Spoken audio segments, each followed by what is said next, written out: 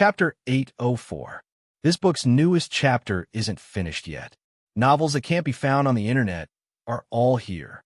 Gu Jiao felt the sharp killing intent and sword chi, and frowned. Watch out. It was already too late to dodge.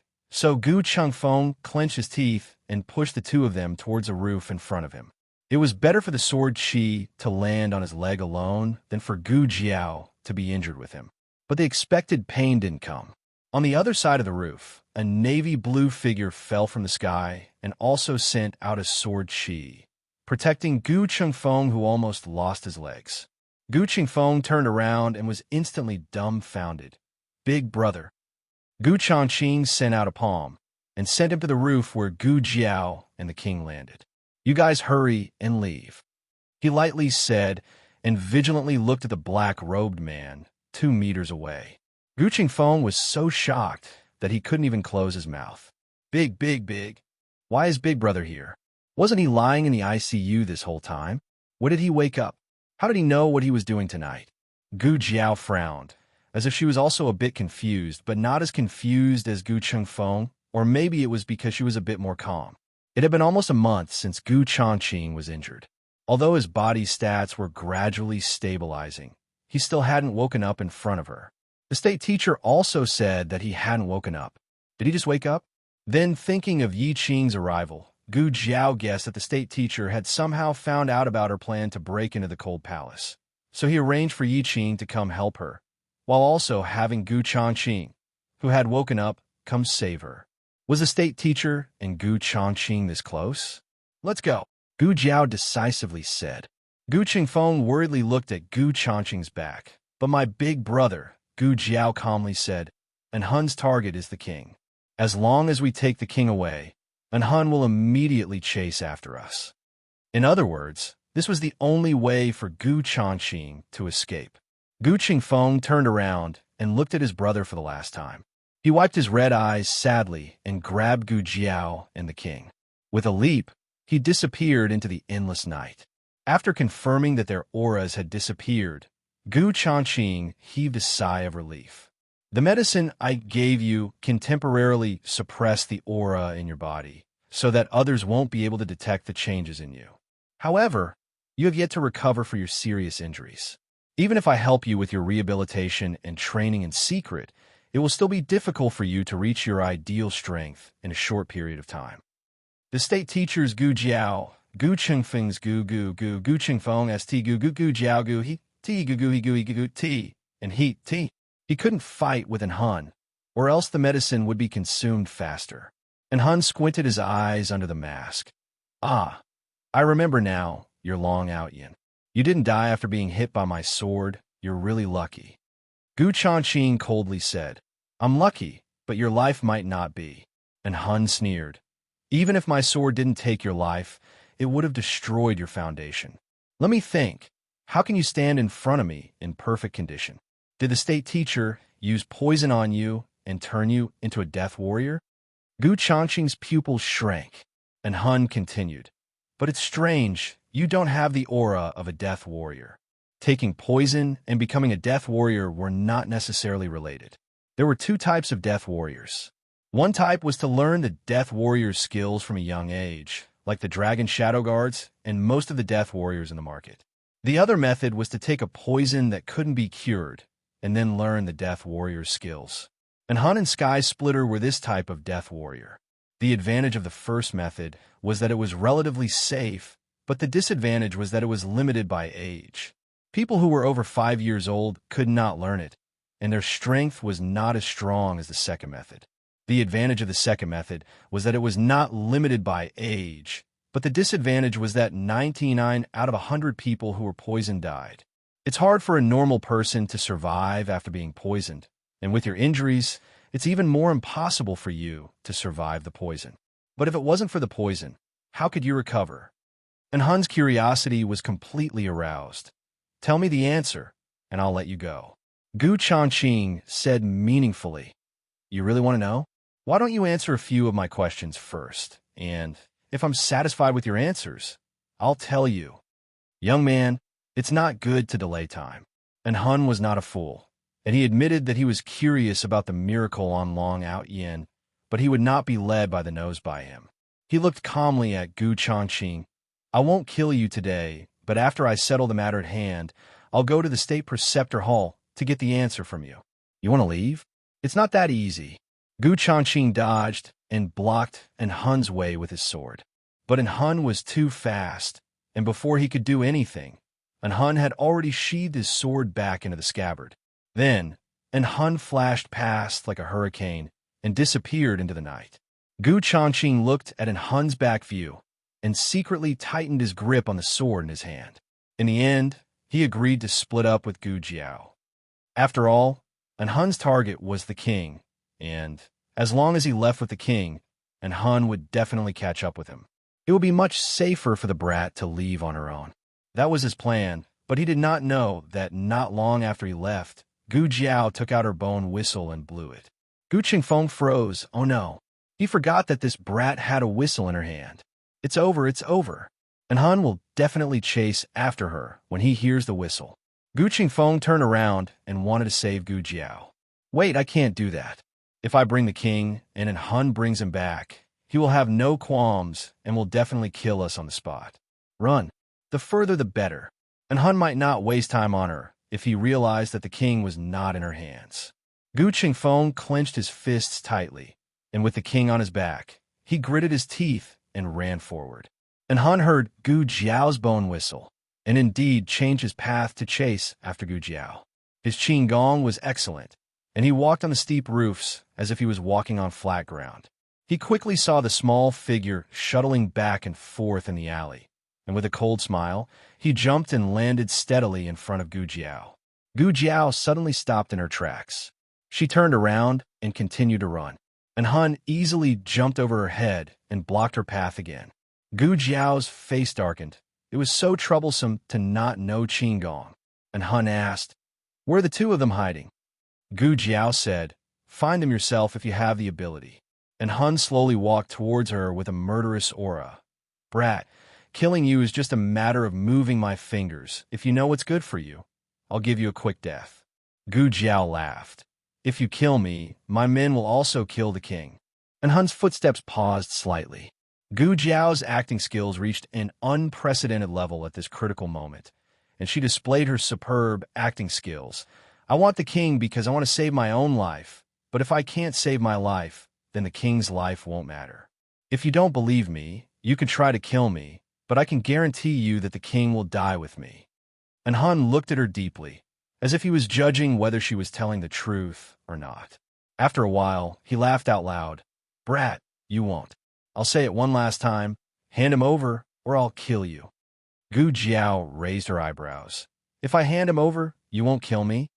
And Hun said, "I'll kill you too." Gu Jiao crossed her arms. "So, why should I hand the king over to you?" As she spoke, she seemed to inadvertently look at an abandoned horse shed on the right. Inside, Hun smashed the roof of the shed, but there was no one inside. His face turned cold. "Brat, you tricked me." "Wait." Gu Jiao raised her hand and calmly signaled him to stop. "I can hand over the king of Yin, but I have a condition. Let me see your face under the mask." In the 6 countries, no one has seen the faces of Hun and Shirtian. I want to see it. Anyway, I'm going to die soon, so you can fulfill my small wish. Gu Jiao was stalling for time. Black Wind King was on his way here. When Black Wind King arrived, she would have a 50% chance of escaping. And Hun said disdainfully, "Brat, you don't have the right to negotiate with me. My patience is really running out. If you don't tell me, I'll kill you first and then find the king. I don't believe that your accomplice can bring the king far." Gu Jiao pointed behind him. Shirtian. And Hun didn't believe that Shirtian would appear, but this name made him care too much. He almost couldn't control himself and instinctively looked back. When he realized that he had been tricked again, Gu Jiao had already thrown out a bag of black fire pearls. He was blown back more than 10 steps. Gu Jiao took the opportunity to turn out of the alley. "Boss." Gu Jiao saw Black Wind King running towards her. Her eyes lit up, and she even forgot about the pain in her leg. And Hun was completely enraged. He chased after her and slammed his palm on the wall beside him. The wall that had not been repaired for a long time suddenly collapsed and fell towards Gu Jiao's face.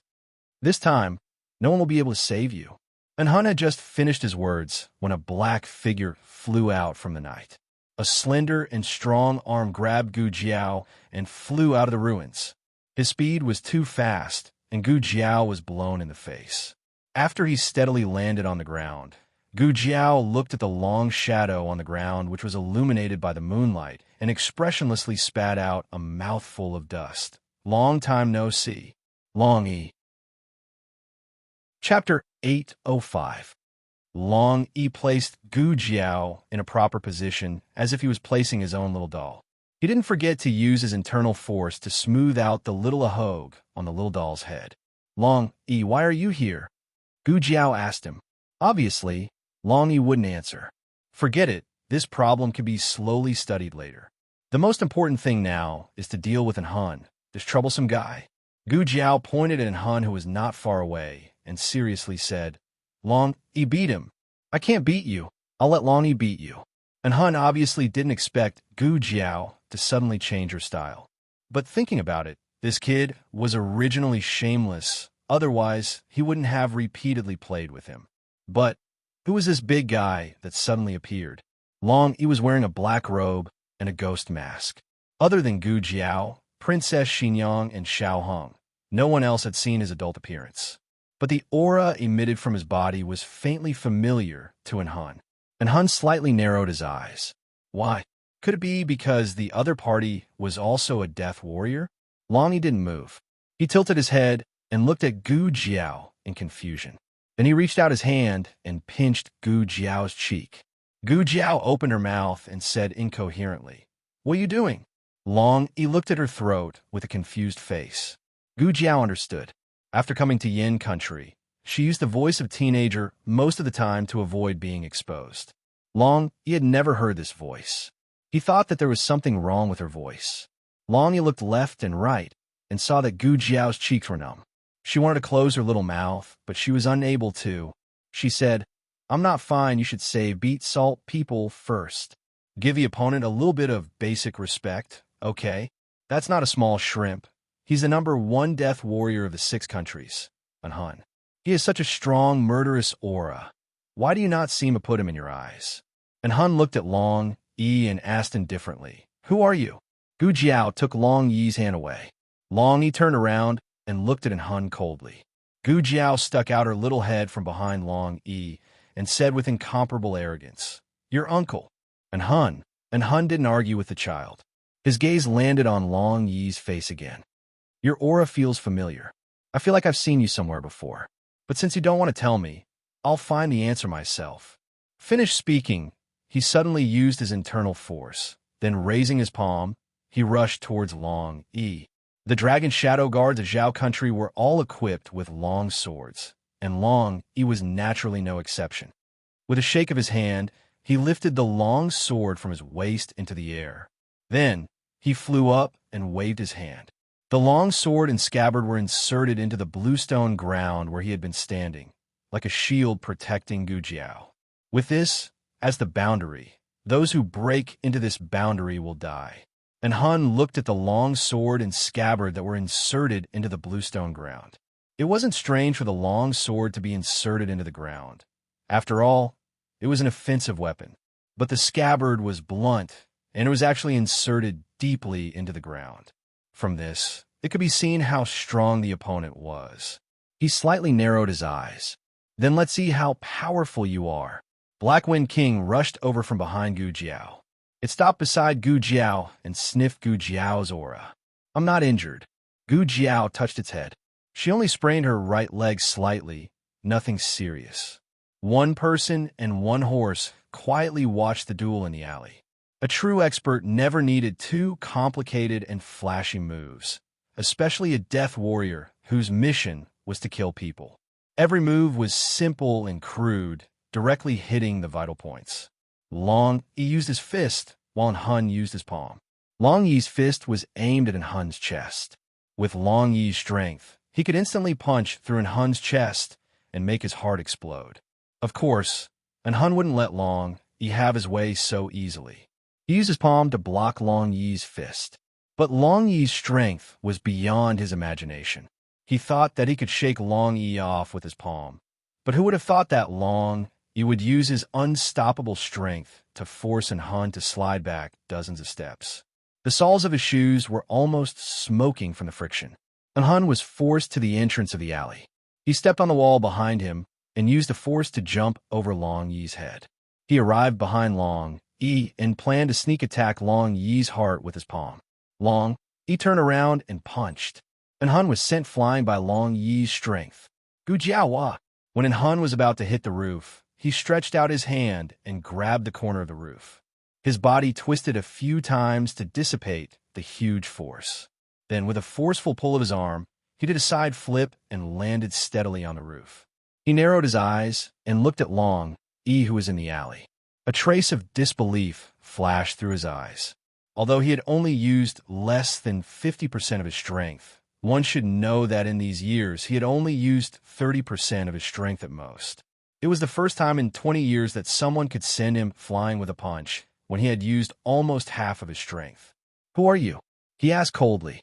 After Long Out Yin, and Han was very curious about this dark-clothed death warrior.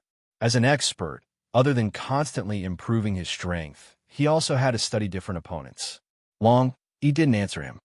Within the 6 countries, only the Dragon Shadow Guards of Zhao Country were trained to be silent death warriors under the special request of the late emperor. The rest of the death warriors were not like this. Therefore, in Han's eyes, Long Yi's silence meant that Long Yi was too lazy to talk to him, and Han felt that he had been offended. Gu Jiao sat on the back of the horse and calmly looked at Han, who was on the roof.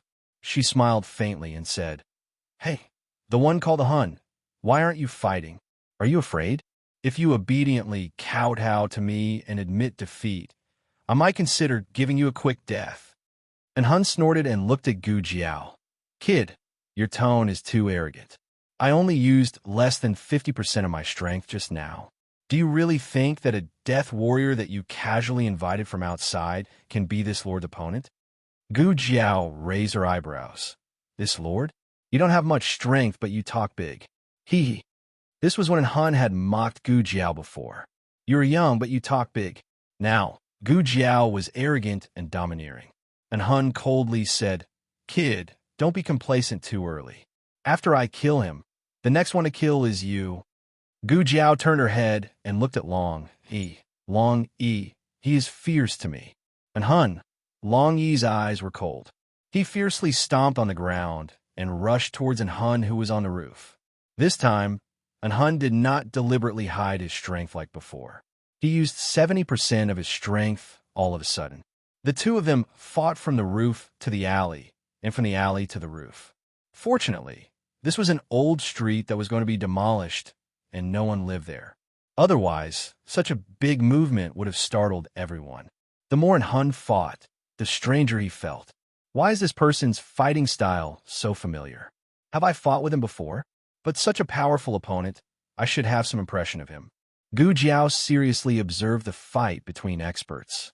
It seems that they are evenly matched, but Long Yi's stamina is obviously more powerful. Long Yi did not even take a breath, but Han's breathing and rhythm are somewhat disrupted. He is really worthy of being called Long Yi. And Han received another punch from Long Yi, but Long Yi also received half of Han's palm. Why was it only half of Han's palm? Because Long Yi quickly retreated. Half of the strength did not fall on Long Yi's body. But this exchange of blows was not without any gains.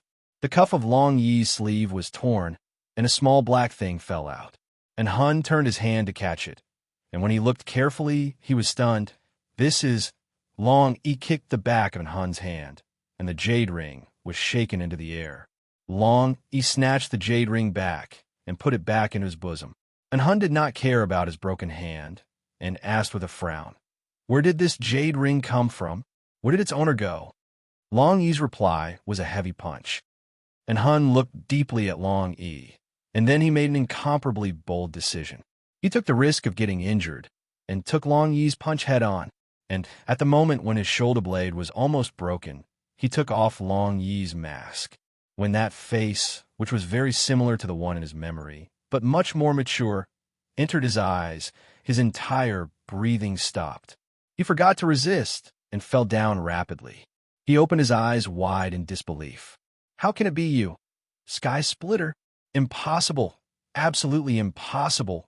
Shirtian had disappeared for 20 years, and according to his understanding of Shirtian was most likely dead. Otherwise, Yin Country would not have had no news of Shirtian for so long. But if he wasn't the Sky Splitter, how could he have the same face as the Sky Splitter? It was just that he did not have the immaturity of a teenager. No wonder he had a sense of déjà vu from the beginning. It was Shirtian. Shirtian was back. But why was Shirtian with a person from Zhao Country? In Shirtian's eyes, why were there no manic and murderous aura? Suddenly, a voice flashed in his mind. If you see a teenager with a pair of blood-red eyes, that is Shirtian. Shirtian has no humanity, no weakness. He only has one instinct: to kill. Chapter 806. Novels with content that can't be found on the internet are all here. This was obviously not the Shirtian in his memory. What happened to Shirtian? Why did he seem to be a different person? Also, the way Shirtian looked at him was also very strange, as if he didn't recognize him at all. It didn't make sense that only he felt familiar with Shirtian, but Shirtian didn't recognize him at all. Long he took back the mask and put it on, then punched again. And Hun couldn't take his fist again. It didn't matter if he took a few punches when he was Shirtian, but if he knew, he wouldn't dare to take it again. He dodged and looked at Long Yi with a frown. Are you crazy? It's me. Gu Jiao made a strange sound. From the beginning of the fight between Long Yi and Hun, she was basically sure that Long Yi was Hun's only opponent, Shirtian. But Hun's question was very strange. It sounded like Hun knew Long Yi, and Long Yi should also know Hun. Did Long Yi forget the matters of the past? So he didn't recognize Hun. Gu Jiao sized up Hun, who specialized in defense, and muttered, Hun, this guy's morale is very low. It seems that he suffered a lot of beatings from Shirtian in the past. After Hun found out that the opponent was Shirtian, he indeed panicked for a moment. This was a fear hidden in his bones. If he hadn't been beaten 100 times, he wouldn't be able to have this reaction. But there was also a saying in the world, now is not the same as before. Shirtian wasn't the Shirtian of 20 years ago, and Hun was also no longer the Hun of 20 years ago. In these 20 years, Hun didn't relax for a moment. On the other hand, Shirtian seemed to have forgotten his previous techniques. His killing intent was greatly reduced, and his strength was also a lot weaker. As this thought flashed, Hun gradually calmed down. Just now, he didn't kill him out of curiosity, and then he was afraid of himself, so he restrained his hands and feet. Now that he thought it through, Shirtian wasn't so scary anymore. No matter what happened to Shirtian, the current Shirtian was no longer his opponent. Hun landed on the roof of a house and coldly looked at Long Yi, who was in the alley. This is not the duel I wanted. Defeating the current you won't make me happy, but since you insist on protecting that brat and becoming my enemy, then don't blame me for taking advantage of your precarious situation. Die, Heaven Splitter. Sky Splitter? Long Yi's brain suddenly buzzed. Confusion appeared in his eyes for a moment. Long Yi, be careful. Gu Jiao reminded him. Unfortunately, it was too late. Hun's palm landed solidly on Long Yi's chest. Long Yi was sent flying, and, as if thrown sandbag, he heavily fell on the ground, then slid all the way to the corner of the wall and collided with the ice-cold and hard wall, making a hole in the wall. Hun flew up and arrived in front of Long Yi. He stretched out his hand and pulled Long Yi out from the hole and kicked him to the ground. Shirtian, without the slaughter chi, you are really weak. After he finished speaking, he kicked Long Yi again. Long Yi looked at the sky in a daze and didn't dodge. Gu Jiao. Oh no, Long Yi heard Shirtian's name and crashed. Gu Jiao took out a small mechanical box made by Gu Xiaoshuan from her bosom and threw it towards Hun. Gu Xiaoshuan's talent was not bad. Although this mechanical box was not as powerful as the one made by Master Lu, it still grazed Hun's neck. A string of blood splattered out, and a dense smell of blood filled in Hun's entire nose. He put down his foot that was about to step on Long Yi and coldly turned around and looked at Gu Jiao. "Brat, since you're in a hurry to die, I will help you." Gu Jiao looked at Hun, who suddenly became serious, and blankly blinked her eyes. "No need." And Hun pushed his Qing Gong to the extreme, and his black robe fluttered in the night wind. He tiptoed, and just as he was about to pass by Long Yi's sword and scabbard, a terrifying aura suddenly approached him from behind. His eyebrows jumped, and subconsciously turned his head. He saw that Long Yi, who should have been beaten by him without any strength to fight back, actually stood up and scathed. Long Yi's speed was so fast that only an afterimage could be seen. In a blink of an eye, Long Yi had already passed in Hun and arrived in front of Gu Jiao. Those who cross this boundary die. Long Yi grabbed Hun's neck, lifted him up high, and mercilessly threw him to the ground. And Hun didn't know how many bones were broken, and his internal organs were also injured. He spat out a mouthful of blood on the spot. This was impossible, impossible. He obviously didn't have Shirtian's killing intent, so why was he still not his opponent? He forgot his killing instinct, but he had the power to protect. The reunion 20 years later ended with Hun's crushing defeat, but it was not that easy for Long Yi to kill Hun. The one who could kill Hun was Shirtian, who only had killing instinct. Because only in front of Shirtian, he had a fatal weakness. "Shirtian, I lost today, but I won't always lose to you. See you later." And Hun covered his painful chest and threw a black fire pearl at Long Yi. Using the dense fog after the explosion, he used Qing Gong to escape. Gu Jiao touched her chin. "So this guy also has a black fire pearl on him. No wonder he knew to avoid it. But his black fire pearl is not the same as mine. His is more like a smoke bomb. Later I will also make a few of them." Long Yi. Gu Jiao turned over and dismounted, and the moment she landed on the ground, she found that her sprained right leg was already numb. She used her left leg to jump over and said to Long Yi, "Let me see if you are injured." Long Yi's body had some scratches and bruises, but no internal injuries. Gu Jiao said, "I didn't bring a first aid kit. I will clean your wounds when we get back." Long Yi's gaze fell on her leg. She curved her lips and said, "It's numb." Long Yi nodded his head, bent down, and picked her up. Gu Jiao decided to go back the way she came and look for Gu Changqing and Yi Qing. She hoped that they were okay. Gu Jiao's head and feet were facing down, and she said with an expressionless face, "I want to ride a horse. Being picked up by you makes me dizzy." Long Yi heard, "Haha, ride a horse, dizzy." Then Gu Jiao was picked up by him the whole way. When Gu Jiao found Gu Changqing had already fainted on the ground. Gu Jiao took his pulse and checked his body. When she found that there were no new injuries on his body, she was secretly relieved. Gu Jiao didn't know that Hun was curious about Gu Changqing's recovery and thought that Hun was too lazy to waste time on Gu Changqing, so he directly left.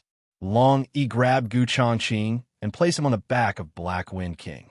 Very quickly, they met Yi Qing again. Yi Qing's group of 5 were actually injured, and their injuries weren't light. This was very confusing. Why did Hun beat up Yi Qing, but not Gu Changqing? Was it because of looks? Gu Jiao returned to the teacher hall, called a carriage, and brought Yi Qing's group back. Gu Qingfeng was already waiting at the Qilin Hall. Seeing Gu Jiao return safely, the stone in his heart fell to the ground. He was just about to ask Gu Jiao how she got away, when in a blink of an eye, he saw Long Yi behind Gu Jiao. He was shocked. "What's going on? Why is Long Yi here?" Gu Jiao spread out her hands. "I also want to know." Unfortunately, Long Yi couldn't speak, couldn't write, and couldn't even communicate with others. Wait a minute. If Hun could speak, then Long Yi should have been able to too. Was it because he lost his memory, plus the fact that Zhao Guo's shadow guards couldn't speak, so he became like this? Long Yi began to look room by room. Gu Jiao knew he was looking for Xiao Hong. Gu Jiao still didn't know how Long Yi came to Yin Empire. If he came alone, then how did he find the right way? He didn't even remember who he was, so he shouldn't remember the way back to Yin Empire. If he didn't come alone, then who sent him here? So far, he didn't show any intention of meeting up with anyone. Intuition told Gu Jiao that Long Yi wasn't sent by Princess Xinyang to protect her and Xiao Hong. But no matter what Long Yi's purpose was in Yin Empire, he didn't forget his little master. Looking at him, patiently looking for Xiao Hong in every room, Gu Jiao walked over, pulled his sleeve, and said to him, "Aheng is not here. I'll let Gu Qingfeng take you to find him." Gu Qingfeng quivered and pointed at himself. "Why me?" Being alone with Long Yi, this kind of big shot was very scary, okay? Gu Qingfeng cleared his throat and asked, "Aren't you going back to Duke Mansion?" Gu Jiao said, "I still have something to do." Gu Jiao finished treating Long Yi's injuries, then let Gu Qingfeng take him and the unconscious monarch to the carriage to Duke Mansion. She went to the intensive care unit to see Gu Chongqing. From Gu Chongqing's physical strength just now, it didn't seem like he had just woken up tonight. He must have woken up a long time ago and secretly did something behind her back. Since he's living here, then there must be some clues here. Gu Jiao began to rummage through the bedside table, medicine cabinet, and even under the bed. Needless to say, she really found something that didn't belong to this ward. Gu Jiao took out a small box hidden in the bedside table, opened it, and found some strange bottles and a few yellowing books inside. Gu Jiao looked and frowned. Introduction to Death Soldiers. Secrets to Success for Death Soldiers. 10 days to teach you to become a qualified Death Soldier. Self-cultivation for Death Soldiers. What kind of nonsense is this? Just at this moment, Lord Imperial Tutor walked in. Gu Jiao casually picked up a book and waved it, indifferently looking at him. Lord Imperial Tutor was caught red-handed, lightly coughed, and said, "I can explain." Chapter 807. Gu Jiao's eyes became extremely dangerous. It better be a reasonable explanation. Otherwise, I don't care if you're my godfather or not. I will treat you as my godfather and beat you up. I will never admit that I want to beat him up. Gu Chongqing was in an absolute coma at this moment. The state preceptor came to the bedside and looked at him with a complicated expression. He sighed and said, "This is his own decision. Make it clear." Gu Jiao said lightly. The state preceptor said, "He was hit by an Hun sword when he was defenseless. His foundation was destroyed, his dantian was damaged, and countless veins were broken. You're a doctor. You should understand that he is basically a cripple at this point." Gu Jiao didn't refute this point. As early as when she operated on Gu Chongqing, she already knew how bad his situation was. Otherwise, when the state preceptor asked her, what if Gu Chongqing became a cripple, her answer was, "I will take care of him," instead of "I will cure him." From a medical point of view, Gu Chongqing had no possibility of being cured. Gu Jiao asked, "So you turned him into a man of sacrifice?" The state preceptor sighed helplessly. "I said that this is his own choice. I just provided him with a plan. It is up to him whether he accepts it or not." Gu Jiao remembered the conversation that happened in this intensive care unit. She asked, "He was already awake at that time, right? You deliberately asked me in front of him, what if he becomes a cripple? What will I do?" You wanted him to hear my answer, to move him, and to make him more determined not to be a burden to me. The state preceptor opened his mouth, but didn't refute.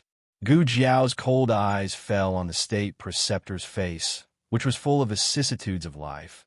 "You still have the nerve to say that this is his own choice?" The state preceptor blocked his mouth with his fist. "Ahem. All right, I admit that I did use some underhanded means, but," Gu Jiao said, "you'd better not say it's for my own good, or I'll kill you right now." The state preceptor looked at her with a face full of shock and confusion, as if to say, is she really that daring? He even dared to kill the state preceptor? Forget it. I've spoiled her. A certain imperial preceptor muttered. "What are you mumbling about?" Gu Jiao didn't hear him clearly. The state preceptor said earnestly, "I'm saying that this is the only way for him to return to normal. Although it might not succeed, it's better than turning him into a cripple. With his pride, becoming a cripple is more terrible than letting him die." Gu Jiao thought of the dream she had in Zhao country. During the battle at the border, the remnants of the previous dynasty had colluded with the Chun country's army and turned Gu Chongqing into a cripple, making him wish he was dead for the rest of his life. The state preceptor continued, So I told him that if he doesn't want to become a cripple, there's only one way.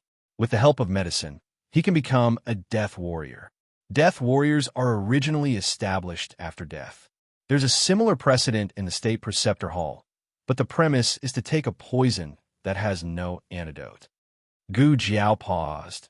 Is it the poison that fifth grandfather Han was poisoned with? The state preceptor nodded. That's right. That kind of poison has a 90% chance of death. If he survives it, he will have the qualification to become a death warrior. Shirtian and Han also became death warriors because they were poisoned with this kind of poison. The probability of surviving after being poisoned with this kind of poison was not high, and those who survived all became death warriors except for fifth grandfather Han. Whether being poisoned and becoming a death warrior was inevitable, no one knew the answer until now. However, although fifth grandfather Han didn't become a death warrior, he had progeria. It seemed that the after effects of this kind of poison were indeed quite severe. The state preceptor said, that kind of poison is very strange. Most people can't survive it, and once they do, they will become abnormally strong. I call it screening. Gu Jiao frowned slightly. Screening? The state preceptor took a deep look at Gu Jiao and said, it's a kind of survival of the fittest in genes. Gu Jiao was thinking with her eyes down. She didn't notice the state preceptor's eyes looking at her. When she raised her eyes to look at the state preceptor, there was no emotion in the state preceptor's eyes. Where does this poison come from? She asked. The state preceptor said, it's the juice from the roots of a kind of purple grass, but it's very difficult to find that kind of purple grass now. It's a pity. If there is, maybe I can bring it back to study. Gu Jiao said again. Then where did the poison you gave to Gu Changqing come from? The state preceptor said helplessly, there's only one bottle left, and I gave it all to him.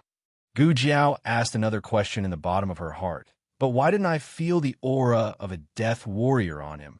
The state preceptor said, because he didn't become a death warrior. Gu Jiao asked puzzledly, what do you mean? The state preceptor smiled politely. After I gave him the medicine, I found that it had expired. Gu Jiao, so now the state preceptor continued to smile awkwardly and politely. He thought he was a death warrior. Gu Jiao again. To be honest, the state preceptor didn't expect this situation. He found that the medicine had expired the next day and hurried to see Gu Changqing's situation. Unexpectedly, Gu Changqing stood by the bed with a walking stick and said excitedly to him, State preceptor, the medicine you gave is really effective. I can stand up. The state preceptor's expression at that time was unprecedented. Gu Changqing wondered, but why? I don't feel the pain you mentioned. The state preceptor mentioned to Gu Changqing that the process of decocting this kind of poison was no different from dying once. Then, the state preceptor decisively stopped him from taking the painkillers. After 3 days of living hell, Gu Changqing became more and more convinced that he had survived the poison. This wasn't a miracle that could be created by medicine. It was a strong willpower to protect his sister at all costs. The state preceptor sighed innocently. I saw that he was in good condition, so I didn't have the heart to expose him. He was afraid that if he exposed him, his beliefs would collapse and never recover. Gu Jiao looked at the various death warriors in her hand and asked in confusion, Then, what's with these books? The state preceptor said, truthfully, I wrote them randomly. But it also took him a lot of effort.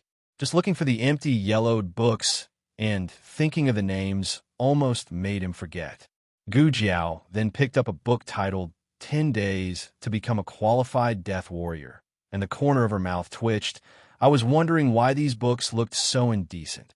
The state preceptor, with Gu Changqing's current condition, it was more appropriate for him to continue staying in the state preceptor's hall. As for when to tell him the truth, it would depend on his recovery. Before he completely recovered, he couldn't let his beliefs collapse halfway. When they came out of the state preceptor's hall, it was already after midnight. Gu Jiao and the Black Wind King returned to the Duke and his state. The Duke and his state was very quiet. Xiao Heng didn't tell his family that Gu Jiao went to the palace to steal the monarch. He only said that she had something to do in the state preceptor's hall and might return tomorrow. Everyone went to rest. Xiao Heng waited for Gu Jiao alone in the room. He didn't know how Gu Jiao's situation was, but according to the plan, The monarch was to be brought back to the duke and his state. Creak! The courtyard door of Feng Courtyard was pushed open. Xiao Heng hurried out of the room. Jiao. The person who came in wasn't Gu Jiao, but Steward Zheng. Steward Zheng held a lantern and looked at Xiao Heng hurriedly coming out of the corridor. He said in surprise, "Your Highness Zhang's son, it's so late and you haven't gone to bed yet?" Xiao Heng held back his disappointment and asked calmly, "It's so late. Why are you here?" Steward Zheng pointed at the courtyard door behind him and explained, I saw that the door wasn't closed, so I thought it might be a lazy servant, so I came in to take a look." Xiao Heng said, "I told him to leave the door open." Steward Zheng was confused for a moment and asked, "Aren't Lord Xiao and young Master Gu coming back tomorrow?" They were the only ones in the courtyard who went out. Xiao Heng said calmly, "They might come back earlier. It's getting late. Steward Zheng, you should go and rest. There's nothing here." Steward Zheng smiled. Yes, I'll take my leave." Steward Zheng had only taken a few steps when he turned back and asked Xiao Heng, "Your Highness Zhang's son, are you not used to living here?" Duke said that you can go directly to his courtyard. His courtyard is spacious, and there are too many people in Feng Courtyard. Xiao Heng said seriously, "No, I'm living very well in Feng Courtyard." Steward Zheng smiled embarrassedly. He thought, "You're the dignified eldest grandson of the emperor. Why don't you live with your own uncle, but live with a few people from the Zhao kingdom? Okay, if there's anything, please don't hesitate to tell me." This time, Steward Zheng really left and didn't come back. Time passed little by little. Xiao Heng was still sitting at first, but he quickly stood up. He looked at the window for a while, and then walked around the room for a while. Finally, when he was about to enter the palace to inquire about the news, there was movement outside the courtyard again. Xiao Heng didn't wait for someone to open the door. He walked out in large strides and opened the courtyard door. Soon after, he saw Long Yi standing at the door. Chapter 808. Xiao Heng was suddenly startled. Seeing his little master was startled, Long Yi was also startled. Even the width of his mouth was synchronized with his little master's. Xiao Heng blinked his eyes in confusion and raised his hand. He closed the door. He opened the door again. Long Yi was still here. It wasn't a dream. Long Yi really came. Long Peng. Before Xiao Heng could finish speaking, Long Yi pulled the door over and closed it. Soon after, Long Yi opened the door again. Xiao Heng didn't know whether to laugh or cry. He was already 20 years old. He was no longer that little troublemaker who clamored for Long Yi to play with him every day. But everyone had changed. Only Long Yi hadn't changed. Xiao Heng's nose suddenly became somewhat sour. To him, Long Yi wasn't an imperial bodyguard or a servant. Long Yi was a family member like Princess Xinyang. Long Yi had accompanied him through his ignorant childhood and naughty childhood. He would never be angry with him. He would never be disappointed in him. His voice was almost choked. However, before he could shed tears, Long Yi picked him up and held him up. Xiao Heng only felt that the sky was spinning and the earth was spinning. His tears were forced back. Soon after, Long Yi didn't say anything, mainly because he didn't know how to speak. He picked Xiao Heng up and brought him to an empty room. "This is Gu Qingfeng's room," Xiao Heng said with his head and feet facing down. Long Yi went next door again. "This is the room for the monarch," Xiao Heng said again. Long Yi continued to walk forward and arrived at the third empty room. This was Gu Jiao's room. Xiao Heng decisively shut his mouth. "Come on, throw me on the Jiao bed." Long Yi turned around and went out. Xiao Heng. Long Yi found Xiao Heng's room. After all, this was the only empty room. He quickly removed Xiao Heng's outer garment, leaving only his inner garment, and mercilessly threw it into the mosquito net. Xiao Heng stood up slightly. Long Yi covered his face with his palm and pushed him back to the pillow. It was time for the little master to sleep.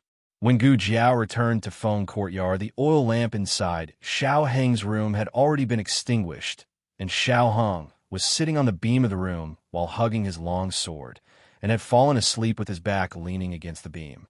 This was a habit that Long Yi had developed after guarding Princess Xinyang and Xiao Heng for many years. As long as they were in an unfamiliar environment, he would guard them while they rested. He must be exhausted from the journey. Even his breathing was heavier than before. Xiao Hung quietly sat up and stretched out a finger to lift the mosquito net. Long Yi's body moved. "I'm going to the outhouse," Xiao Hung said.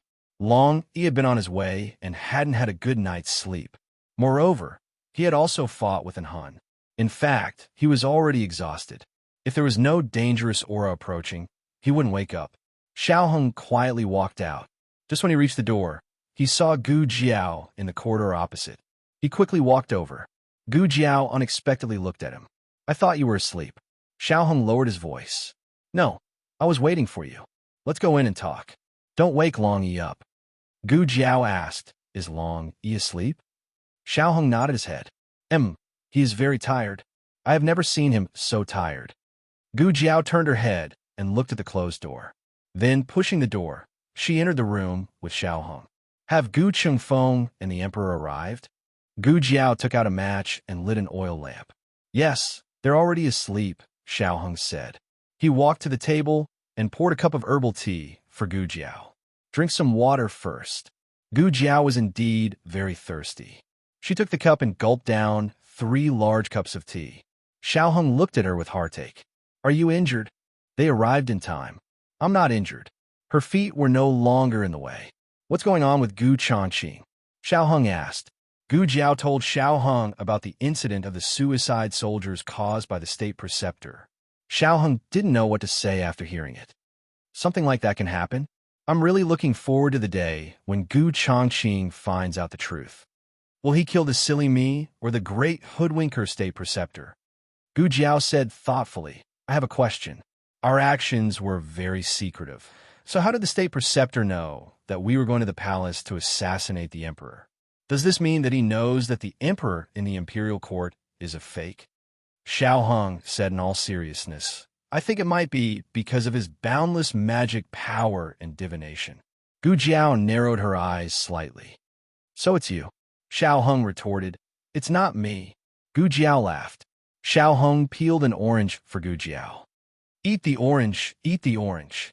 Gu Jiao took the orange and gave him a look that said, "I've seen through you." Xiao Hung smiled. "By the way, how did you run in along, Yi?" "We just ran into each other." Gu Jiao briefly recounted how Long Yi arrived in time and beat up an Han. She also mentioned 2 key points. First, Long Yi was sure Tian.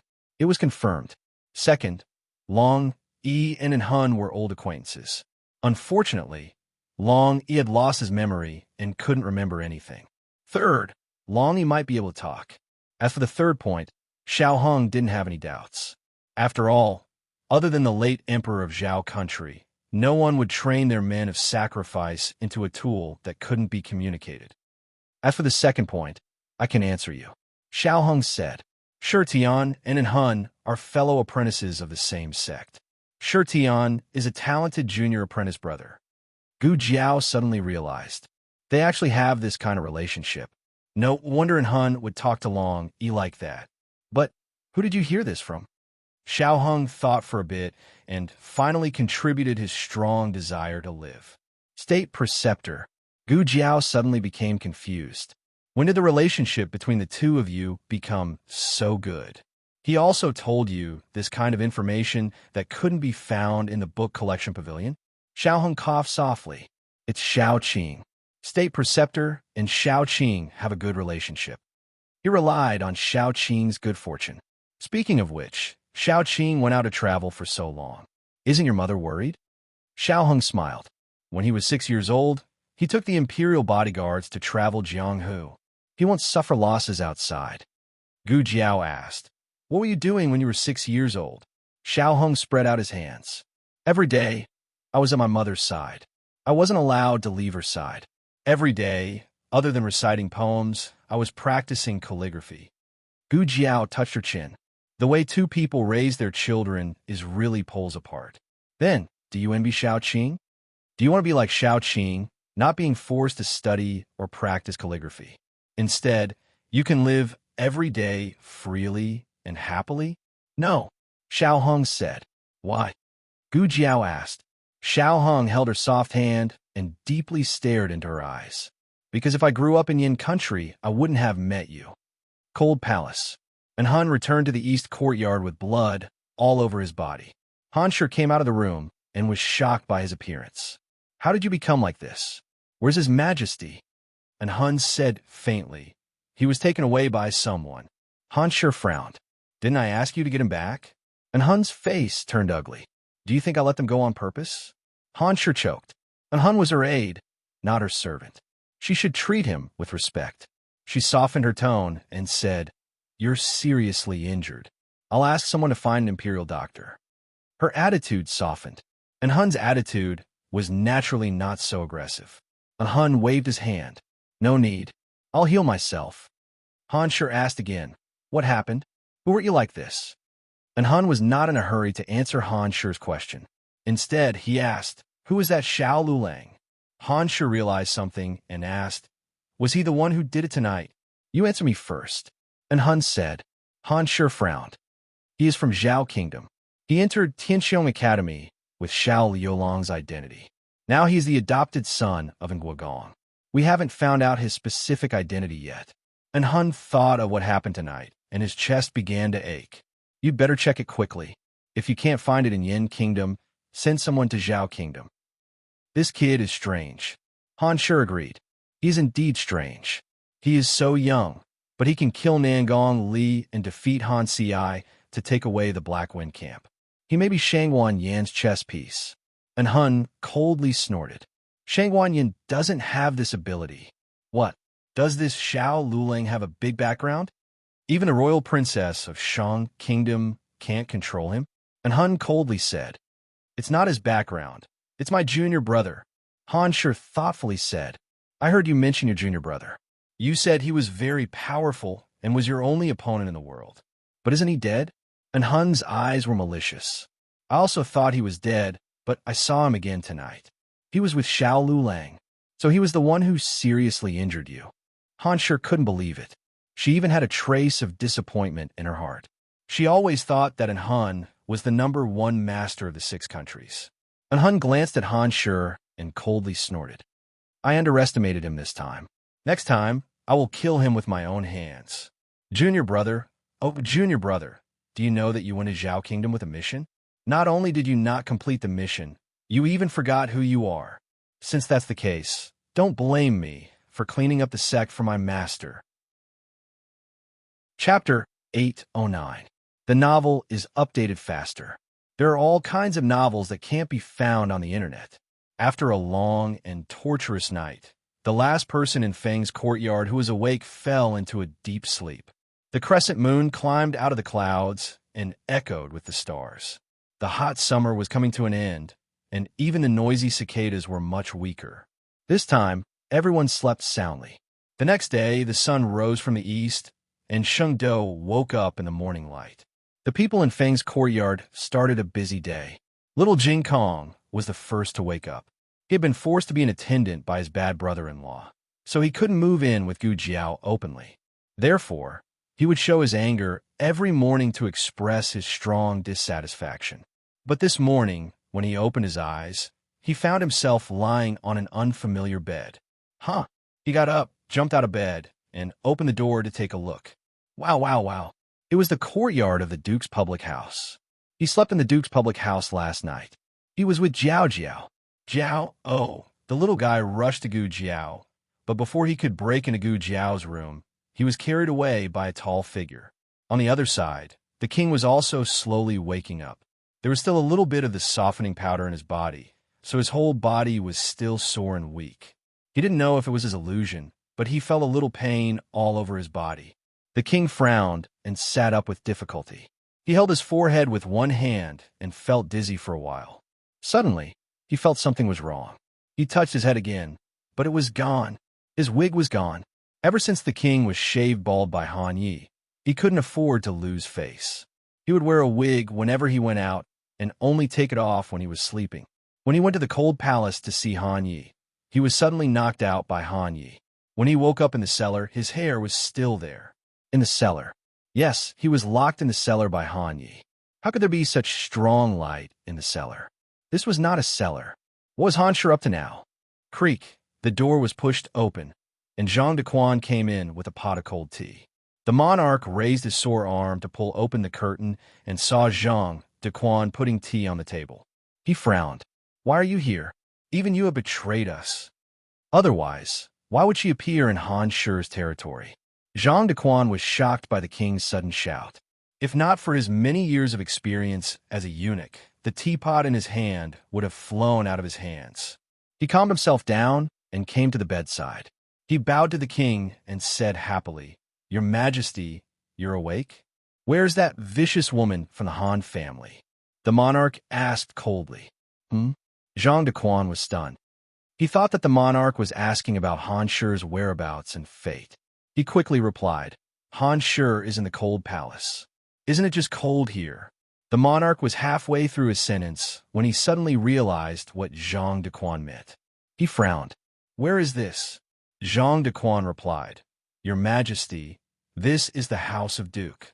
Seeing the monarch's confused expression, Zhang Dequan reported to the monarch how he had escaped from the palace and came to the House of Duke to ask Sir Shao for help. This time, it's all thanks to His Highness Zhang's son and Sir Shao. They thought of a way to save your Majesty from the cold palace.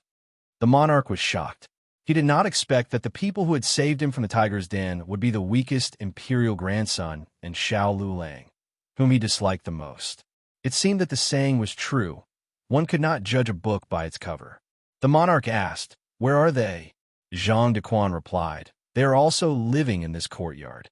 Last night, they were tossing and turning all night. They are probably exhausted and have not gotten up yet. Do you want this servant to call them?" The monarch waved his hand. "Forget it. Let them sleep." Zhang Dequan smiled. "Yes. Help me up and help me change." "Yes, your Majesty." Zhang Dequan helped the monarch off the bed. The monarch covered his dragon's head and frowned strangely. Why did his dragon's head hurt so much? Did someone kick it? On second thought, it was impossible. He was the monarch of a country, the current emperor. Who dared to kick his butt? Hiss, it really hurt. The monarch's hair was lost when he escaped last night.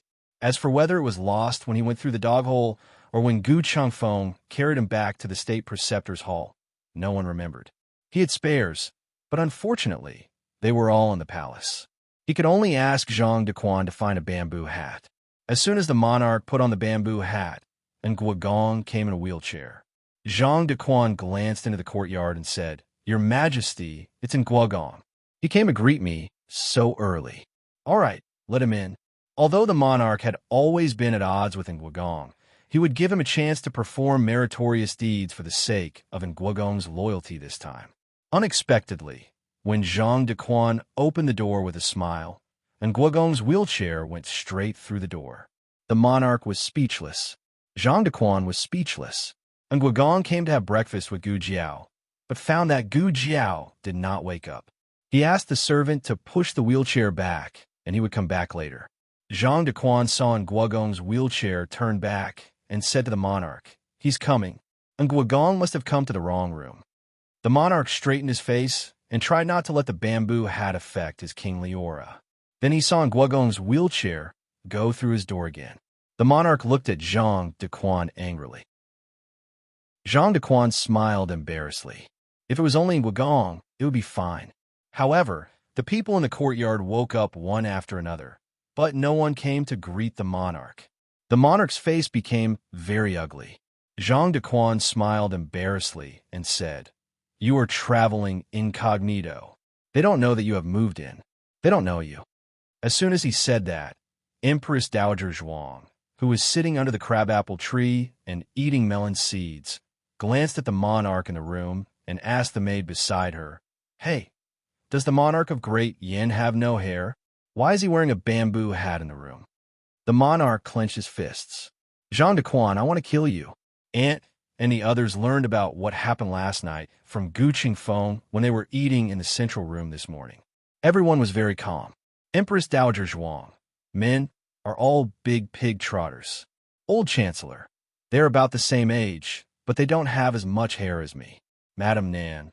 I just invented a kind of poison and want to find someone to test it on. Master Lu. There is no good emperor. Gu Jiao didn't need to go to the military camp today, so she could sleep until the sun was high in the sky. Who would have thought that just after 9, she would be awakened by the movement in the courtyard. It wasn't Long Yi and little Jing Kong, nor was it Gu Yin and Gu Shaoshun. It was Manager Zheng who rushed in and shouted, "Duke, it's not good. Something big happened." As it turned out, after the monarch was snatched away last night, Han Shi was worried that they would fight back, so she thought of countermeasures overnight. Taking great risks, she announced the imperial edict to restore Shangguan Qi to the position of crown prince in the morning court. Not only that, she also issued an imperial edict to arrest third princess Shangguan Yin and ordered rearguard and imperial army to block State Preceptor's Hall. The reason was that third princess Shangguan Yin was bewitched by State Preceptor's Hall. She was disloyal and unfilial to the monarch and framed the former crown prince. The former crown prince was wronged. The assassin in the secret room of State Preceptor's Hall that day was a conspiracy of Shangguan Yin and State Preceptor's Hall. The accomplice of the assassin was caught and confessed his crime. He also said that State Preceptor's Hall had been secretly colluding with Shangguan Yin all these years because Shangguan Qi was ill. The reason why Shangguan Yin could return to Chengdu was also the next step of both sides' plan. The assassin in Crown Prince's mansion was disguised by State Preceptor's Hall. The Imperial Mausoleum was also destroyed by State Preceptor's Hall. After Shangguan Yin returned to Chengdu, she was injured again and again. All of it was just a ruse to win the monarch's pity and sympathy. If it weren't for the fact that the monarch was busy with official business and didn't see Shangguan Yin yesterday, which made Shangguan Yin suspicious and ordered her men to enter the palace to secretly inquire about the monarch's movements, the monarch might not have discovered this secret. And the most important thing was, according to the confession of that man, Shangguan Yin still had a hidden card in her hand that no one knew. This hidden card was Shangguan Yin's biggest secret. Even he, a close man, didn't know about it. But what was certain was that Shangguan Yin came prepared this time. She would do whatever it took to regain everything she had lost. When Gu Jiao heard this, she couldn't help but want to clap for Imperial concubine Han. The story was so well made up that she almost believed it. This woman was really ambitious and courageous. Instead of waiting for the real monarch to enter the palace to expose her, it was better for her to make a move. In this way, even if the real monarch returned to the palace, she could say, "Shangguan Yin, is this your hidden card? For the throne, you actually found someone to pretend to be the monarch?" The smartest step in the whole plan was not to expose Shangguan Yin's ambition, but to make the State Preceptor Hall no longer clean. Originally, the State Preceptor Hall was the most valued existence by the monarch. The State Preceptor was the most qualified person to identify the real and fake monarch. But now, the State Preceptor Hall had become Shangguan Yin's accomplice in plotting a rebellion. How much credibility did his words have? The family went to the study of Feng Courtyard. Except for the children. Gu Yin and Gu Shaoshun were classified as children. Gu Yin's face was dark as he returned to his room with Gu Shaoshun. As soon as Steward Zheng left, the two of them leaned against the wall. In the study, Grand Aunt and the old Chancellor sat on the main seat. Master Nan and Master Lu sat on the left side of Grand Aunt. Duke Yun, Gu Jiao, and Xiao Hung sat on the right side of Grand Aunt. Gu Chengfeng didn't sit. He frowned, pinched his chin, and paced back and forth in the room. He wondered, "I don't understand.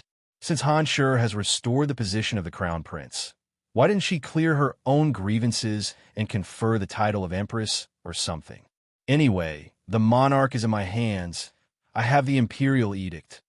Gu Jiao thought for a moment and said, Han Shi thought that Yin Sheng's technique was done by Wang Xianfei. To clear her grievances, she has to overthrow Wang Xianfei.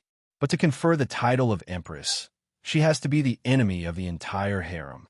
She doesn't have the energy to do that now. Xiao Hung nodded in agreement. Moreover, the monarch in her hands is a fake. She will always feel a little guilty. Restoring the crown prince is already a risky move. She needs to observe the reaction of the imperial court. If no one doubts, she will boldly proceed to the next step. Gu Chengfeng asked, "Is there anyone in the imperial court who doubts it?" Xiao Hung shook his head. It happened too suddenly. No one should have reacted yet. After returning and closing the door, perhaps someone will be able to sense that something is wrong. It's just that the monarch has always been temperamental. No one dares to object to any absurd decision he makes. Gu Qingfeng felt that his brain wasn't enough. Since it's like this, why is Han Shi still so careful? She should have just let the fake monarch kill us all. Xiao Hong said, because we have the real monarch in our hands. This is always a threat to Han Shi. Her actions today are not only to test the court officials, but also to test us. She wants to see what we will do. Gu Qingfeng made an O sound and seemed to understand. Then what should we do? Master Lu made a hand chop. Charge into the palace. Kill the fake monarch. Xiao Hong shook his head again. We can't kill him. Now that things have reached this point, it was impossible for Han Shi not to take precautions. The Imperial Guards and the rearguard commandery must have been waiting for a long time.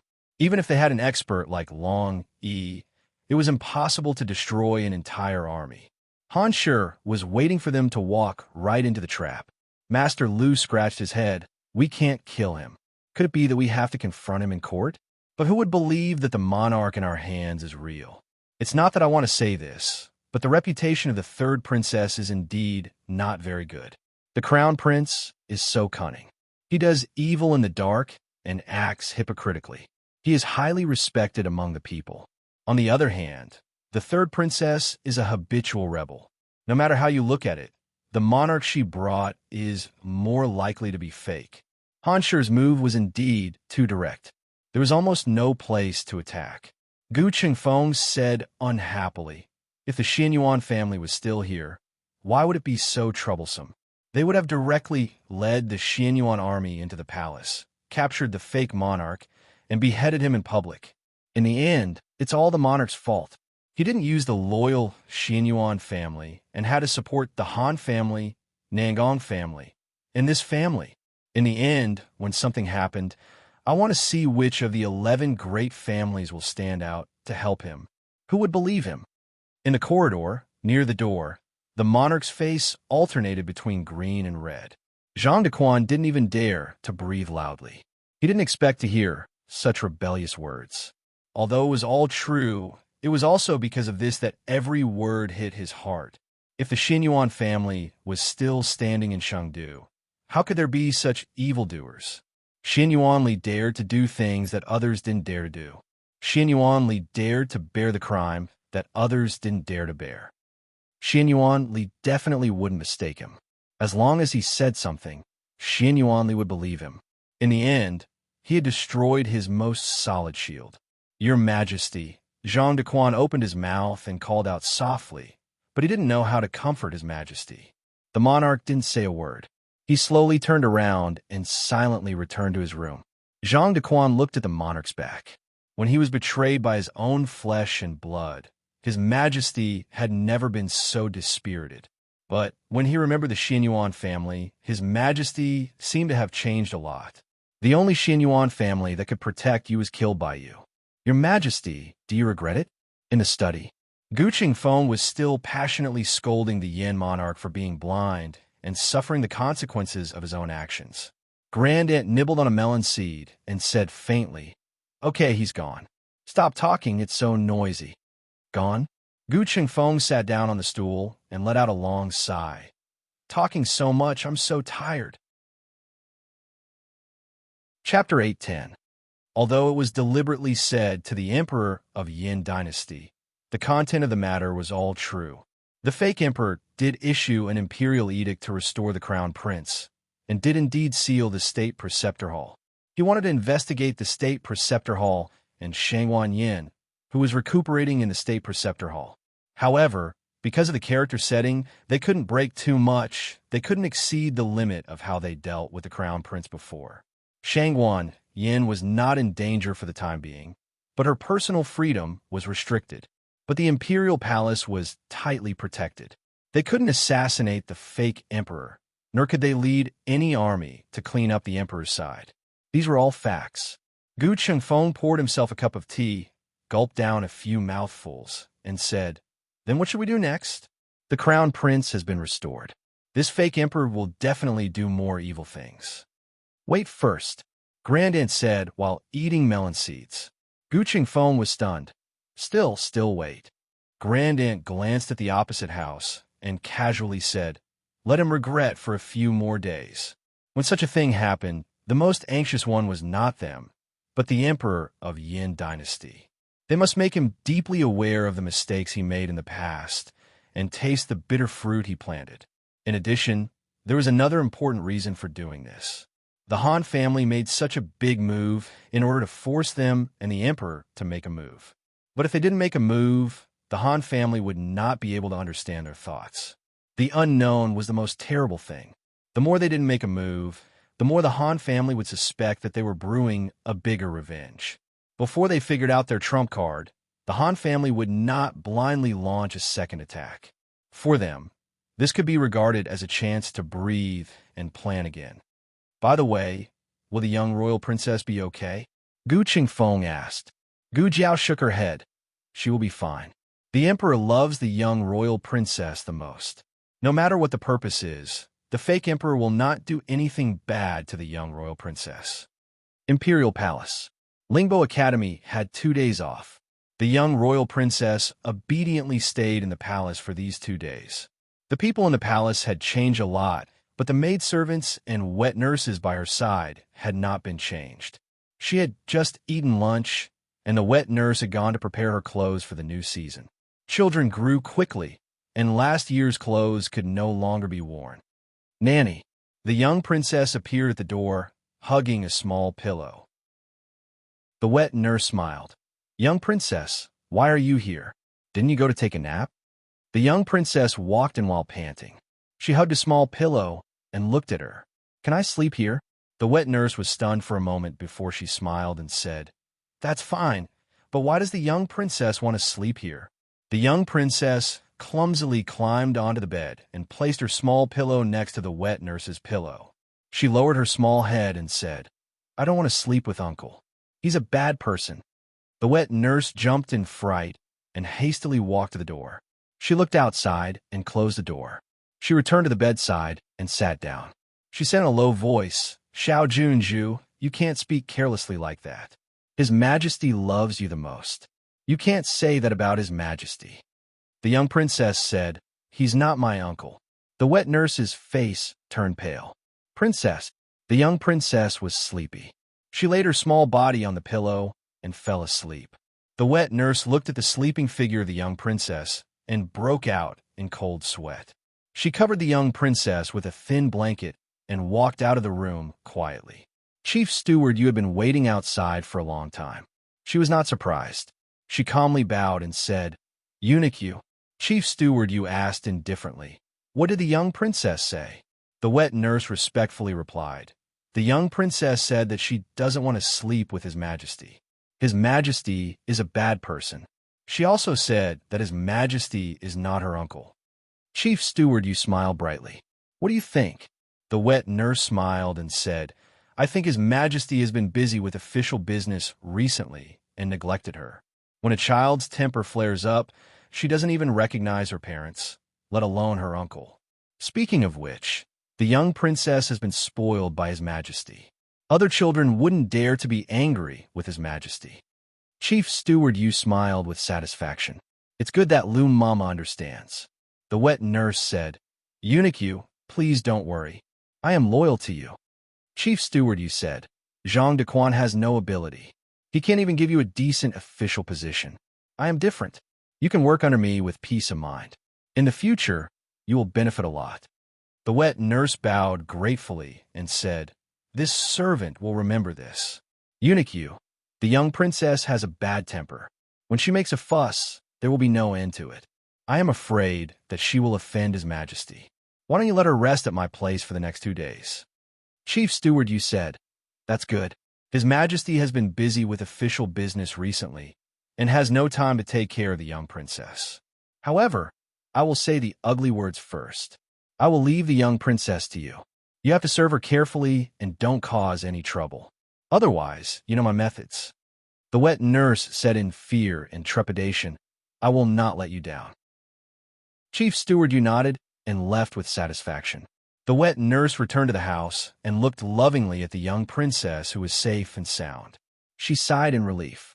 The Imperial Preceptor Hall was blocked by the Imperial Guards. Not a single disciple of the Imperial Preceptor Hall could leave. Yui brought several junior brothers to the entrance of the Imperial Preceptor Hall. He looked at the Imperial Guards and said, "Who gave you the right to block the Imperial Preceptor Hall?" This kind of thing should have been handled by the eldest disciple, Yi Qing.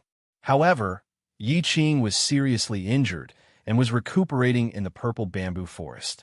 The leader of the Imperial Guard spread out the Imperial Edict in his hand and said arrogantly, "Open your dog eyes and see what this is." Yui opened his eyes in disbelief. "How could it be?" The Imperial Guard raised his eyebrows and said, "Your Imperial Preceptor Hall colluded with the third princess to plot against us. We are also under the Imperial Edict to investigate. If you have any dissatisfaction, go and report it to the Imperial Court." A young disciple said angrily, "Then you should give us a chance to report it. Why are you guarding the door and not letting us out?" The Imperial Guard said, "This is an Imperial Edict." The young disciple was angry. Yui stopped his junior brother and looked coldly at the Imperial Guard. He said, "Forget it, let's go." The young disciple asked in a low voice, "Senior brother Yui, did Master really collude with the third princess?" Yui stopped and looked at his junior brothers with a frown. He said seriously, "You have to believe in Master. Master will never do anything bad to the Imperial Court." In the purple bamboo forest, in a bright and spacious central room, the Imperial Preceptor and an old man with a white beard were sitting opposite each other and playing chess. The old man was none other than the chess sage of the Six Kingdoms, Mr. Ming. Mr. Ming put down a white chess piece. "Sigh, I came a bad time. Even I can't get out." The Imperial Preceptor smiled faintly and put down a black chess piece. "Isn't that good? Accompany me to play chess for 3 days and 3 nights. Mr. Meng snorted. "That's too easy for you." The Imperial Preceptor smiled and continued to play chess. Mr. Meng asked calmly, "Aren't you worried?" "Worried about what?" the Imperial Preceptor asked. Mr. Meng said, "I'm worried that the Imperial Preceptor Hall built by that person will be destroyed in your hands." The Imperial Preceptor's hand that was holding the chess piece paused. After a long time, he put down a chess piece. "No, even if the Great Yin is destroyed, the Imperial Preceptor Hall will not be destroyed." At dusk, little Jing Kong, who had been playing outside with Long Yi for a whole day, finally came back sweating. Gu Jiao was collecting medicinal herbs in the courtyard. He plunged into the bosom of Gu Jiao and said, "Jiao Jiao, I'm so tired." Gu Jiao took a towel and wiped the sweat on his forehead. Then, "Do you want to go out with Longy next time?" Little Jing Kong, "Yes." Gu Jiao found it funny. Little Jing Kong raised his little chin and proudly exposed his little neck. "And here." Gu Jiao wiped his little neck. Thinking of something, little Jing Kong asked, "But Jiao Jiao, why is Long Yi in a daze?" Gu Jiao was slightly surprised.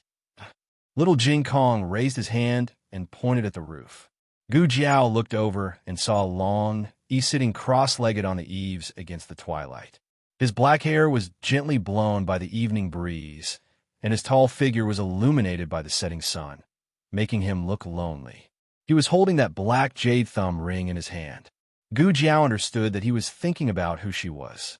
In the dead of night, 1, 2, 3 heads popped out from the alley diagonally opposite the Crown Prince mansion.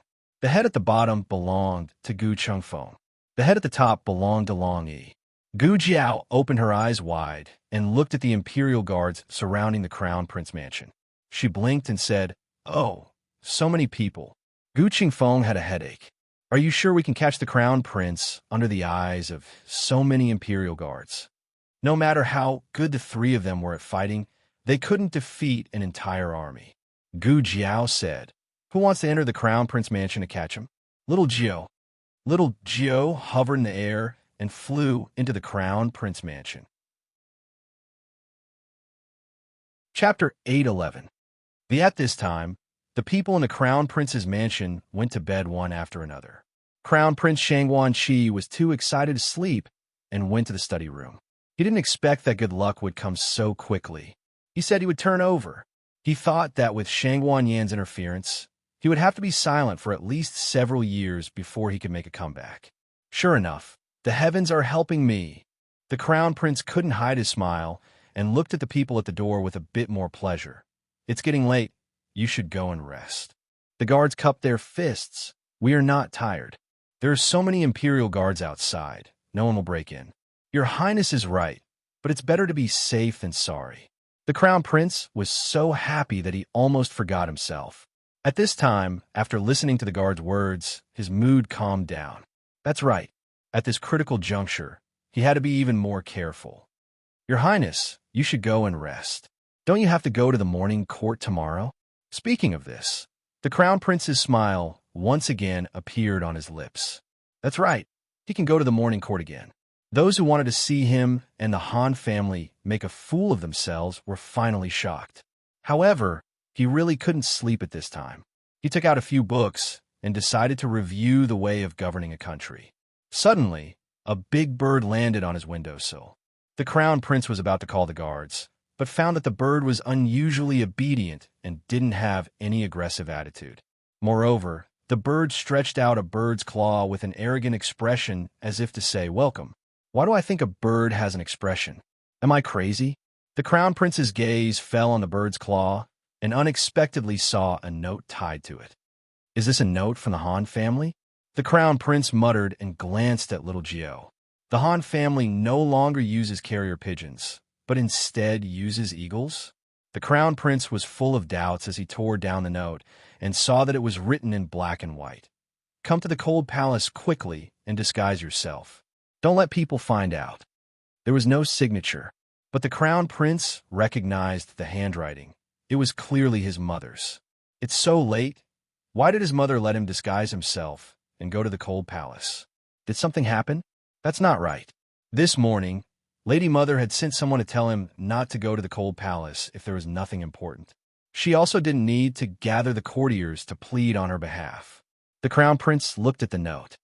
Something is fishy. In the alley, Gu Qingfeng's neck was about to break. Can the weight of both of you not be on my head alone? Gu Jiao, no. Long, Eo. Gu Changfeng. Gu Qingfeng's face darkened. His slender little neck bore a weight that shouldn't be borne at his age.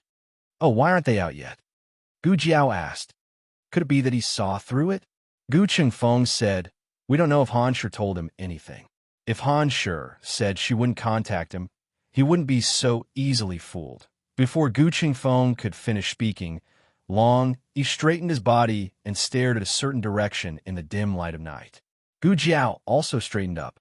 The two big mountains pressing down on his head disappeared. Gu Qingfeng's neck lightened and his breathing became smooth. Longy, what's wrong? Gu Jiao asked. Longy picked up Gu Jiao and flew towards the dim light of night. Gu Qingfeng used his qigong to keep up. The three people arrived at the back door of the Crown Prince's mansion.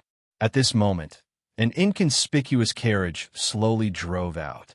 The coachman was dressed as a eunuch. He was a death soldier with high martial arts. Gu Jiao's lips curled. It seemed the Crown Prince had taken the bait. The Crown Prince was not so careless in the past.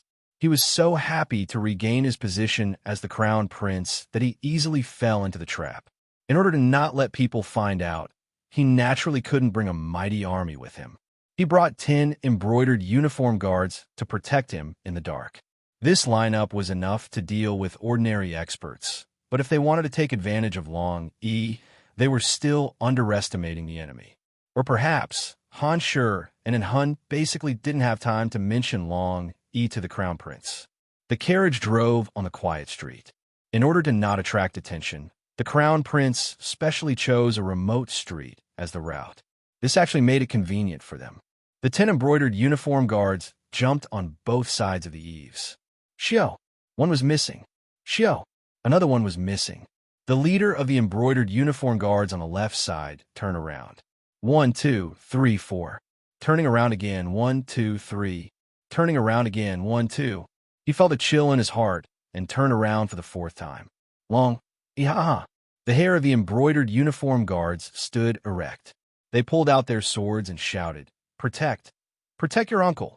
Gu Jiao jumped out from behind Long Yi. Holding a small stick, she knocked him unconscious. These embroidered uniform guards were not too difficult to deal with. In less than half an hour, all 10 of them were knocked unconscious. Gu Qingfeng went straight to the crown prince's carriage. The coachman's complexion changed, and he hurriedly pulled out the sword at his waist. Who would have thought that before he could pull out, Gu Qingfeng blocked his throat with a dart? Gu Qingfeng was surprised. Wow, the hidden weapon given by Master's wife, Nan, is really useful. The coachman fell from the carriage and hit the ground with a bang. The horse was frightened. It raised its front hooves and scurried around. The crown prince was jolted, and his whole body hit the wall of the carriage. He held onto the wall of the car to stabilize his body. He covered his aching forehead and coldly asked, "What happened?" Gu Qingfeng sat on the coachman's seat and grabbed the reins to calm the horse down. He faintly smiled and said, "Nothing, Crown Prince, sit tight." His voice was not right. The Crown Prince suddenly opened the curtain. Coincidentally, at this time, Long Yi and Gu Jiao landed on the outer seat of the carriage. Gu Jiao hit the Crown Prince in the face. The Crown Prince's eyes rolled back, and he fainted. Gu Qingfeng drove the carriage while looking at the Crown Prince, who had a nosebleed. He asked, "No, why did you hit him?" Gu Jiao paused. "Oh, I forgot. There was no need to hit him." Gu Qingfeng helplessly sighed. "I forget it. If he fainted, then he fainted. Let's bring him back first." Gu Jiao seriously nodded her head. Long Yi sat on the roof of the carriage. Gu Jiao and Gu Qingfeng sat on the outer seat. The Crown Prince was lying on the floor of the carriage. No one cared about him. His nose was bruised, and his face was swollen. Passing by a quiet street, Long Yi heard the sound of fierce fighting. Long Yi didn't move. He was not interested in other people's fighting. Soon, Gu Jiao and Gu Qingfeng also heard it. Gu Qingfeng was born to enjoy the lively scene. He couldn't help but ask, "Who is it? Why is there such a strong, murderous aura in the middle of the night?" Gu Jiao carefully listened and said, "It seems to be the voice of Qingfeng Taoist and Liaochen." Liaochen? Gu Qingfeng frowned. "Is it that master of Jing Kong who doesn't show his face for 10,000 years? That monk of Xianyuan family?" "Oh, more or less." Gu Jiao nodded her head. That guy couldn't be counted as a real monk. Gu Qingfeng wanted to ask whether they should go and take a look. As a result, he saw Long Yi, who never meddled in other people's business, disappear. He went to the street where the two people were fighting. Gu Qingfeng was dumbfounded. "What's he doing?" Gu Jiao blinked. "Oh no, he heard the master of Jing Kong. He's going to help Liaochen." Taoist Qingfeng and Liaochen were in the middle of a fierce battle. Suddenly, a tall and powerful figure came from the sky. It was a Taoist priest with hair. It was a monk without hair. Long Yi found his target and threw a punch at Taoist Qingfeng. Taoist Qingfeng's eyes trembled. He hurriedly withdrew his killing move against Liaochen and jumped up, dodging Long Yi's attack. Long Yi's fist smashed into the stone pillar behind him, and several cracks appeared on it. Taoist Qingfeng stood on the roof and looked at the unexpected helper with a serious expression. He glanced at Liaochen and said, "I'll kill you next time." Then, he turned and disappeared into the night. Liaochen turned around, and his eyes fell on Long Yi. Long Yi was tall and wore a mask with fangs. He carried a long sword on his back and looked fierce. But just now, this man, or rather, this man of sacrifice, had helped him. Liaochen said calmly, "I didn't need your help, but thank you anyway." "Oh, really? If it wasn't for Long Yi, you would have been beaten up again." Gu Jiao jumped down from the carriage. Liaochen snorted, "I didn't kill him." This was the truth. Taoist Qingfeng really wanted to kill Liaochen. Liaochen only used a few killing moves when he was annoyed. Generally speaking, he didn't go hard on him. Long Yi, Gu Qingfeng, Gu Jiao introduced them. Gu Qingfeng stepped down and greeted Liaochen. "I heard you're the master of Jing Kong. I've heard so much about you." Liaochen smiled, his peach blossom eyes sparkling. "You're welcome." Gu Qingfeng was stunned. Was it good for a monk to look so seductive? Liaochen was more interested in Long Yi. Where did this man of sacrifice come from? He seems to be quite skilled. Gu Jiao said, "Why don't you guess?" Liaochen spread out his hands and sighed. "I can't guess." Gu Jiao crossed her arms. "Then guess slowly." "I won't tell you." Liaochen clicked his tongue and said with a faint smile, "Girl, You're not honest. Ha! Long Yi's jade thumb ring fell to the ground. He didn't know what kind of craftsmanship this jade thumb ring was made of, but it didn't break so easily. Long Yi bent down and picked up the jade thumb ring. Liao Chen's expression changed when he saw the jade thumb ring. He quickly stepped forward and reached out to grab the jade thumb ring in Long Yi's hand. Long Yi was a person with clear boundaries. Only Princess Xinyang, Xiao Hong, and Gu Jiao could touch his personal things. Now, he could barely count them as little Jing Kong. Liao Chen was obviously not in this range. Long Yi slapped at Liao Chen. Liao Chen was struck by a palm strike. The instant he was sent flying, he flicked his sleeve and removed Long Yi's mask. Soon after, Liao Chen saw a face that he would recognize even if it turned into ashes. However, the first thing he saw was the face of a youth. The youth held a long sword in his hand. He looked like a young hero of Jianghu, but he was colder and more ruthless than a chivalrous hero. I will take your life today. If you have any last words, you can say them now. If I can do it, I will do it for you. The youth's voice was clear and cold, without a trace of emotion. It seems I don't have a choice. I only have one request. Let my son go. He is only 8 years old. Please don't hurt him. Okay, I promise you. The youth agreed. Father, don't Zheng go forward. Don't look back. Father, father, father. Chapter 8:12. This sudden unforeseen event made Gu Jiao and Gu Qingfeng both stunned. Gu Qingfeng understood Long Yi's temperament.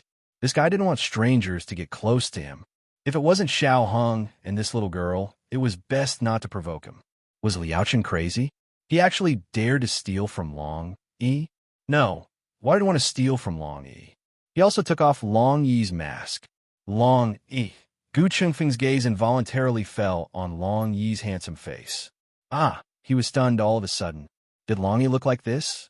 He had always thought that Shadow Guard Long wore a mask because he was ugly, but it turned out that he was handsome. This handsome was too tragic. Long Yi's handsomeness had a trace of Jianghu's chivalrous aura, but it also lacked the worldly aura and had a trace of an expert's natural airhead. Gu Qingfeng looked at Long Yi and then looked at Liao Chen. He couldn't help but mutter in his heart, "What's going on? Do all the experts nowadays rely on their faces? You're making me seem very ordinary." Gu Qingfeng's main point was completely off topic, mainly because he didn't think that the two of them could really fight. Okay, Master Jing Kong, if you want to see Long Yi's things, you have to tell this little girl to go find Long Yi, understand? He used his hand to cover the other side of his mouth and whispered to Liao Chen, "I'm telling you, Long Yi is a little stingy." However, Liao Chen's mind had long since stopped hearing anything. His eyes were full of killing intent that even Gu Jiao had never seen before. Even when he was in the brocade guard of the Crown Prince's mansion, he had never been so murderous. Gu Jiao looked at Liao Chen strangely. Liao Chen stood up from the ground and stared straight at Long Yi. At this time, Long Yi had already put on his mask again. But what was the use of this? That face, he had already remembered it. "I'm going to kill you." He fiercely stomped his feet and flew up, attacking Long Yi's life gate. Gu Qingfeng's expression, "Hey, are you serious? Are you serious? Didn't Long Yi just push you? Was it necessary? You were the one who snatched his stuff first." One was his master from Jing Kong, and the other was Long Yi. It was really difficult to mediate between them. He would never admit that it was because his martial arts skills were too low that he could not persuade him. Liao Chen's all-out attack actually forced Long Yi to retreat several steps. Liao Chen really wanted to kill Long Yi, so he used all of his power. Under this obsession to kill Long Yi, he displayed an unimaginable strength. Long Yi didn't receive the order to kill Liu Chen, so for the time being, he didn't have such a big killing intent. Liao Chen closed in step by step. If this continued, both of them would be injured. "Stop!" Gu Jiao rushed over. "Get out of the way!" Liao Chen glared angrily. With a flick of his sleeve, he sent out a wave of internal force, shaking Gu Jiao to the side. This attack didn't hurt Gu Jiao, but in Long Yi's eyes, it was Gu Jiao who was attacked. Long Yi's aura suddenly changed. When Liao Chen attacked him again, he didn't dodge. Instead, he met with a punch. Fist and palm met, and a terrifying wave of internal force exploded on the street. Gu Qingfeng's feet moved, and the sand and stones that had been shattered by their internal force fell to the ground where he had been standing. Liao Chun spat out a mouthful of blood, and Long Yi was slightly injured. If this was a normal fight, Liao Chen wouldn't have been able to hurt Long Yi, but the huge hatred had stimulated all of his potential. He wanted to die with Long Yi. You two leave. He didn't want to hurt the innocent. Let's go back, Gu Jiao said to Long Yi. Don't fight with him. Long Yi's murderous aura came and went quickly. If Gu Jiao said not to fight, then they wouldn't fight. Liao Chen's eyes were like torches as he looked at Long Yi's back. He's not allowed to leave. Liao Chen jumped up and used all of his internal force to form the momentum of a fierce tiger. High in the air, he fiercely slapped at Long Yi's back. Gu Jiao said not to fight. Just like when Xiao Hong played with him when he was a child, he really could stay still for 2 hours if he didn't move. Liao Chen's eyes flashed with surprise. This guy wasn't going to fight back. Was he going to take this hit? No matter how powerful an expert was, if they took this hit, their heart and lungs would be damaged. Long Yi didn't make a move. Liao Chen's palm was about to land on his back and injure his heart. Suddenly, a cute, evil voice came from the end of the street. Master! Liao Chen's aura stagnated, and he fell from the air. He fell flat on his face. Little Jing Kong let go of Xiao Heng's hand and ran over. Jiao Jiao, Long Yi.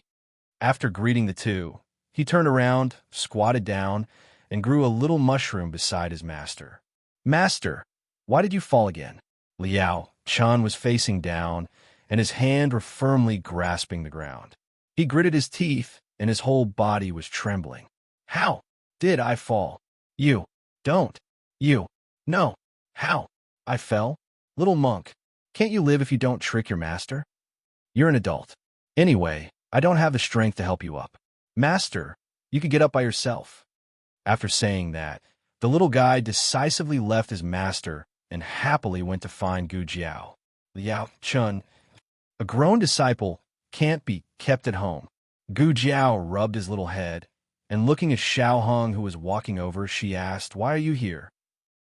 Xiao Hong raised his eyebrows and looked at the little guy. The little guy shook his head and said, It's not that I want to eat Tong Halu. Now, whenever Long Yi saw Xiao Hong and little Jing Kong in the same frame, he wouldn't easily crash. However, whether he still treated little Jing Kong as Xiao Hong or not, only he knew in his heart. Long Yi, you and Jing Kong get on the carriage first. Xiao Hong said to Long Yi. Long Yi picked up the little guy, and without saying anything, he got on Xiao Heng's carriage. The carriage of Xiao Hong stopped beside the carriage of Crown Prince, and when Long Yi was walking in front of the carriage of Crown Prince just happened to wake up, and just after he yelled someone, Long Yi didn't even raise his eyelids and hit him with internal force, knocking him out again. Long Yi carried little Jing Kong and got on the carriage. Only Xiao Hong, Gu Jiao, Gu Qingfeng, and Liao Chen were left in the alley. Liao Chen stood up with his body that had almost fallen apart. He didn't fight with Long Yi, but he was beaten black and blue by his disciple. Where could he go to reason? He raised his hand to wipe the blood from the corner of his mouth, and coldly looked at the three people in front of him. What is the relationship between you and that guy called Long Yi? Gu Jiao said seriously to Liao Chen, He's our friend. Friend? Liao Chen looked at little Jing Kong, who was sitting in the carriage and chattering away. Then, he looked at the Dragon 1 brand humanoid receiver beside little Jing Kong. He clenched his fist and said, A person like him doesn't deserve to have friends. Xiao Hong frowned. Gu Jiao said, You seem to know Long Yi, and you know his past. Liao Chen said coldly, Of course I know him. Even if he turned into ashes, I would still know him. Xiao Hong stared at him and said, In fact, I have always wanted to know your identity. You can't be unrelated to the Xianyuan family, but I couldn't find you in the Xianyuan family's portrait and genealogy. Third Princess and Duke Ongwa have also never heard of a person called Xianyuan Zheng. So who are you? Liao Chen coldly snorted and said, Who I am is not important. If you still want Jing Kong to live, you better let me kill him. He didn't say that he would let Xiao Hung and Gu Jiao kill him because Gu Jiao said that Long Yi was their friend. So he wouldn't let Gu Jiao make things difficult for him. He would do it himself. Xiao Hung glanced at Liao Chen and said, "You can't kill him." He had watched Long Yi grow up, and his relationship with Long Yi surpassed all other relationships in the world. He absolutely could not stand on Long Yi's side. He would never allow anyone to hurt Long Yi. Liao Chen's peach blossom eyes were filled with monstrous hatred. "I can't kill him tonight, but one day I will kill him with my own hands." Gu Jiao said, "He doesn't remember the past." Liao Chen sneered and said, "Is that so? Then I'm not surprised. No wonder a cold-blooded killer will become like this. But even if he doesn't remember, he can't erase the sins he once committed. Tell him to be careful. I will take his life." After saying that, he turned and left without looking back. Looking at the empty street corner, Gu Chengfeng patted his chest and said in confusion, "What's going on? Jing Kong's master and Long Yi are mortal enemies?" Gu Jiao and Xiao Hung both looked in the direction Liao Chen left. Gu Jiao said, "It seems he doesn't want to talk about the past." Xiao Hung said with a serious expression, "Because that is his most painful memory." Gu Jiao was puzzled. She looked at him and asked, "Do you know something?" Xiao Hung also looked at her with a gentle gaze. "I just confirmed it. It was just a guess." "Then tell me, I want to hear it." Gu Jiao pulled his hand and said. Xiao Hung gently looked at her and held her hand. "Okay. Gu Qingfeng, hello. Is there someone else here? Can you two not treat me like I'm air? Don't make eyes in front of me." The two carriages moved slowly. The two of them followed beside the first carriage at a leisurely pace. Gu Qingfeng rolled his eyes and sat in the second carriage.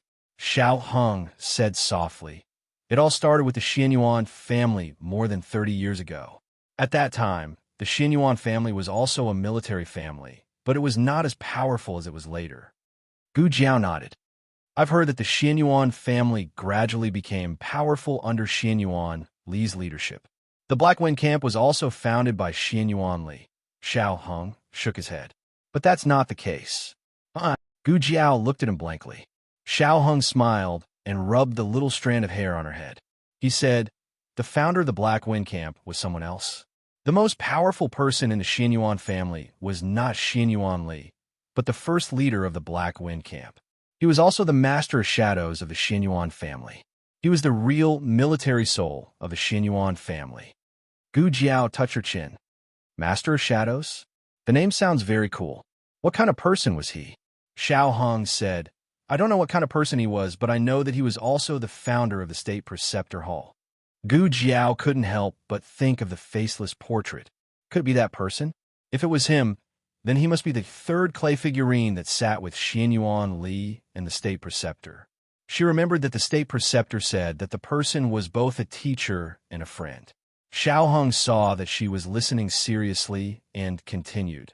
"The Master of Shadows never appeared in the open, but he wrote the 6 books of the Yin Kingdom. He founded the State Preceptor Hall and the Black Wind Camp. He also left behind countless riches. He and Xianyuan Li fought everywhere, but he was always in the dark. He didn't leave his name on the battlefield, so everyone only thought of him as a powerful soldier and didn't think much of the rest. But in the end, this secret was still discovered. The royal families of Jin and Liang began to think of ways to win him over. If they couldn't win him over, they decided to get rid of him. Who would have thought that one day he would suddenly disappear? Everyone guessed that he was either dead or found a place to hide." Gu Jiao asked, "What does this have to do with Liao Chen?" Although she saw some things in the dream, it wasn't everything. At least, the part about Liao Chen was only the ending and not the past. Xiao Hung paused and said, "Liao Chen's father is the second master of shadows." Gu Jiao asked, "That person's son?" Xiao Hung shook his head again. "No, that person is not a member of the Xianyuan family. Liao Chen's father is, but the master of shadows acts in the dark and can't come out in the open. This is the rule he set. Xianyuan Li's younger brother, Xianyuan Qi, faked his death and became the second master of shadows of the Xianyuan family. Only the patriarchs of the Xianyuan family know about the existence of this dark force. Therefore, Onwood Duke, my mother, and even Xinyuan Li's eldest son, Xinyuan Cheng, don't know about it. 20 years ago, Xinyuan Qi took Xinyuan Zheng, who was only 8 years old, to Zhao country to find a kind of medicinal herb.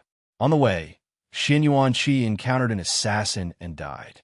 From Liaochen's reaction, that assassin was Long Yi. Although Long Yi killed Xinyuan Qi, he also paid a great price. He lost all his memories and became half stupid and half stupid. Chapter 813. Long Yi. Little Jing Kong was carried on Long Yi's back as he leaped onto roofs and vaulted over walls. The feeling of whistling through the night wind made him feel extremely cool. Not only was he not afraid, but he was so excited that he shouted loudly. Long Yi was wearing a mask, so people couldn't see the expression on his face, but Gu Jiao could feel that his heart was relaxed. He was also very happy. In the days of being an assassin, there was only endless killing. Although he had forgotten the past, this kind of life was also pure and beautiful.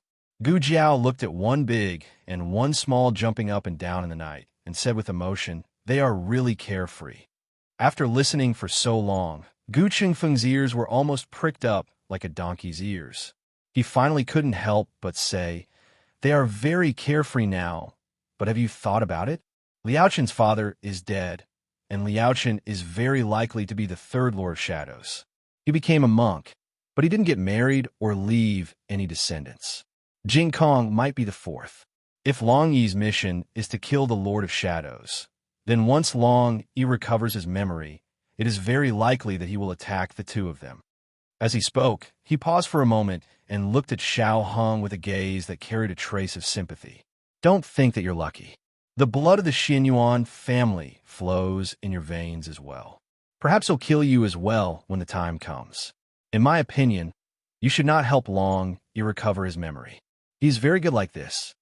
Xiao Hong and Gu Jiao looked at Long Yi, who was carrying little Jing Kong in the night, at the same time. They didn't know whether it was an illusion or not, but there was a huge sense of loneliness in his body.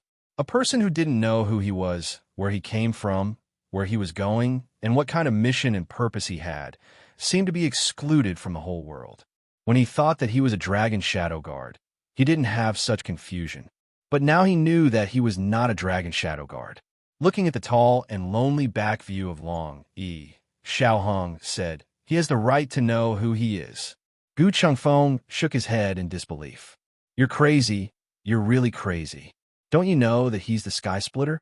The #1 assassin of the 6 nations who could defeat an Hun. He became famous at the age of 13 and was already a killing god that struck fear in people's hearts.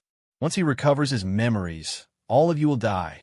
He looked at Gu Jiao and said, "Why don't you persuade him? You've seen Long Yi take action. When that guy is ruthless, no one can survive." Gu Jiao held Xiao Heng's warm big palm with one hand, and stroking her delicate little chin with the other hand, she said, "How about teaching Long Yi how to speak first?" Gu Chengfeng, the crown prince, was brought back to the public house. Gu Jiao wasn't polite at all and directly splashed him with a basin of cold water. The crown prince quivered and was about to sit up and shout angrily when he saw that Gu Jiao had already lifted her leg. He silently swallowed the words that had slipped out of his mouth. There were only Gu Jiao and Gu Qingfeng in the room. The crown prince had never seen Gu Qingfeng's face, but he had seen Gu Jiao's face. His expression became cold, and he said sternly, "Xiao Lulang, how dare you? You actually kidnapped the crown prince of Great Yen." Gu Jiao ignored him and only gave Gu Qingfeng a small glance.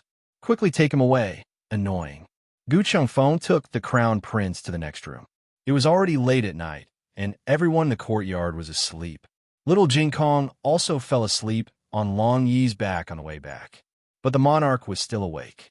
Gu Qingfeng pushed him into the room and turned around to leave. "You father and son have a good talk. I'm leaving first." He turned around and went into his room. Together with Gu Jiao, he stuck his ear to the wall. The oil lamp in the room was dim and emitted a faint fragrance of wine and medicine. The monarch was wearing a bamboo hat and sitting on an armchair in front of the window.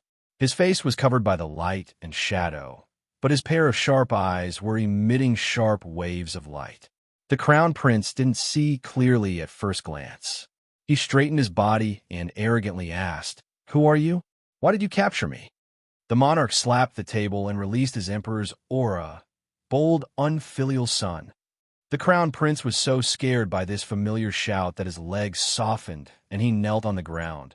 "Father Emperor." Now that the angle had changed, he could finally see the face under the bamboo hat. Yes, it was his father Emperor. The Crown Prince asked cautiously, "Father Emperor, did you ask Xiao Lulang to capture me? Where is this? Why did Father Emperor capture me?" The monarch saw the Crown Prince's confusion and knew that he didn't know about the real and fake monarch. This meant that he didn't participate in this matter. This knowledge made the monarch feel a little better. The monarch said calmly, "You don't need to know where this is. You just need to remember what I'm going to say to you." The Crown Prince said respectfully, "Father Emperor, please speak." The monarch said seriously, "Your mother Han conspired to rebel. I was persecuted by her and was no longer in the palace last night." Each of the 3 short sentences was like a bolt from the blue, striking the Crown Prince until he was dazed. The Crown Prince raised his head in disbelief and looked at the monarch. "Father Emperor, what are you talking about? Why can't I understand? Mother conspired to harm you. Are you talking about the yin sheng technique? Imperial Father, please be clear about this. Mother was wrongly accused. She was framed by a traitor. She never thought of being disloyal to you." The monarch looked at him and asked in a deep voice, "Then how do you think I left the palace?" The Crown Prince was stunned and didn't understand the monarch's meaning. "Yes, Father Emperor just said that he was no longer in the palace last night." "That's not right. Father Emperor went to the court this morning and issued an imperial edict to restore him to the position of Crown Prince." The monarch looked at the Crown Prince deeply and said, "The monarch in the palace is fake." The Crown Prince's heart once again suffered a heavy blow. The one in the palace is fake. And the imperial edict to restore him to the position of Crown Prince is fake? He was wondering how he could turn things around so quickly. Father Emperor didn't want to restore him, nor did he want to investigate the State Preceptor Hall in Shangwanyan. It was all his mother's plan. No, it's not like this. I don't believe it." He muttered and stood up, looking at the monarch in the light with a very strange look. "My mother will not do anything to betray Father Emperor." The monarch looked straight at him. "Then how do you explain the fact that there is an additional monarch in the palace? You don't think that at this time, I secretly left the palace and played a show of 2 monarchs to deceive you, right?" The monarch didn't need to go through so much trouble to deal with the Crown Prince and Han.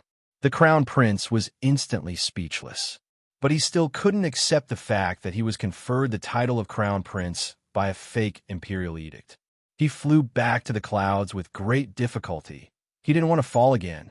The Crown Prince clenched his fists and gritted his teeth. No, my Father Emperor is not fake. If there are really 2 monarchs, then the fake one must be you. My Father Emperor hates Xiao Lulang the most. Xiao Lulang is arrogant and has no regard for the imperial power. He never kneels when he sees my Father Emperor. He also colludes with Ngua Gong. This is also the object of my Father Emperor's disgust. In addition, he is from a lower country. How can he defeat so many outstanding children of the upper country and win the position of commander of the Black Wind Cavalry? All of these are things that my Father Emperor can't tolerate. If it is as you said, you are my Father Emperor, you will never go to Xiao Lulang, even if you were forced out of the palace. My Father Emperor trusts the Wang family the most. The first person he should go to is Wang Su. You exposed yourself, didn't you? Although I don't know what method Xiao Lulang used to find someone with such a similar appearance and voice to pretend to be my Father Emperor. A fake is a fake. I advise you not to help the evildoer. Otherwise, with my Father Emperor's methods, you will suffer a fate worse than death. After hearing the Crown Prince's eloquent words, the monarch didn't immediately refute. Instead, he fell into silence. The room suddenly quieted down. The Crown Prince didn't know if it was because his ears were buzzing. He could only hear his heavy breathing and his thumping heart. "So, in your heart, I am this kind of person. In the darkness, the monarch's disappointed voice sounded. The crown prince's heart skipped a beat. He almost wanted to shout something, but he held it back. The last glimmer of light in the monarch's eyes also dimmed. Even if the crown prince could call him Father Emperor, he wouldn't be completely disappointed. Look, this was the crown prince that he chose against all opposition. This was the son that he had carefully cultivated for many years. This was the future monarch that he chose for the Yin kingdom. No need to eavesdrop. Come over, he said tiredly. The crown prince was stunned. What eavesdrop? What do you mean come over? What does father want to do? No, he wasn't his father emperor. His real father emperor was in the palace. Gu Qingfeng stepped into the room and grabbed the crown prince's collar. Go you. The conversation with the crown prince made the monarch's heart full of regret. He finally tasted the feeling of being betrayed by his loved ones. It was even worse than he had imagined. Xin Yuan Li, if I hadn't betrayed you back then, but there was no if in this world. There were only consequences and results. The crown prince was brought to the woodshed. Gu Qingfeng found a rope and tied him up. The crown prince sat on the chair, unable to move his hands and feet. He looked coldly at Gu Jiao and Gu Qingfeng. What are you doing? Gu Qingfeng held the stick and smiled evilly. Chapter 814. This book's newest chapter is not finished yet. Cold Palace. Han Shi was already resting in the east courtyard. Suddenly, a gerfalcon flew across the roof and crashed in her window frame. It dropped a small bamboo tube in its mouth and flapped its wings to fly away. Han Shi was woken up and called Su Gao, who was standing guard outside, to have him see what had happened to the window. Su Gao pushed open the window and saw a small bamboo tube on the ground. He went around a yard and picked up the small bamboo tube. Nyang Nyang, it's a bamboo tube. What's inside? Han Shi asked. Su Gao stretched out his arm and tried his best to hold the bamboo tube as far away as possible, ensuring that the tube's mouth and bottom were not facing him. He raised his orchid fingers and braced himself as he pulled off the cover of the bamboo tube. No hidden weapons flew out. Only then did he let out a sigh of relief. It's a note, Nyang Nyang. Su Gao presented the note in the bamboo tube to Han Shi with both hands. After Han Shi saw it, she slammed her fist on the table. Damn it, they actually captured the crown prince. Su Gao took the note and looked at it. On it was written, tonight at 1 a.m., meet at Bifeng Pavilion. Otherwise, the crown prince will lose his life. These chaotic words caused Su Gao's eyelids to bulge a few times. Nyang Nyang, this might not be true, Su Gao said. Han Shi calmly said, this one knows, so you should quickly go to the crown prince's palace and investigate the situation. Yes, Su Gao complied. Although Han Shi had been imprisoned in the cold palace, the current ruler was under her control. The guards guarding the palace gates had already been replaced with members of the Han family. It would not be difficult for her and her people to leave. What shocked Su Gao was that the crown prince really was not in the palace. Furthermore, the 10 brocade guards that the crown prince had brought out had all returned. They said that the crown prince had been kidnapped.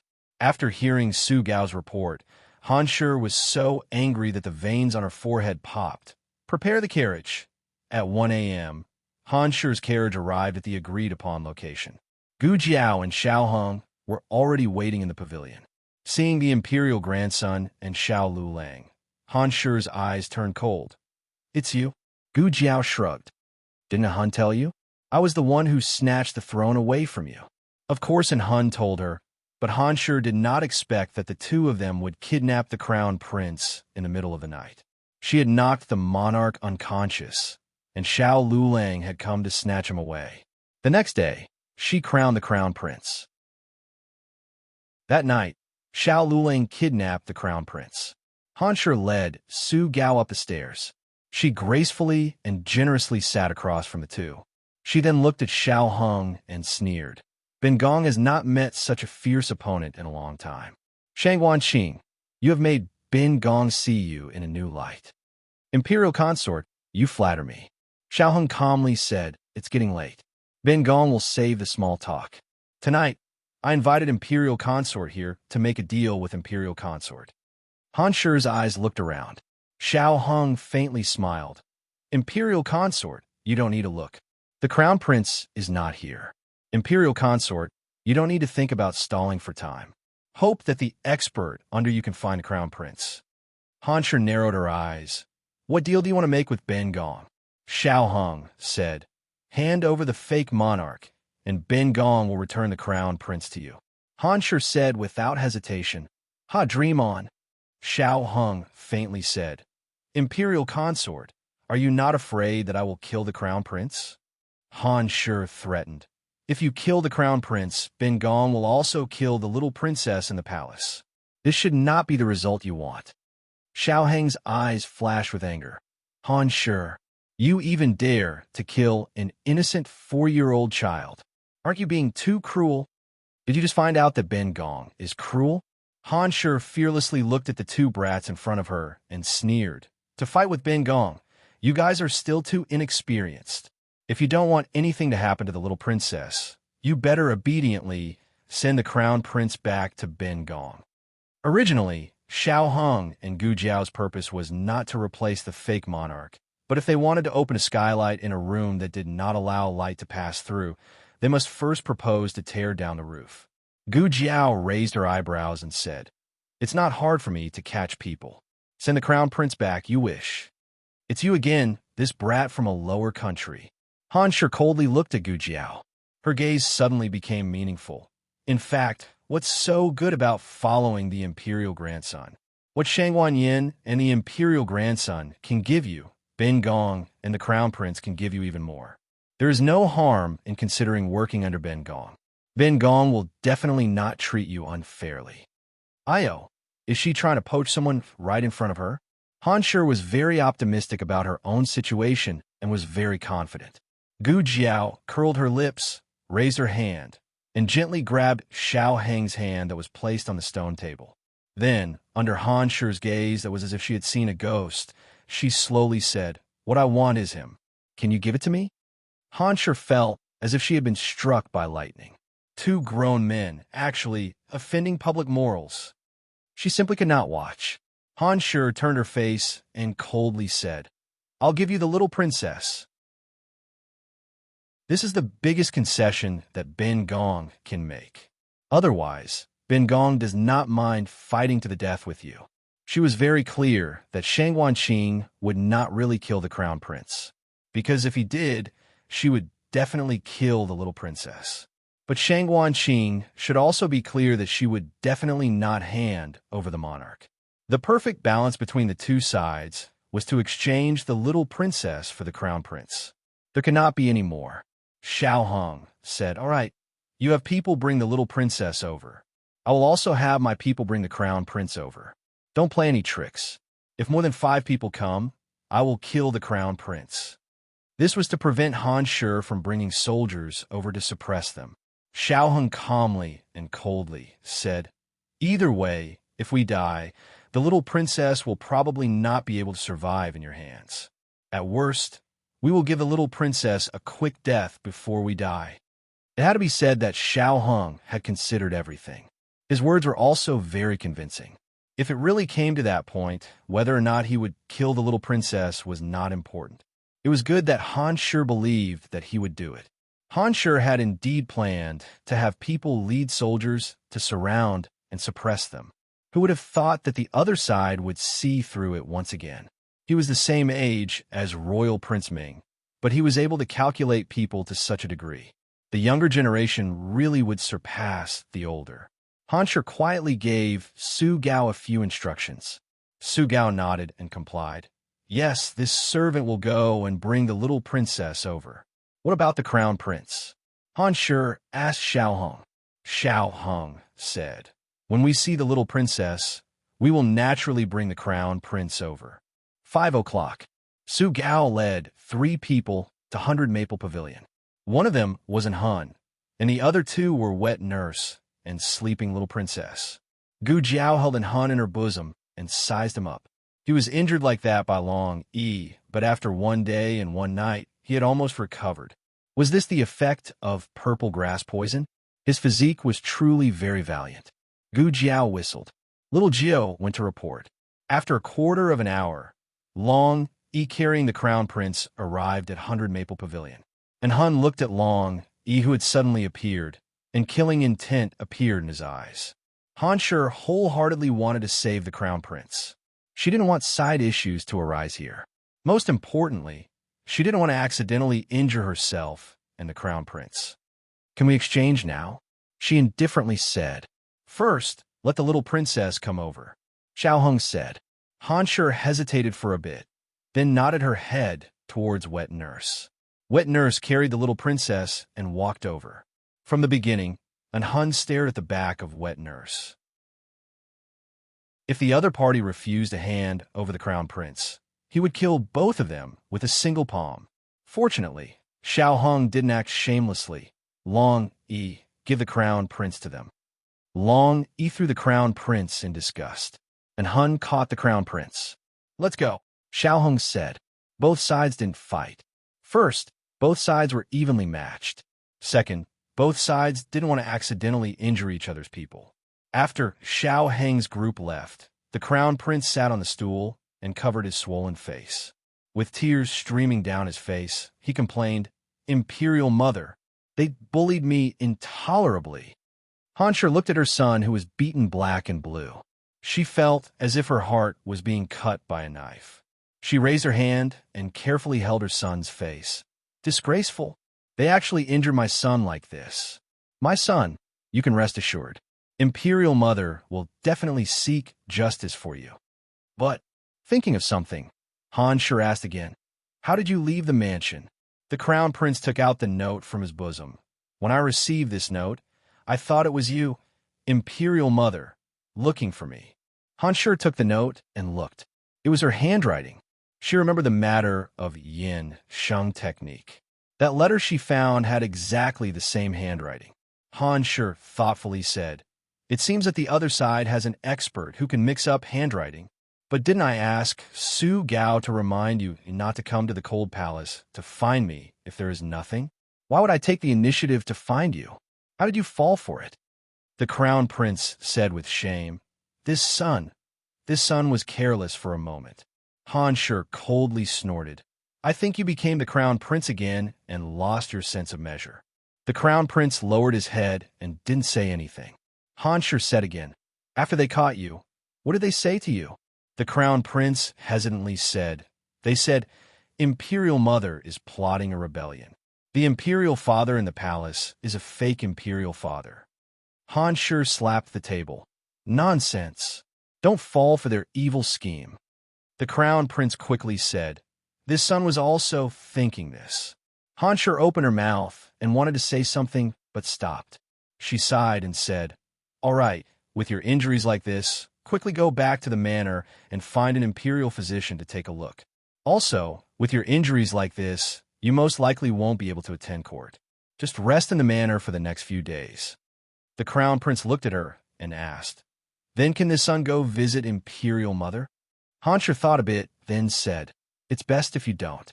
In the next few days, the palace is not peaceful. Don't come to the Cold Palace to find me for now." The crown prince said, "Then can this son go visit Imperial Father?" This son has just been conferred the title of Crown Prince and hasn't had a chance to enter the palace to thank Imperial Father. Hanshur pondered for a moment, then said, "Wait until your Imperial Father has left court before you go and thank him." "But your injuries?" The Crown Prince smiled and said, "This small injury is not a problem. Moreover, the more injured I am, the more I will not forget to thank him. Wouldn't that move Imperial Father even more?" Hanshur thought to herself, that was a fake Imperial Father. What would he be moved for? But the art of saving face was for the entire world to see. It was true that he could not slack off. After Hanshur sent the Crown Prince back to his manor, she sat in a carriage and returned to the Imperial Palace. The Crown Prince called for a guard and impatiently said, "Where is the lantern? Don't you know how to light it?" "Yes." The guard quickly lit the lantern in front to light the way. The Crown Prince returned to his own courtyard and pushed open a door that was left ajar. The guard asked, "Your Highness, are you going to the study?" The Crown Prince paused. "It's almost dawn. I should not go to the study to work. Return to the room. Be careful. The guard held the lantern and walked in front. After arriving at the upper room, he gently pushed open the door and respectfully bowed. "Your Highness, should I call a doctor for you?" The Crown Prince placed his hands behind his back and turned around to look at him, saying, "No need. There's no need to make such a big fuss over such a small injury. Go rest. Don't wake me up in the morning." The guard was stunned.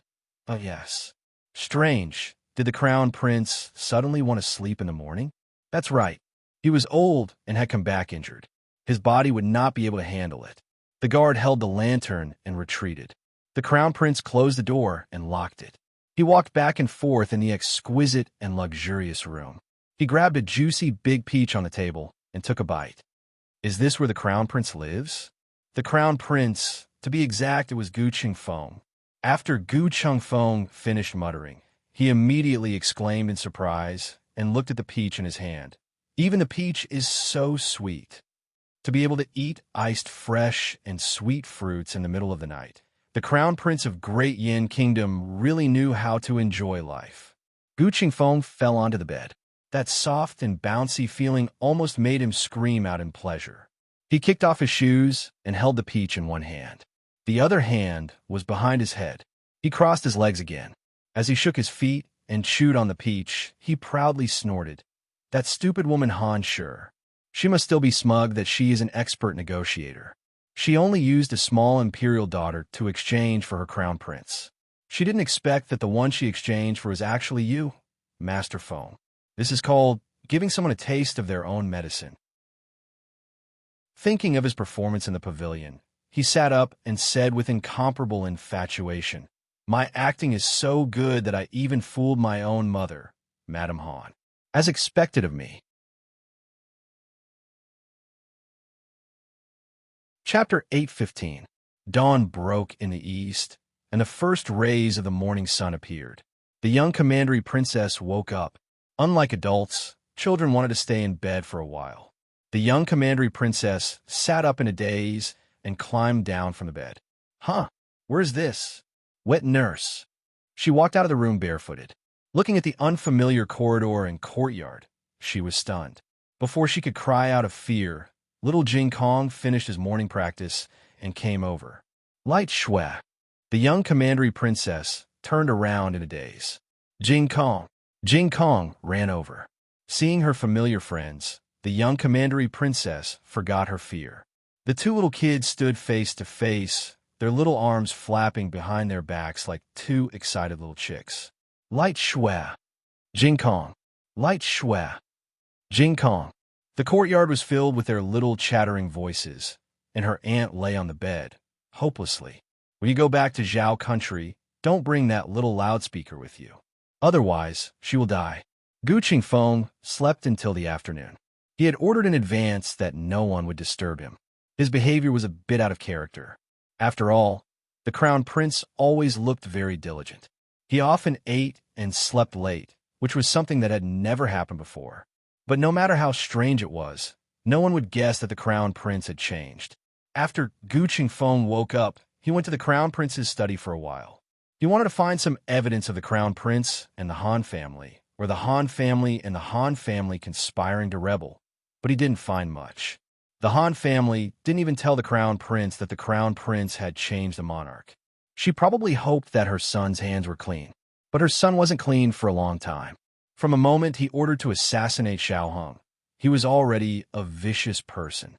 Only the Han family deceived herself and others, thinking that her son was still so innocent when he killed people. She was a pitiful woman. She obviously had a high IQ, but she always stumbled in front of her husband and son. Gu Qingfeng clicked his tongue and said, "If I say you're stupid, then you've come up with so many tricks. If I say you're smart, then you're blind to the monarch and the crown prince." At this time, Gu Qingfeng did not realize that it was his great-aunt and Gu Jiao who had unknowingly raised his expectations of the women of this dynasty. From birth, they had been instilled with the idea that men were superior. Once married, they would obey the husband. If the husband died, they would obey the son. For Han Shi to be able to make a move against the monarch was already going against the teaching she had held for many years. Cluck, cluck, cluck. On the windowsill, Little 9 fiercely used its wings to beat the window, indicating that it was time for Gu Chengfeng to take action.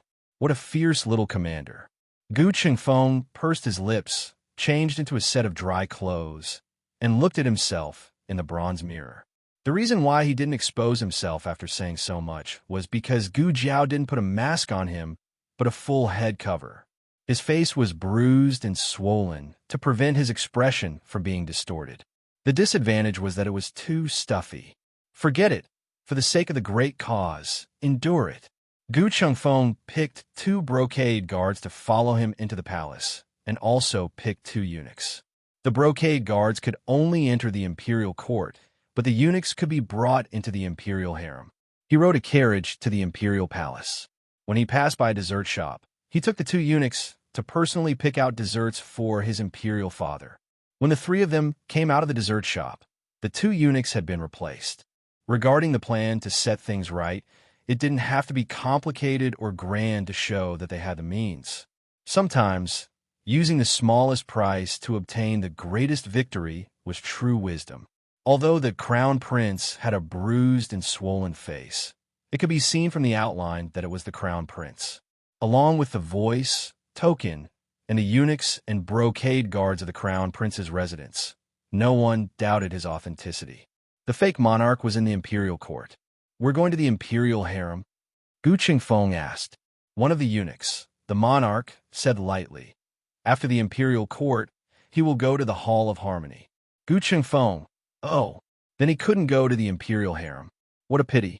He wanted to properly appreciate the beautiful scenery of the imperial harem of the Yin kingdom. A pair of palace maids passed by not far away. Gu Jiao pressed the monarch's head down. "Can't you act a little more like a eunuch?" She was quite valiant herself. The monarch, whose neck was almost broken, was speechless. "I suspect that you did it on purpose, and I already have evidence." The 3 of them entered the Hall of Harmony. The steward of the Hall of Harmony was still Li Sandy. They didn't know if Li Sandy had been bribed by Madame Han, so they were very careful. "You can leave," Gu Chengfeng said. "Yes." Li Sandy bowed and looked strangely at the 2 eunuchs behind the crown prince. He felt that something was wrong. "Do you have something else to say?" Gu Chengfeng asked in a low voice. "In reply to your highness, this servant has nothing else. This servant will leave first." Li Sandy retreated embarrassedly. He was already far away, but he couldn't help but mutter. Those 2 eunuchs looked unfamiliar. Were they the crown prince's new subordinates? Gu Jiao and the monarch were in disguise, but they didn't wear human skin masks, so their faces were unfamiliar with makeup. Gu Chengfeng sat comfortably in a chair, drinking tea and eating snacks. The monarch stood behind him respectfully, the corners of his mouth twitching. He looked at the back of Gu Chengfeng's head and wished that he could give him a big slap.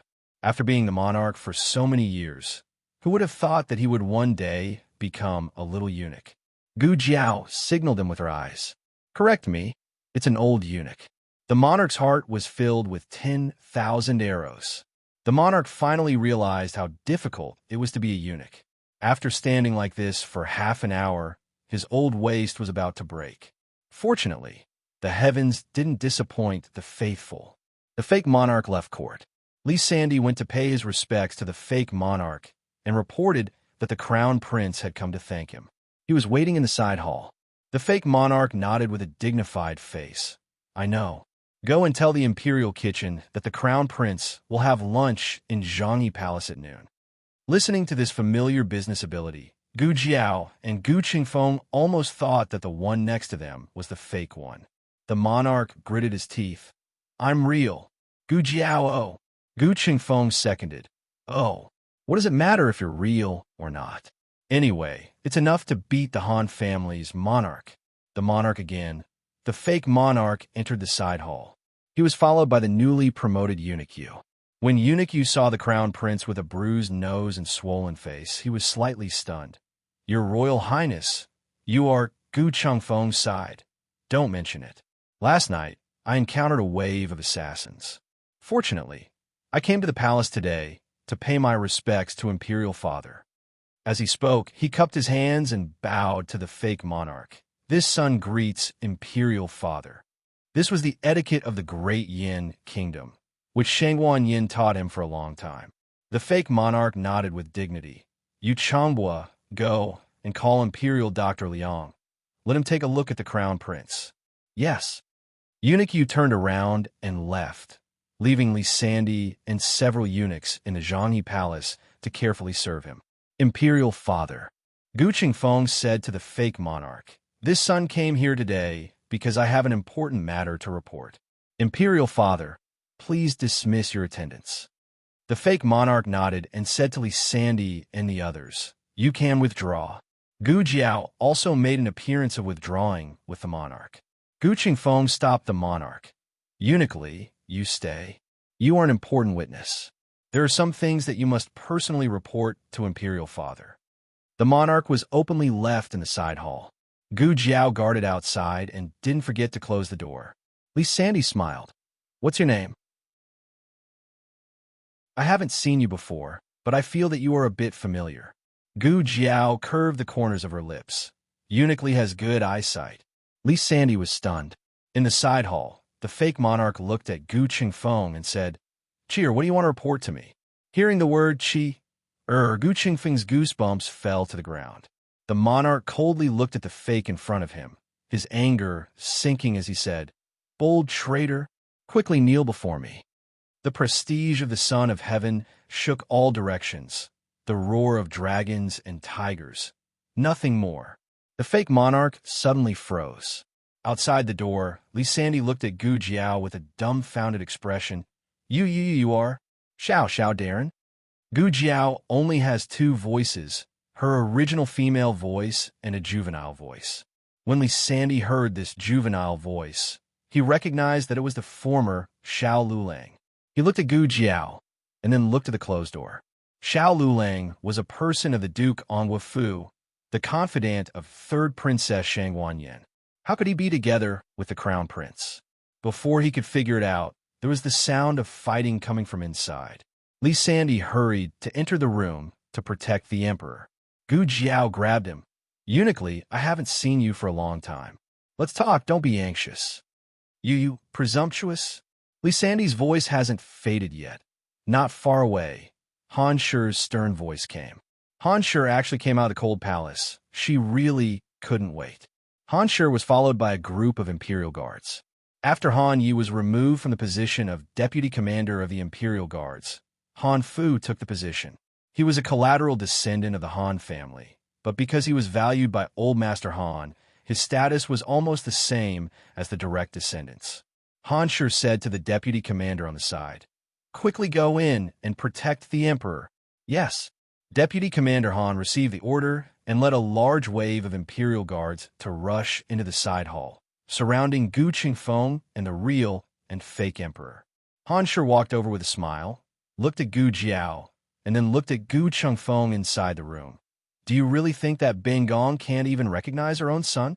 As she spoke, her eyes fell on the face of the Emperor, who was dressed as a eunuch, and the corner of her mouth hooked up. Bing Gong was worried about not being able to find him. This is really wearing out iron shoes in a fruitless search, but finding it without any effort. "Xiao Lulang, you've been tricked." Gu Qingfeng's heart sank. It can't be right. His peerless acting skills actually couldn't deceive this old witch. Then, didn't they walk right into the trap today? If he said that the one in their hands was the real emperor, no one would believe it. After all, he was a fake crown prince. If he said that he brought the real emperor, how could it be persuasive? It's over. It's completely over. They don't have any chance to turn the tables. Han Shu took in Gu Qingfeng's panic, looked up to the sky and laughed. "Xiao Lulang, Xiao Lulang, fighting against Bing Gong. You're still too inexperienced. Today, none of you can think of leaving alive." Gu Jiao faintly tilted her head, crossed her arms, and looked at her. "Are you sure? Do you want to turn back and look?"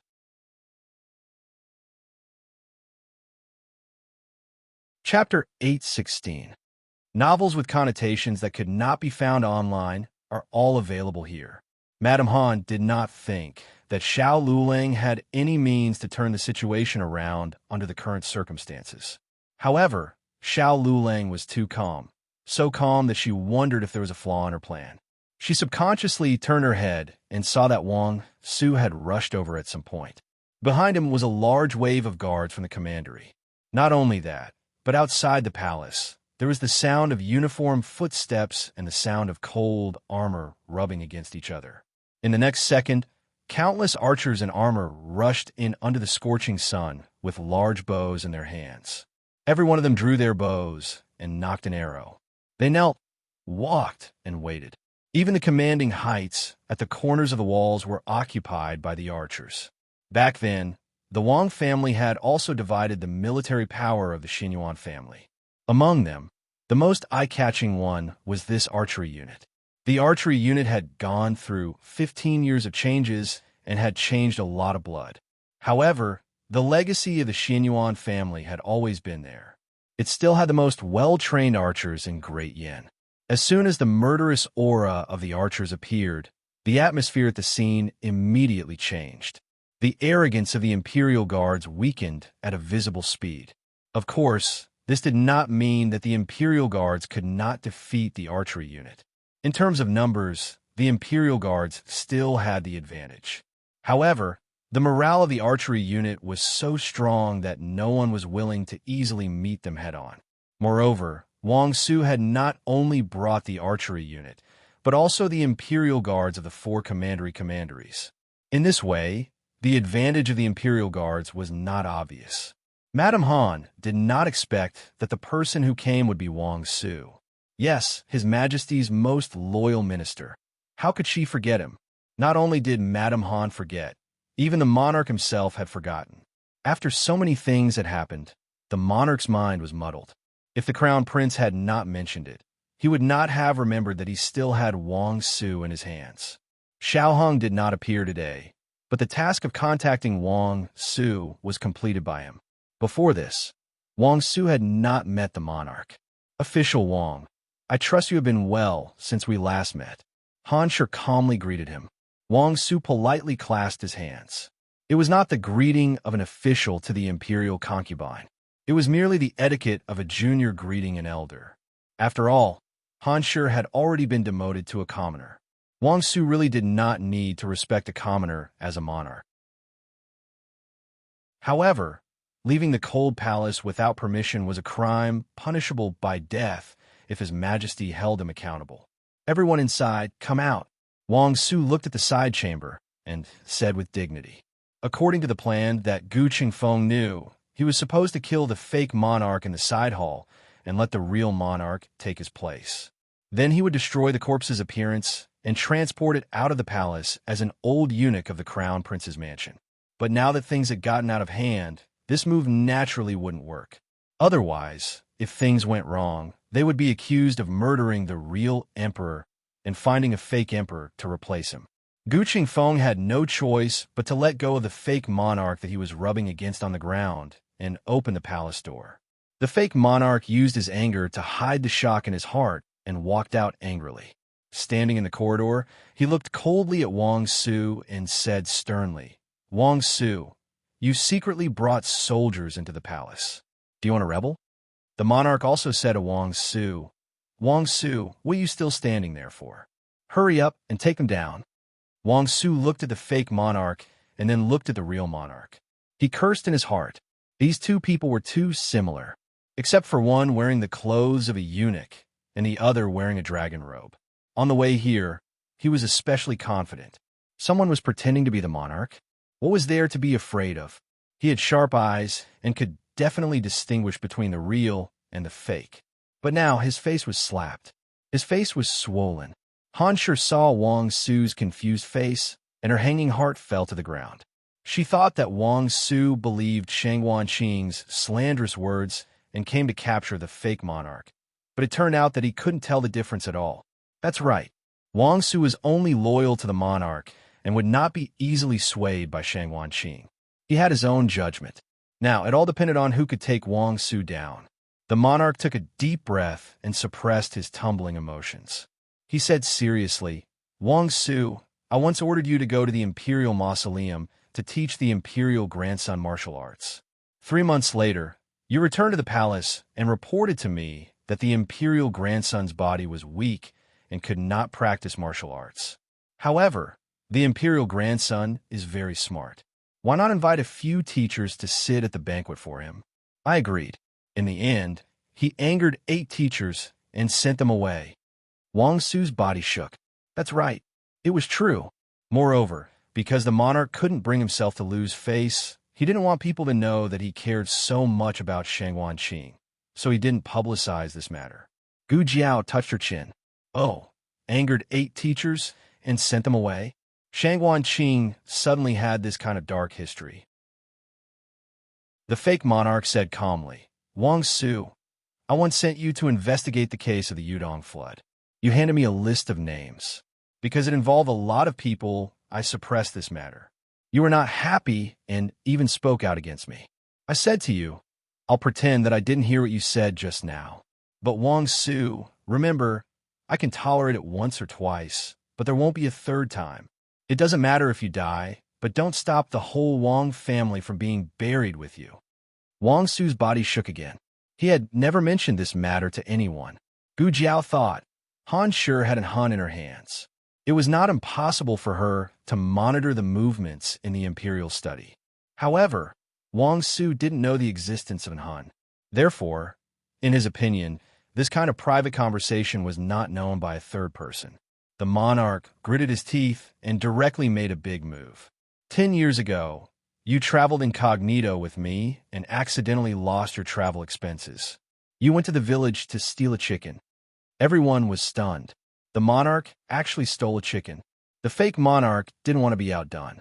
Every year when I hunt, I can't catch any prey. It was you who hunted it and hung it on my horse. Everyone's jaws dropped. The monarch not only stole the chicken, he also cheated. No wonder you always come first, second, third. The monarch was exposed. He was so angry that his soul was trembling. He couldn't expose himself anymore. He decisively started to expose Wang Su. You stutter. The fake monarch. You pick your feet. The monarch. You don't behave well when you're drunk. The fake monarch. You don't behave well when you gamble. Wang Su. How did it become exposing my shortcomings? Also, I haven't stuttered for many years. I only stuttered when I first met the emperor. Wait. In a flash, Wang Su had a flash of inspiration and gestured for the two to stop. I remember something. When I was teaching His Highness Zhongsun martial arts in the Imperial Mausoleum, His Highness Zhongsun told me a secret of His Majesty in order to please me by doing less of the horse dance. The real and fake monarchs all looked at Wang Su. Wang Su coughed a little embarrassedly and braced himself to say, His Majesty has a mole on his right butt. In the crowd, someone couldn't help but laugh. Everyone turned to look at him. It was an archer from the Wang family. The archer switched to a serious expression in a second. He pulled the bow fully, as if the person who laughed just now wasn't him. The monarch clenched his fists and gritted his teeth. The corners of his mouth twitched. Shangguanqing, I'm going to kill you. A trace of panic flashed through the fake monarch's eyes. He didn't say that he had to pretend to be like this. What?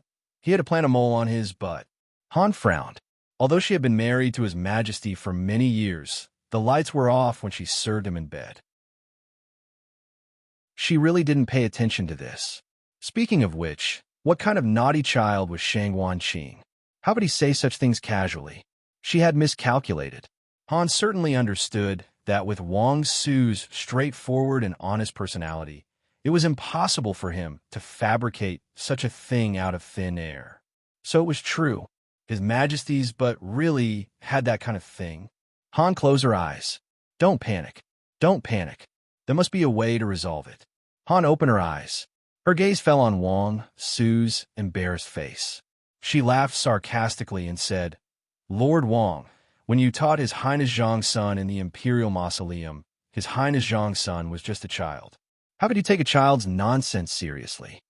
Han originally wanted to say that she had been married to His Majesty for many years. How could she not know if His Majesty had a mole on his body? But if she said this, Wang Su would definitely invite the other concubines. She didn't pay attention, but it didn't mean that the other concubines didn't pay attention. If someone happened to confirm Wang Su's words, the fake monarch would be completely exposed. so she could only insist that Shangguan Qing was young and was talking nonsense. Han Shi said with a smile that was not a smile, "Official Wang, could it be that you are in cahoots with them? Are you deliberately using this to prove that His Majesty is a fake monarch?" Wang Su solemnly said, "I'm not in cahoots with anyone. I'm only loyal to His Majesty." Han sneered, "But His Majesty clearly doesn't have what you said. I don't mind telling you. This crown prince is a fake. They pretended to be the crown prince in front, and then found someone who looked similar to him to pretend to be the monarch. You must not fall into their trap." Gu Qingfeng exploded, "Hey, I pretended to be the crown prince so that I could enter the palace and overthrow you. You old hag substituted the plum tree for the peach tree. You're the guilty one who accuses the victim first." Han said, "Lord Wang, he admitted it. The words of His Highness Zhongxuan's child are not to be trusted. You should quickly arrest this group of rebels and bring them to justice." Wang Su's expression became complicated. Gu Qingfeng heard the footsteps of death. It's over. Wang Su is also going to fall into that old hag's trap. If the words of His Highness Zhongxuan's child are not to be trusted, then what about this monarch's words? Accompanied by a noble and low voice, a handsome and elegant man in a silver robe walked over with his head held high. Han Shi's expression changed. How could it be him? The person who came was none other than the monarch's younger brother, the young princess's father, Lord Yin Shan.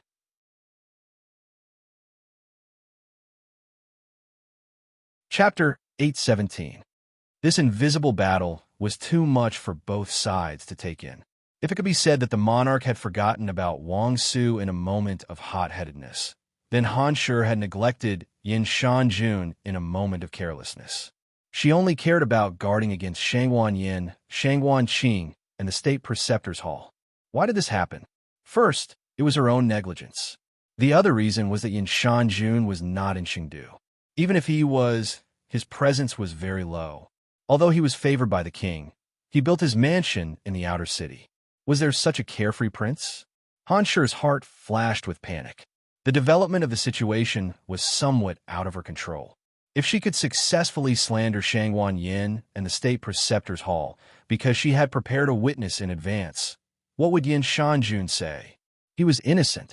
Even if she accused Yin Shanjun and Shangguan Yin of being in cahoots, Yin Shanjun could turn around and accuse her of having bad intentions with the crown prince. Yin Shanjun was indifferent to fame and fortune. He never participated in the struggle of the imperial court, but he had a very good relationship with the king. Because of this, his words were often more persuasive. Don't panic, don't panic. Yin Shanjun had no evidence. The worst situation was that both sides would stick to their words. There was still a chance to win. She winked at the fake king. The fake king understood and showed a look of joy. He breathed a sigh of relief. "Chen you came back at the right time." "Chen, it is not for you to call me that." The king coldly glared at the fake king, and then he looked at Yin Shanjun lightly. "You brat, don't tell me you can't even recognize who your brother is?" "This." Yin Shanjun scratched his head. Although he was over 30 years old, in the eyes of everyone, Yin Shanjun's temperament was not very mature. Otherwise, he would not always leave his daughter and go out for a stroll. He smiled. "You two look exactly the same. Your voices and aura are also similar. It's really difficult to distinguish the real from the fake." But the mole that Wang Su mentioned. The fake monarch said unhurriedly, "Chen, you don't know. I was injured a few years ago, and it happened to be there. That mole is gone." These words were very serious. Wang Su had taught Shangguan Qing martial arts several years ago. Since it was said at that time, it had been a long time since then. He had been injured a few years ago. With the help of the top-notch recovery medicine from the Imperial Preceptor Hall, it was not difficult for him to treat his wounds until they were invisible. As for when Yin Shanjun saw this mole, it was before Yin Shanjun left the palace to build his mansion. After that, Yin Shanjun didn't return to the palace for more than 10 years. The fake monarch sighed. "Because the injury was not in the right place, I ordered the imperial physician to keep his mouth shut. If Chun does not believe me, you can call Imperial Physician Liang over." This Imperial Physician Liang was one of Madame Han's people, so he would definitely make a false witness for him. Han sure was very satisfied. This puppet still had some skills of its own. The fake monarch's mocking gaze fell on the real monarch's face, and he said with a strong aura, "You didn't expect it, did you? My mole is long gone. Even if you use some unknown method to get an identical mole on your buttocks, it only proves that you are a fake who came to impersonate me." "Well, I'll interrupt you." Yin Shanjun raised his hand and said to the fake monarch, "My imperial brother originally didn't have a mole on his buttocks." The fake monarch was stunned. What? No mole? This time, not only was he surprised, even Wang Su was confused, but His Highness Zhongsun personally told me that your majesty had a mole on his right buttocks. Yin Shanjun looked at him strangely. "You believe the nonsense of a child." Wang Su, who was choked into a mute in a second. To be honest, the monarch really didn't have a mole on his buttocks, so the monarch was angry. How did that brat Shang Wanqing make up stories about him? Just to avoid a horse stance, a mole grew on his buttocks. Then what if he encountered other training? Would he grow sores on the soles of his feet? This indecent little thing, how many stories did he make up about him behind his back? When he came back, if he didn't beat him to death, the heavens wouldn't tolerate it. Now that things had developed to this point, as long as the people present weren't blind or deaf, the fake monarch had already exposed himself in front of everyone. Yin Shanjun had been raised by the monarch, so he definitely wouldn't be mistaken about whether or not the monarch had a mole. He wasn't taking sides. The fake monarch was feeling guilty and anxious, so he confessed without being pressed. He clearly didn't have a mole, but he thought the monarch had one, so he swore that he had gotten the mole removed due to an accident. He even laughed that the real monarch's mole had been made with some method. He really was full of nonsense. Even a novel wouldn't dare write this. Yin Shanjun said to the monarch seriously, "I want to see if you have a mole on your buttocks." The monarch said expressionlessly, "We think you want to die." "All right, you my royal brother." Yin Shanjun looked at the fake monarch, pointed to the real monarch, and said, "You see, my royal brother is very fierce to me. He's not as benevolent as you think." With the fake monarch full of flaws, and with Yin Shanjun's testimony, Wang Su made a prompt decision and ordered people to arrest the fake monarch and Lady Han. Gu Qingfeng was quite surprised. Wang Su didn't look that smart, but when it was time to be decisive, he was never careless. Perhaps this was the reason why the monarch put him in an important position. Wang Su said sternly, "Imperial guards, you'd better not obstruct, or you'll be punished for the crime of rebellion." Some people in the Imperial Guards hesitated. The deputy commander, Han Fu, couldn't be arrested without putting up a fight. Especially at this stage, the soldiers below might be exempted, but the soldiers above them would definitely be put to death. He pulled out the long sword at his waist. "Protect the Empress and His Majesty. Kill our way out." With his order, the Imperial Guards in the front row immediately pulled out their long swords and surrounded Lady Han and the fake monarch. When the others saw this, they were influenced and also pulled out their swords to follow. The monarch's face darkened. These were all soldiers of the Yin Kingdom, but they were going to fight on the battlefield. Wang Su and his deputy blocked the monarch and Yin Shanjun respectively. Then he raised his hand and said with a determined look, "Archers, get ready." The bowstrings were pulled to the fullest, making a tight, creaking sound. The scene was suddenly filled with a strong, murderous aura. Han Fu said loudly, "Kill them." Wang Su waved his hand. "Release the arrows." The Imperial Guards fell one by one, and screams intertwined. On Wang Su's side, it wasn't a one-sided victory. There were some brave soldiers in the Imperial Guards, and they successfully protected the fake monarch and Lady Han and rushed out of the Zhongyi Palace. Gu Jiao climbed up the rockery in 3 steps and used the momentum to jump onto the roof. She said to an archer beside her, "Give me the bow." "Who are you? Why should I give it to you?" The archer obediently gave the bow to Gu Jiao. Gu Jiao pulled the bow with her right hand and pulled the arrow with her left hand. She aimed at the direction the fake monarch escaped and shot an arrow through his heart. The archer was stunned. At such a long distance, at such a tricky angle, how did a little eunuch like him hit the target? Even if it was half an inch off, It would have hit the neck of the Imperial Guard from the rearguard commandery. The fake monarch fell to the ground, and a drop of blood splashed out. Lady Han immediately cried out in alarm. "Your Majesty!" She couldn't lose her biggest chess piece. She turned back to help him, but Han Fu grabbed her arm. Han Fu gritted his teeth and said, "Your Highness, it's too late. Leave quickly." Lady Han said unwillingly, "But His Majesty," Han Fu said loudly, "he is not His Majesty. He can't be saved." Lady Han looked at the fake monarch lying in a pool of blood with red eyes. This was the chess piece she had spent more than 10 years carefully cultivating. How could he be so easily destroyed? She didn't even have time to use him properly. She didn't want to. She didn't want to. Han Fu cut down an Imperial Guard from the rearguard commandery. "Your Highness, if you don't leave now, you really will die here." Gu Jiao knocked an arrow again. The bowstring was pulled to its limit, making people feel like it would break at any moment. The archer to the side even held his breath. Most archers used a 1-pickle bow. Divine archers used 2 pickles, but this bow was nearly 3 pickles. How could someone pull it to this degree? How much strength did this require? Gu Jiao aimed at Lady Han. There were too many people on her side, so she would always inadvertently block Lady Han. Gu Jiao closed one eye and suddenly shot an arrow up. Where is this little eunuch going to shoot? The archer quickly looked over and saw that the arrow had snapped a tree branch. The tree branch snapped with a snap and landed squarely on Han Shi's body. Ah! Lady Han gave a pitiful cry and was smashed to the ground by the branch. "Your Highness!" Han Fu dealt with the surrounding Imperial Guards while moving closer to Lady Han. The archer had already stopped, wondering why a little eunuch knew how to shoot arrows. He obediently handed over an arrow. Gu Jiao shot an arrow at Lady Han's head. Ka! A sword light slashed out, forcefully cutting off the arrow that Gu Jiao shot out.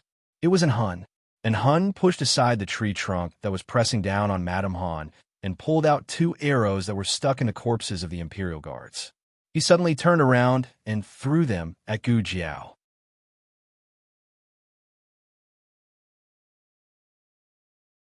Chapter 8:18. And Han's strength was fast and fierce.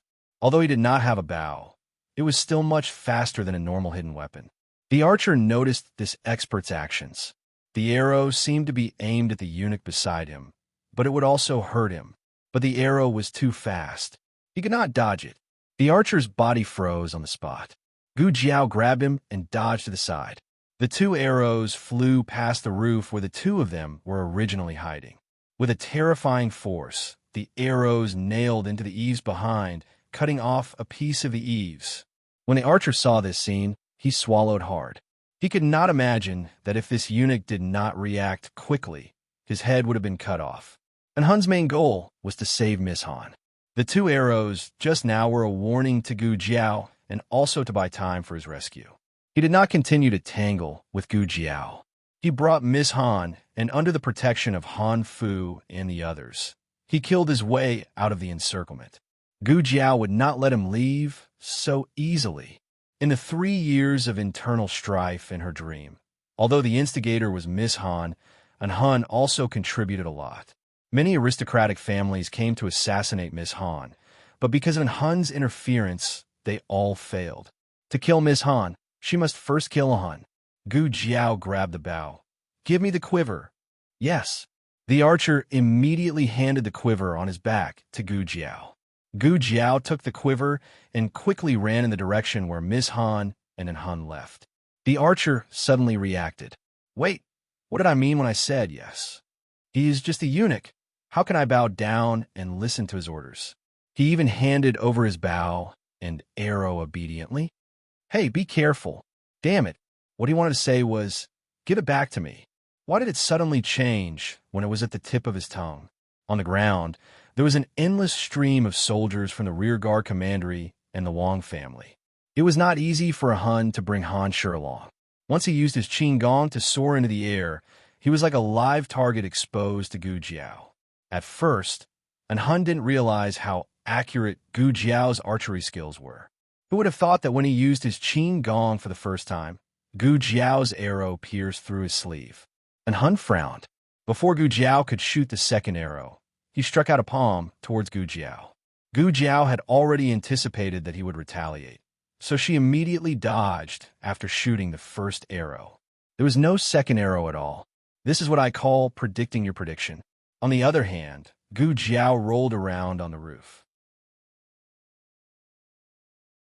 It looked like she was dodging, but in fact, she was secretly pulling the bowstring. The moment she stabilized herself on one knee, the arrow in her hand left the bowstring and shot one of the Han family's trusted aides. He screamed and fell to the ground. The rearguard commandery's soldiers in front of him heard the scream and turned around. Only then did they realize that this person was holding a sword in his hand. It was obvious that he was trying to sneak an attack on them. He looked at the eunuch on the roof, who saved his life, and nodded gratefully. Then, he put more effort into killing the enemy. Gu Jiao continued to chase after Han. In terms of martial arts, Gu Jiao, who had not recovered her full strength, was not in Han's match. However, Gu Jiao's archery skills were superb. Even someone as strong as Han was suppressed by Gu Jiao's archery skills. This was something that Han did not expect. He originally thought that he was just a soldier who made a name for himself in the Black Wind camp. He didn't expect him to be an archer with godly strength. This kid seemed to be born for the battlefield, and Han no longer jumped up to be Gu Jiao's living target. He let Han shoot and killed their way out from the ground. Gu Jiao couldn't kill Han, so she killed the Han family's trusted aides. As Han Fu fought, he faintly felt that something was wrong. However, when he turned around, the Han family's trusted aides around him had all been shot. Han Fu's first reaction was that the Wang family's archers were so powerful. If he had known, he would have taken the archery unit into his hands. However, in the next second, he realized that the person who killed so many of his trusted aides wasn't the Wang family's archers. It was the eunuch who escorted the monarch into the palace. Sweat dripped down and washed away the disguise on Gu Jiao's face. Han Fu saw the red birthmark on the left side of her face. His eyes trembled. Xiao Lulang. As a trusted aide of the Han family, he gritted his teeth at the new commander of the Black Wind camp.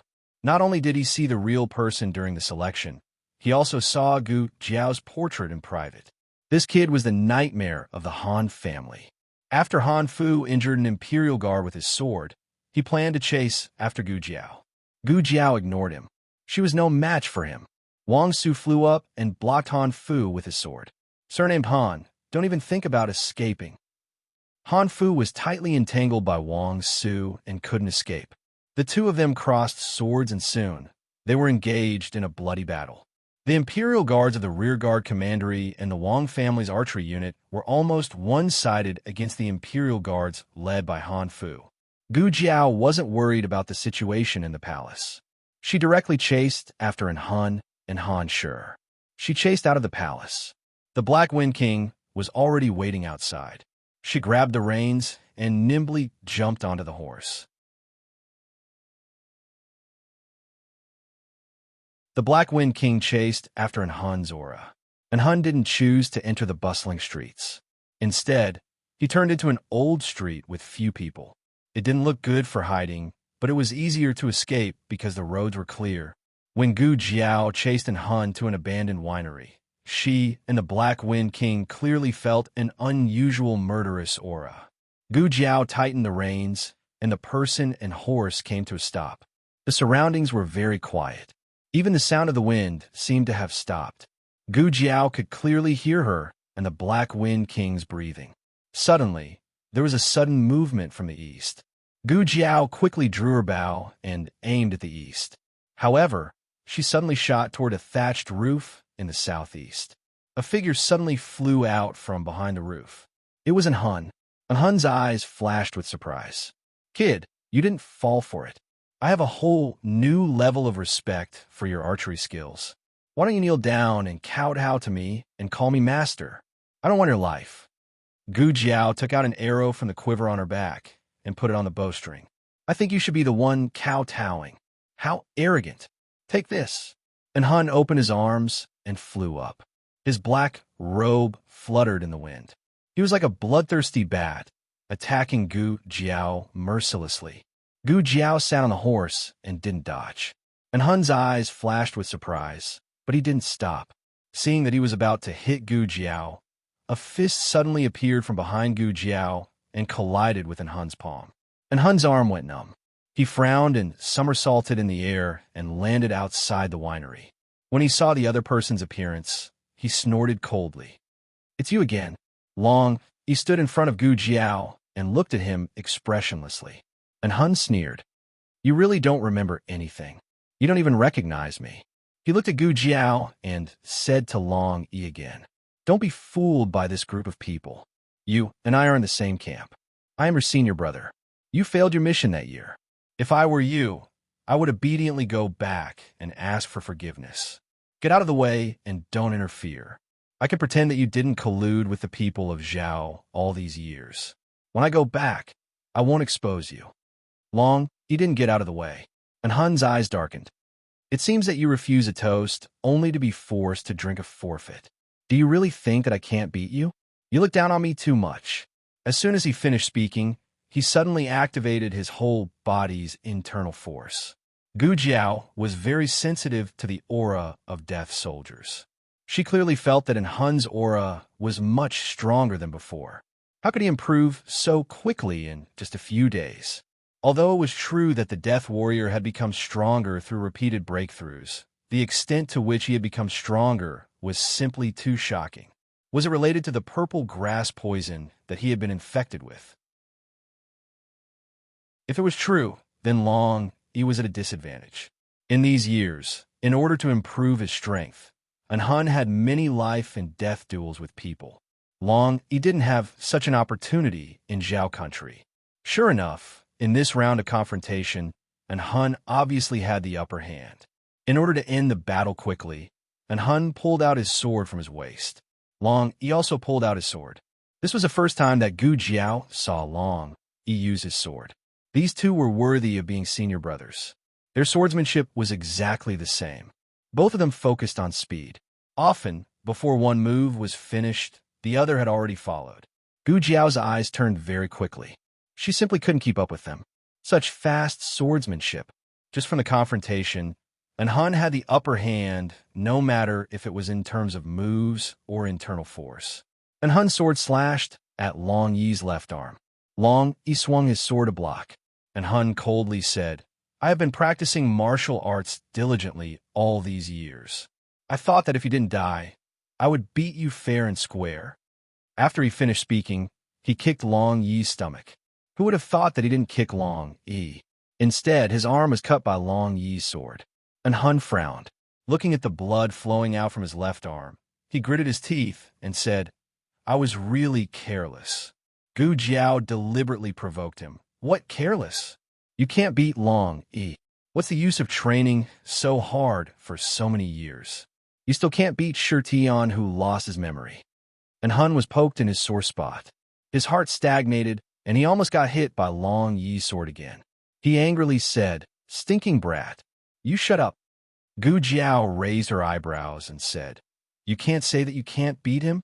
Then you might as well not fight. Just tuck your tail between your legs and obediently leave. Wait until you go back and train for another 8 to 10 years. Let's see whether you can barely tie with Long Yi or not. I reckon that it will be a little difficult."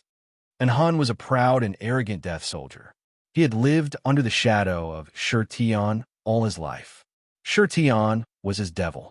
He couldn't tolerate other people saying that he was inferior to Shi Tian. That was 20 years ago. "I will no longer be Shi Tian's defeated general." And Hun gritted his teeth and said the last sentence. He circulated his internal force and stabbed his sword towards Long Yi's heart. However, he was disturbed too much. His breath was unstable. Long Yi had already seen through his move. Long Yi swung his sword backhandedly and sent his long sword flying.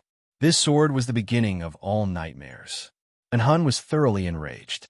His malicious eyes were filled with blood qi. His breath began to change. Gu Jiao was too familiar with this breath. And Hun, he was about to lose control. The state preceptor said that people who were poisoned by purple grass poison would more or less lose control. Usually, it was in a life and death situation. However, there were exceptions. Gu Jiao frowned. This guy, is he planning to perish together with Long Yi? The Black Wind King also instinctively sensed danger, and his muscles tensed up without batting an eyelid. And Hun suddenly pounced on Long Yi. He snatched his sword and sent him flying to the ground. He quickly flashed to Long Yi's side. He grabbed Long Yi's lapel and punched Long Yi's body again and again. Each of his punches carried a terrifying amount of internal force.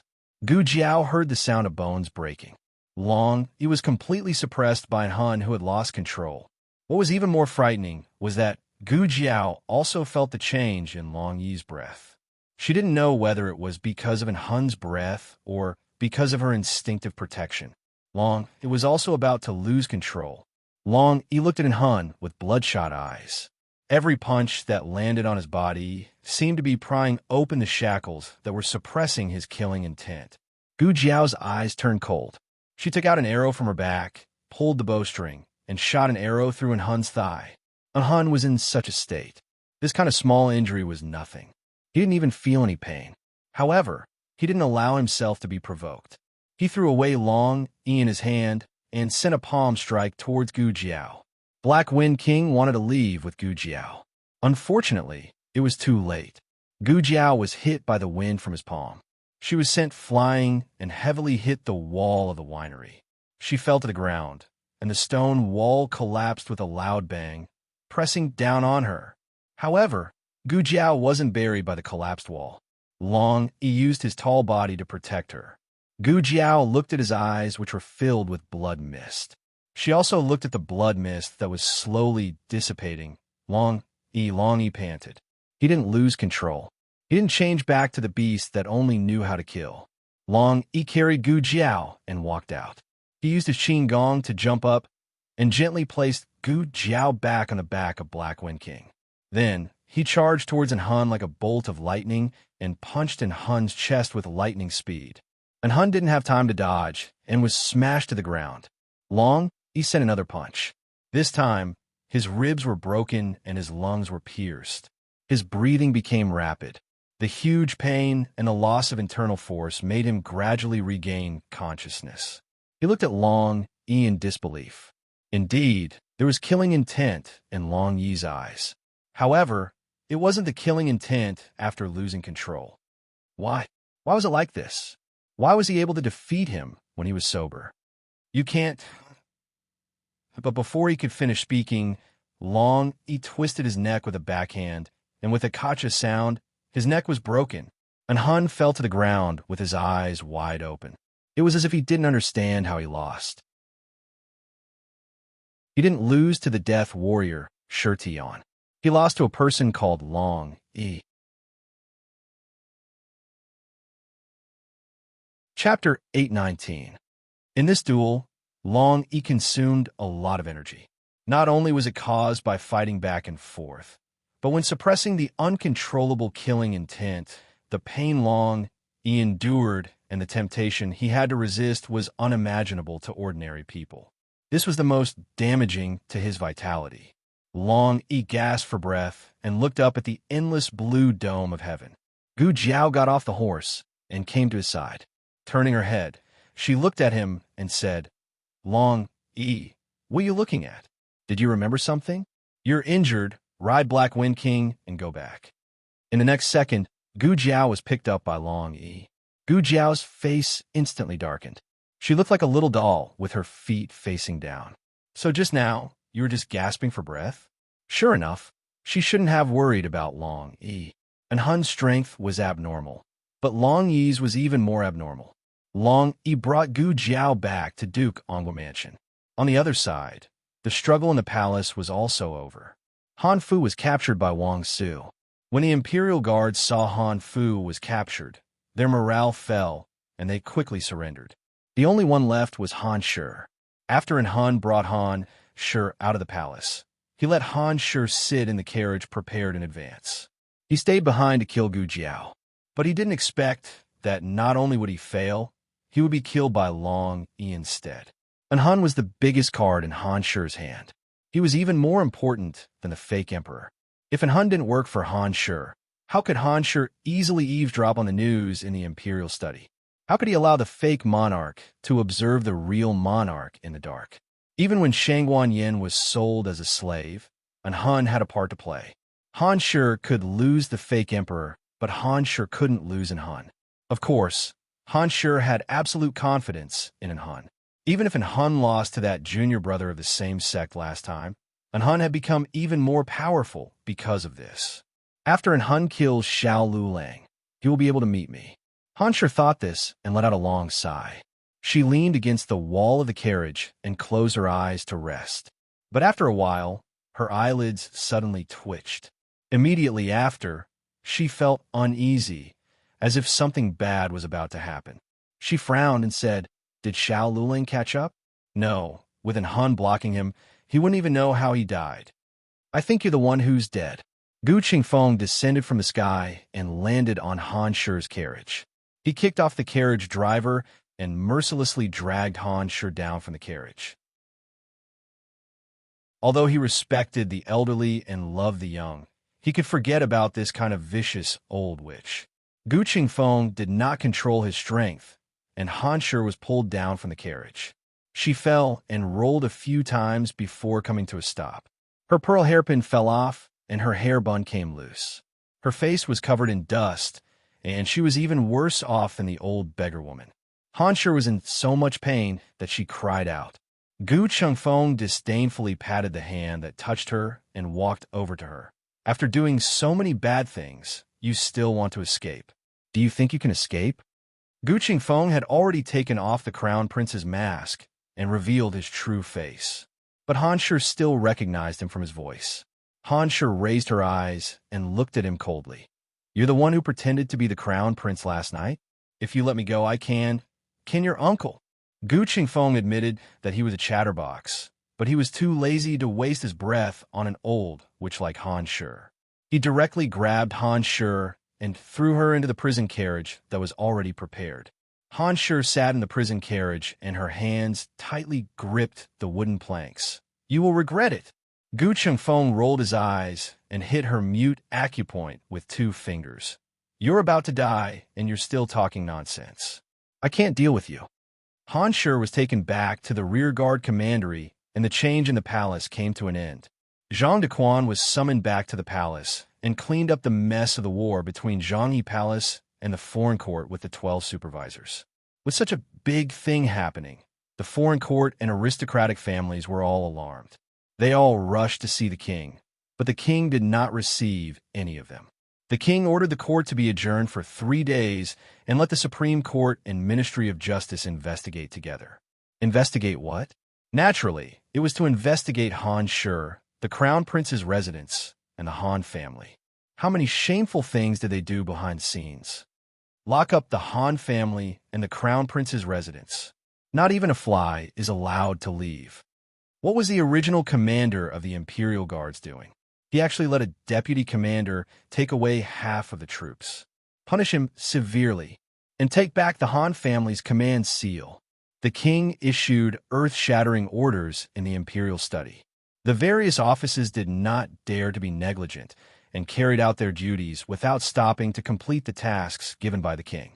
The moment they walked out of the imperial study, everyone understood that the Han family, which had been standing for many years, was about to fall. After 15 years, Chengdu once again welcomed a change in power. The top 10 aristocratic families were about to be reshuffled again. As the saying goes, seeing him rise, seeing him entertain guests, and seeing him collapse. Once the Han family fell, the military power was bound to be divided. However, whether the aristocratic families were complacent or grieving for the loss of their own kind was unknown. In the Duke's residence, Gu Jiao was very happy. Han was dead, and Han Shi was captured. This meant that the 3 years of internal strife would not happen again. The wheel of fate quietly turned from this moment on. Next would be the external battles with the Jin nation and the state of Liang. It would be best if they could also avoid it. "Young master, Prince Zhang's son." Gu Jiao was treating Long Yi's injuries when manager Zheng hurriedly entered the courtyard. He found Gu Jiao and Xiao Heng in Long Yi's room and saluted. His Majesty's order came from the palace, asking young master and Prince Zhang's son to go to the palace immediately. Gu Jiao wrapped the last bandage on Long Yi's body and told him not to move. Then, she entered the palace with Xiao Hong. In the imperial study, Shangwan Yin and Yin Shanjun were also there. Just now in the Zhanghe Palace, Gu Jiao was fully vigilant against an Han who could appear at any time, so she did not pay much attention to the little princess's father, Yin Shanjun. Now that she was in the mood to look at him, Gu Jiao found that he was a real beauty. Yin Shanjun was the son that the Empress Dowager had given birth to for the late emperor. He was younger than the monarch by almost 60 years. He was in his 30s this year, but perhaps because he had nothing on his mind, his eyes had the innocence and clarity of a young man. This made him look younger than his actual age. He had 2 big walnuts in his right hand, looking handsome and elegant. In addition, Gu Jiao also noticed a detail. His eyes were amber, lighter than ordinary people's eyes. "You are the first person who dares to stare at me like this." Yin Shanjun smiled and put his face in front of Gu Jiao. "How is it? Am I good-looking?" "Oh, not as good-looking as him." Gu Jiao pointed at Xiao Hong. Yin Shanjun, he was shocked. The king faintly glanced at the two and said, "Okay, I called you here for a serious matter." Yin Shanjun quickly adjusted his expression and became serious and solemn. It seemed that this younger brother was still in awe of the king. Shangwan Yin did not sit in a wheelchair today. Did they not need to disguise themselves? The first thing, the king looked at Shangwan Yin and said, "Where is Shangwan Qing?" Shangwan Yan's expression stiffened. She blinked guiltily and pointed at Xiao Hong. "Isn't he right here?" The king slapped the table with a cold face. "Do you really think that I can't recognize my grandson? Shangwan Qing doesn't eat fennel." "Oh, fennel. There was such a thing. The cook of the House of Duke would put fennel in the dishes. So was the filling that was exposed in the past 2 days." The king stared at Shangwan Yin with disappointment. "You, as a mother, don't even know such a small thing." Shangwan Yin felt wronged and whispered, "I also didn't make fennel for him. How can I afford to eat such expensive spices? It was very hard to live in the imperial mausoleum, okay?" Yin Shanjun looked at Xiao Hong. "Isn't that Qing? They really look alike." The king looked at Xiao Hong with heavy eyes. "Who are you?" Yin Shanjun was also very curious about Xiao Heng's identity. He didn't avoid his eyes and waited for Xiao Heng's answer. Xiao Heng said calmly, "Who I am is not important. Your Majesty only needs to understand that everything is a temporary measure. The third princess and the crown prince's eldest grandson are deeply persecuted by the crown prince's residents, the Han family and the Nangong family. They had no choice but to do this. The real imperial grandson is very safe. When everything calms down, the third princess will take him back to Chengdu." The king took a deep look at Xiao Hong. His hand on the armrest clenched a little. "It doesn't matter who you are? Yes, you don't want glory and wealth. I don't want. You don't want power and fame. I don't want." Xiao Hong looked straight into the monarch's eyes. There was not a trace of evasion in his gaze. He was magnanimous and spoke from the bottom of his heart. The king swallowed the words that were about to come out of his mouth. The king angrily picked up the tea on the table and took a sip. Gu Jiao glared at the king fiercely. "You're fierce to my husband again. Try being fierce again. I'll beat you."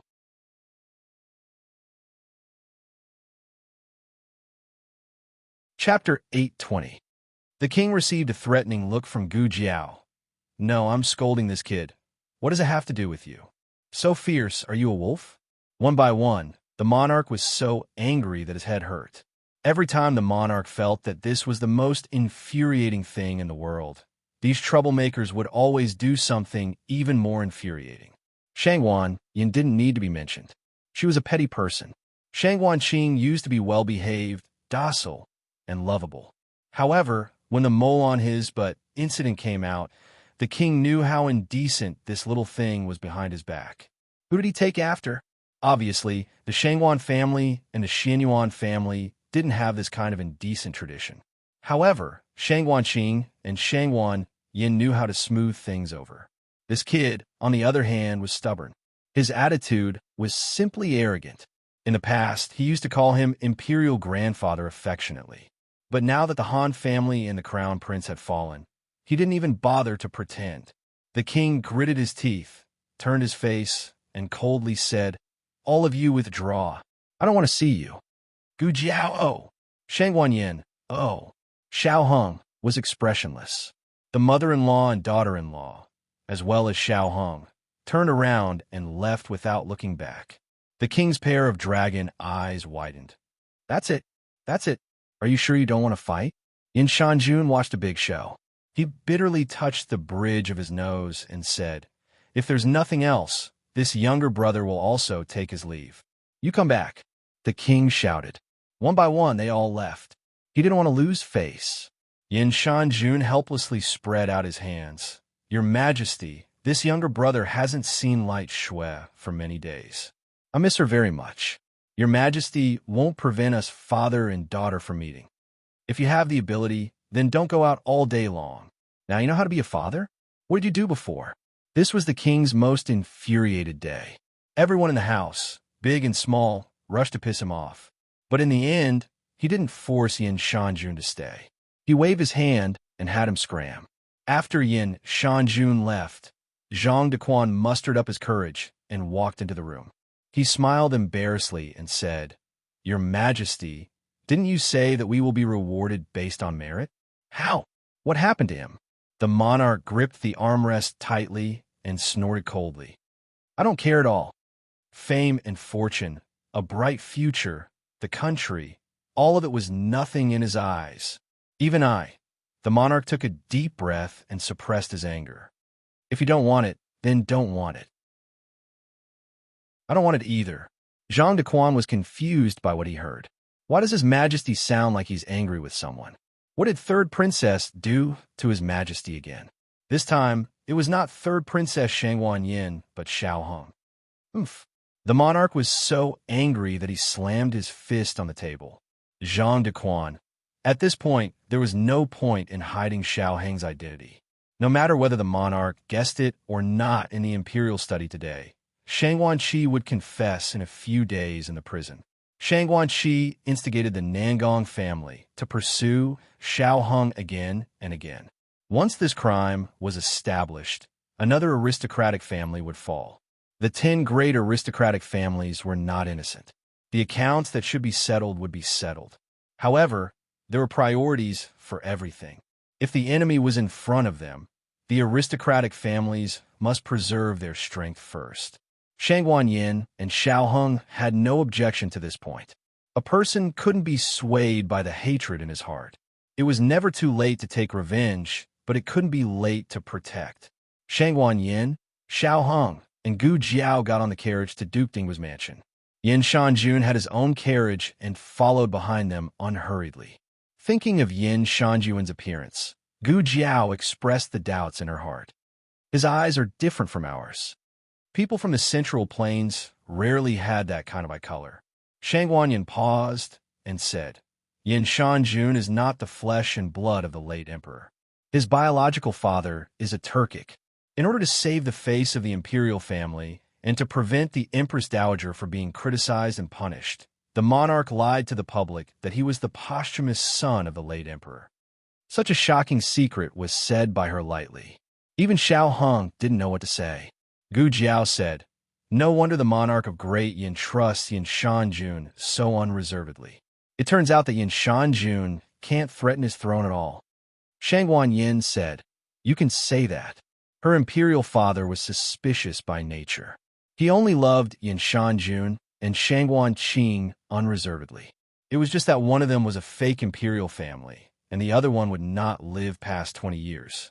They would not pose the slightest threat to the imperial power." Gu Jiao asked, "Does Yin Shanjun know?"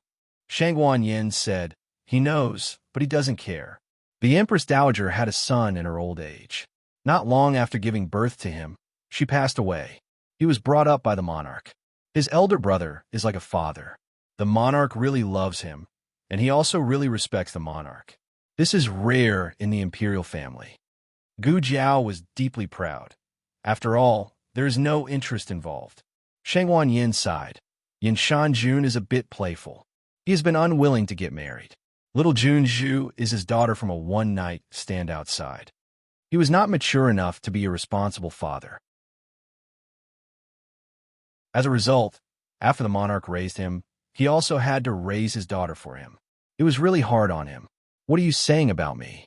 Yin Shanjuan's carriage suddenly drove to their carriage. Yin Shanjun used his fan to open their curtains. Little niece, are you itching for a beating? Shangguan Yin chuckled and said, I fought with seventh uncle so many times, but seventh uncle seems to have never won against me. In the end, whose skin is itching? Although Yin Shanjun's seniority was high, he and Shangguan Yin were similar in age and grew up together. When they were young, they often fought with each other. Shangguan Yin relied on the excellent bloodline and teachings of the Xianyuan family to crush Uncle Little Qi. The corner of Yin Shanjuan's mouth twitched. The fear of being dominated by Shangguan Yin welled up in his heart. He clenched his teeth. This face can't be recovered in this lifetime. His eyes fell on Xiaoheng's face. He smiled and said, Your son doesn't seem to know martial arts. Was he bullied when he was young? This son of yours, there is a lot of information in this sentence. Shangguan Yin and the other two's expression didn't change in the slightest, as if they didn't hear this sentence. Xiaoheng said, No, I have Long. Whoever dared to bully him was beaten into a sandbag by Long Yi. Yin Shanjun, who was trying to regain his confidence from Xiaoheng, was speechless. Stop the car, Yin Shanjun said. He got out of his carriage and sat in Duke Mansion's carriage. Shangguan Yin looked at this seventh uncle, who she had beaten since childhood, and asked in an incomparably cold voice, Why do you want to squeeze into our carriage? Yin Shanjun opened his folding fan and said with a smile, Little Qi, Uncle is afraid that you will feel awkward. They are a loving couple, but you are standing here. Don't you think that you are redundant? Gu Jiao opened her eyes wide and seriously nodded her head.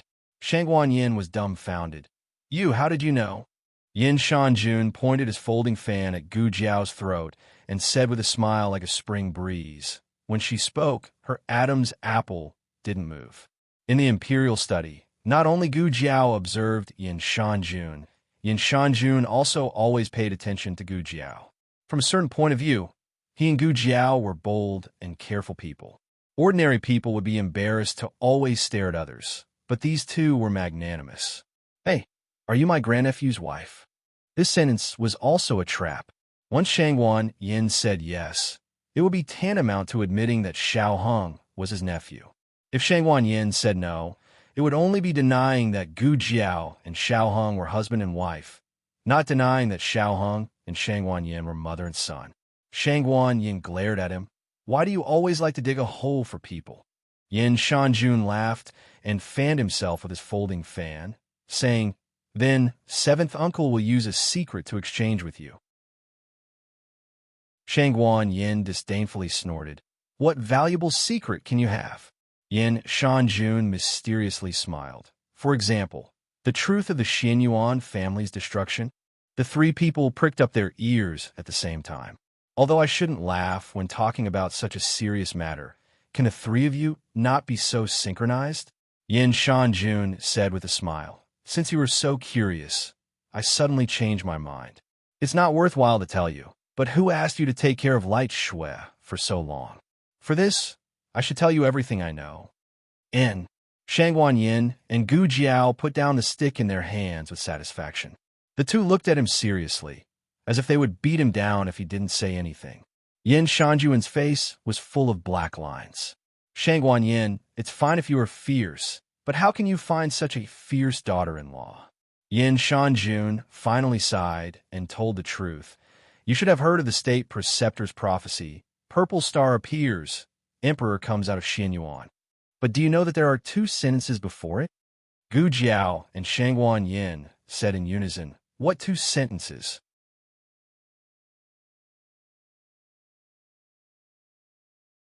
Chapter 821. Novels with content that can't be found on the internet are available here.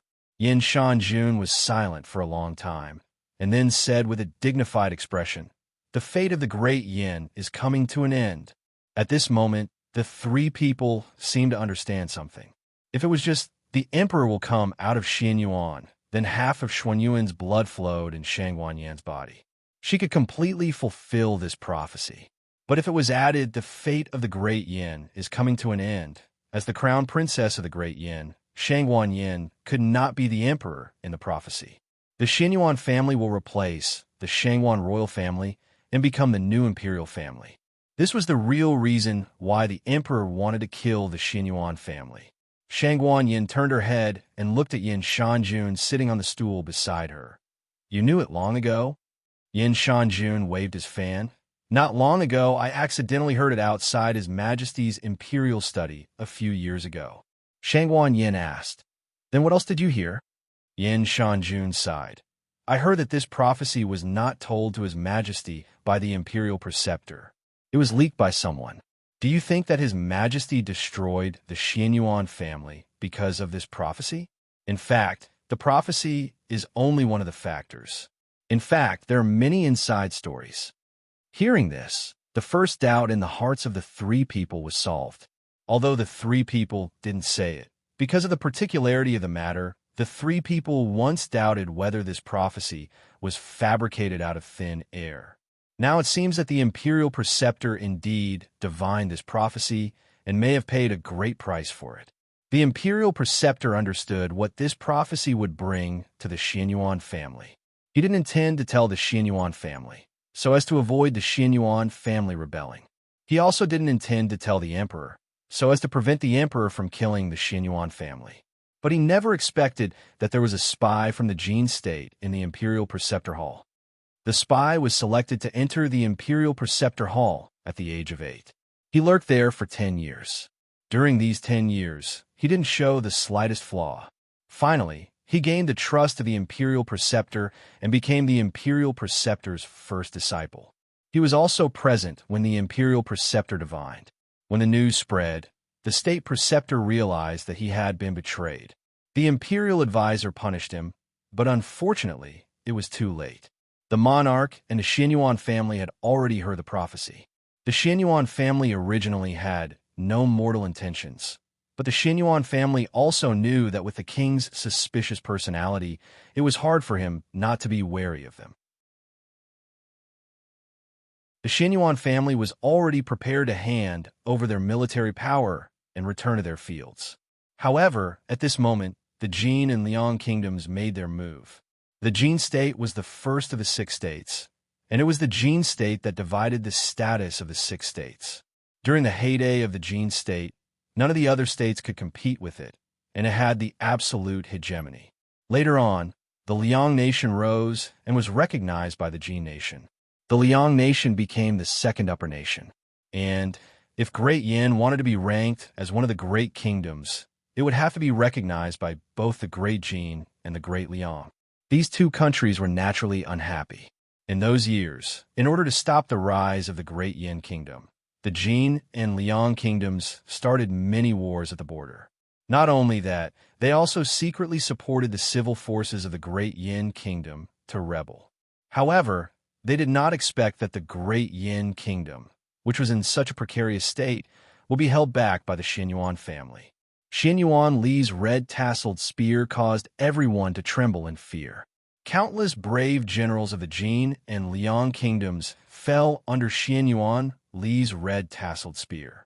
The Jin and Liang kingdoms were defeated and did not dare to invade for many years. However, the good times did not last long. The Jin and Liang kingdoms had always refused to accept the Great Yin kingdom as an upper nation, because they knew that the Great Yin kingdom with the Xianyuan family was too powerful. Once it was allowed to develop, one day, the Xianyuan army would trample the mountains and rivers of the Jin and Liang kingdoms. Everything was so coincidental. When they were racking their brains to think of a way to deal with the Great Yin kingdom and the Xianyuan family, the prophecy of the state preceptor appeared. Their envoys took the initiative to come to the Great Yin kingdom and proposed a very tempting condition to the Great Yin kingdom's monarch: destroy the Xianyuan family, and they would accept the Great Yin kingdom as one of the 3 upper nations. Not only would they share the right to use the sea and many islands with the Great Yin kingdom, they would also allow the Great Yin kingdom to seize the remaining 3 lower nations with them. Becoming an upper nation was not only an honor, but also a lot of practical benefits. It would be a lie to say that the Great Yin Kingdom was not tempted. At that time, the monarch had 2 choices. 1. Let Xin Yuanli lead the army to attack the Jin and Liang kingdoms until they were convinced. 2. Accept the conditions proposed by the Jin and Liang kingdoms. The monarch chose the second option. Gu Jiao said, "That's right." Yin Shanjun sighed regretfully. At that time, the Xinyuan family had the strength to fight against the armies of the 2 upper nations. However, if they really won, it would increase the Xinyuan family's reputation among the people. They already had enough merit to overshadow the monarch. Did they still have to give the merit of becoming an upper nation to the Xinyuan family? Thinking about the prophecy, how could the monarch dare to let the Xinyuan family become stronger? Yin Shanjun continued, "There's also a small reason. The Great Yin Kingdom has been in chaos for many years, and the treasury is in deficit. It is true that we can't afford to fight anymore." Gu Jiao glanced at him and said indifferently, "If we seize a few more mansions of corrupt officials, won't we be able to fill up the treasury?" Yin Shanjun coughed lightly and said, "That's why I said it was a small reason, not the main reason." Gu Jiao thought of what Nan Gongli said to her before he died. Therefore, he did not say Jing Yang, but Jin and Liang. He knew that it was the Jin spies who spread the prophecy. He also knew that the Jin and Liang kingdoms had tempted the monarch of the Great Yin Kingdom. Gu Jiao touched her chin and murmured thoughtfully, "Indeed, how could a subject directly call the monarch by his name?" However, although she felt that it was strange for Nan Gongli to call the monarch by his name, no one thought of this at that time. If it was really the Jin and Liang kingdoms who had stabbed the Yin kingdom in the back so many times, no wonder she saw in her dream that the Jin and Liang kingdoms would attack the Great Yin Kingdom during the Civil War. From the beginning, the Jin and Liang kingdoms did not sincerely accept the Great Yin Kingdom as a superior kingdom. All of this was just a delaying tactic. When the Xinyuan family was destroyed, the Xinyuan army would be torn apart, and all the aristocratic families would replace the Xinyuan army. Then, the Great Yin Kingdom would lose its sturdiest shield and sharpest sword. The Great Yin Kingdom would no longer have the strength to fight against the Jin and Liang kingdoms. At that time, the Jin and Liang kingdoms would be able to swallow the Great Yin Kingdom. Over the years, the Jin and Liang kingdoms had allowed the Great Yin Kingdom to develop. On one hand, they were waiting for the Xinyuan family's military power to fall. On the other hand, they were feeding the Great Yin Kingdom a little fat rabbit. It was fat and strong, and had no attack power. It was the best prey. How could the monarch of the Great Yin Kingdom not know the intentions of the Jin and Liang kingdoms? He was crazy, but he was not stupid. There were 2 reasons why he still decided to destroy the Xinyuan family. First, he wanted to prevent the prophecy of the Xinyuan family becoming the emperor from coming true. Second, the monarch had enough confidence in himself. He believed that even without Xinyuan clan and Xinyuan Li, he would still be able to cultivate a mighty army of Great Yin that would be more invincible and invincible in the coming years. Gu Jiao felt that he was overconfident. The Jin and Liang kingdoms were ambitious, and they had been waiting for the right time to annex the Great Yin. Originally, they would take action after the Great Yin Kingdom's 3 years of internal strife. But now, the internal strife had been stopped in advance. They had waited patiently for 3 years during the internal strife, waiting until the Great Yin Kingdom's military power was reduced to a thin layer. But now the Great Yin Kingdom had a strong and powerful army. So, the Jin and Liang kingdoms would not be so stupid to send their troops now. While they were talking, the carriage arrived at Duke Yan's mansion. Gu Jiao and Xiao Heng brought Shangwan Yin and Yin Shanjun straight to Feng's courtyard. Today's weather was hot again. All the adults were staying indoors to enjoy the cool air and avoid the heat. Only the 2 little kids were shoveling sand in the courtyard while staring at the scorching sun. It was the sand pile that Gu Xiaoshan went to get. The 2 squatted next to the sand pile, using the mini shovels that Gu Xiaoshan made for them to dig the sand. After they finished digging, They put the sand into a mini wooden bucket nearby. The two were sweating profusely and enjoying themselves. From time to time, they would exchange a few words in childish language. The two of them looked so innocent that it made people happy to see them. Except for the old father, Shanjun. You little brat, don't get so close to my daughter. Both of your heads have bumped together. And don't hold her hand casually. I'll help you. Little Jing Kong said to the young princess. Okay. The young princess happily handed over her small spatula to him. The two grabbed the small shovel and shoveled the sand together.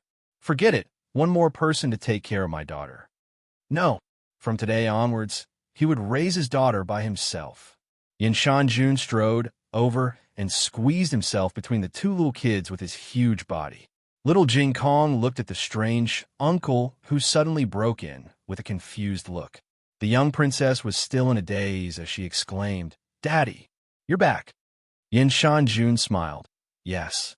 Huh, teacher, you're back too. The young princess decisively put down the small shovel and rushed to Gu Jiao like a little chick. Shanjun stretched out his arms and hugged her.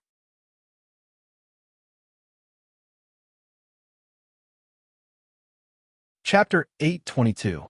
Little Jing Kong was a polite child, especially to his classmate's father.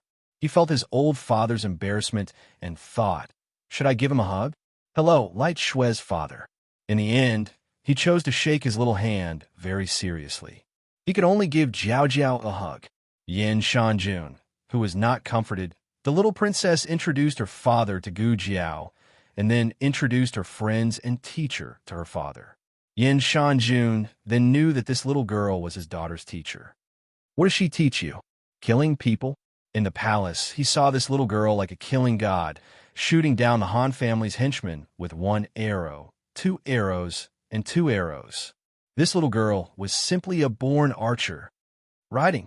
The little princess said in a cute voice, Young Master Xiao is my equestrian teacher. Shanjun secretly sighed in relief. Equestrian skills, fortunately. Gu Jiao touched her little head. Next time, I'll teach you archery. Shanjun's body shook. His mind inexplicably flashed with the bloody scene of his dear daughter drawing her bow and shooting an arrow through the enemy's head. His little lady, don't become like that. The two little people went to play happily again. A certain little lady had no intention of sticking to her father. Shanjun felt a deep sense of helplessness. He just went out for a trip. How come his daughter is not his anymore? Gu Jiao glanced at Shanjun and stepped back to her room. When she walked past Shanjun, she stuck out her little chest. She signaled with her eyes that the seniority was equal. Shang Wanyan also straightened her back and walked in front of him. Humph, the seniority is higher. This is what it means to raise the seniority of the whole family by one's own strength. The speechless Shanjun. Gu Jiao first went to the side of Long Yi, wanted to see the injury of Long Yi. She remembered that before leaving, she had repeatedly warned Long Yi not to move randomly. She also didn't know whether he was obedient or not. If by any chance he moved the bandage and gauze, then the wound would easily get infected.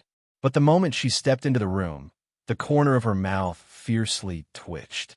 She saw that Long Yi was still maintaining the posture she had seen before she had left. Half twisted his body, one hand in front of his body, and the other hand was raised high above his head. He was motionless, as if he wanted to spike the ball. Long Yi, what are you doing? She walked over and asked. Long Yi still didn't move, but his eyeballs moved a bit, as if to say, hey, I didn't move. Gu Jiao. Gu Jiao covered her eyes. Was that what she meant?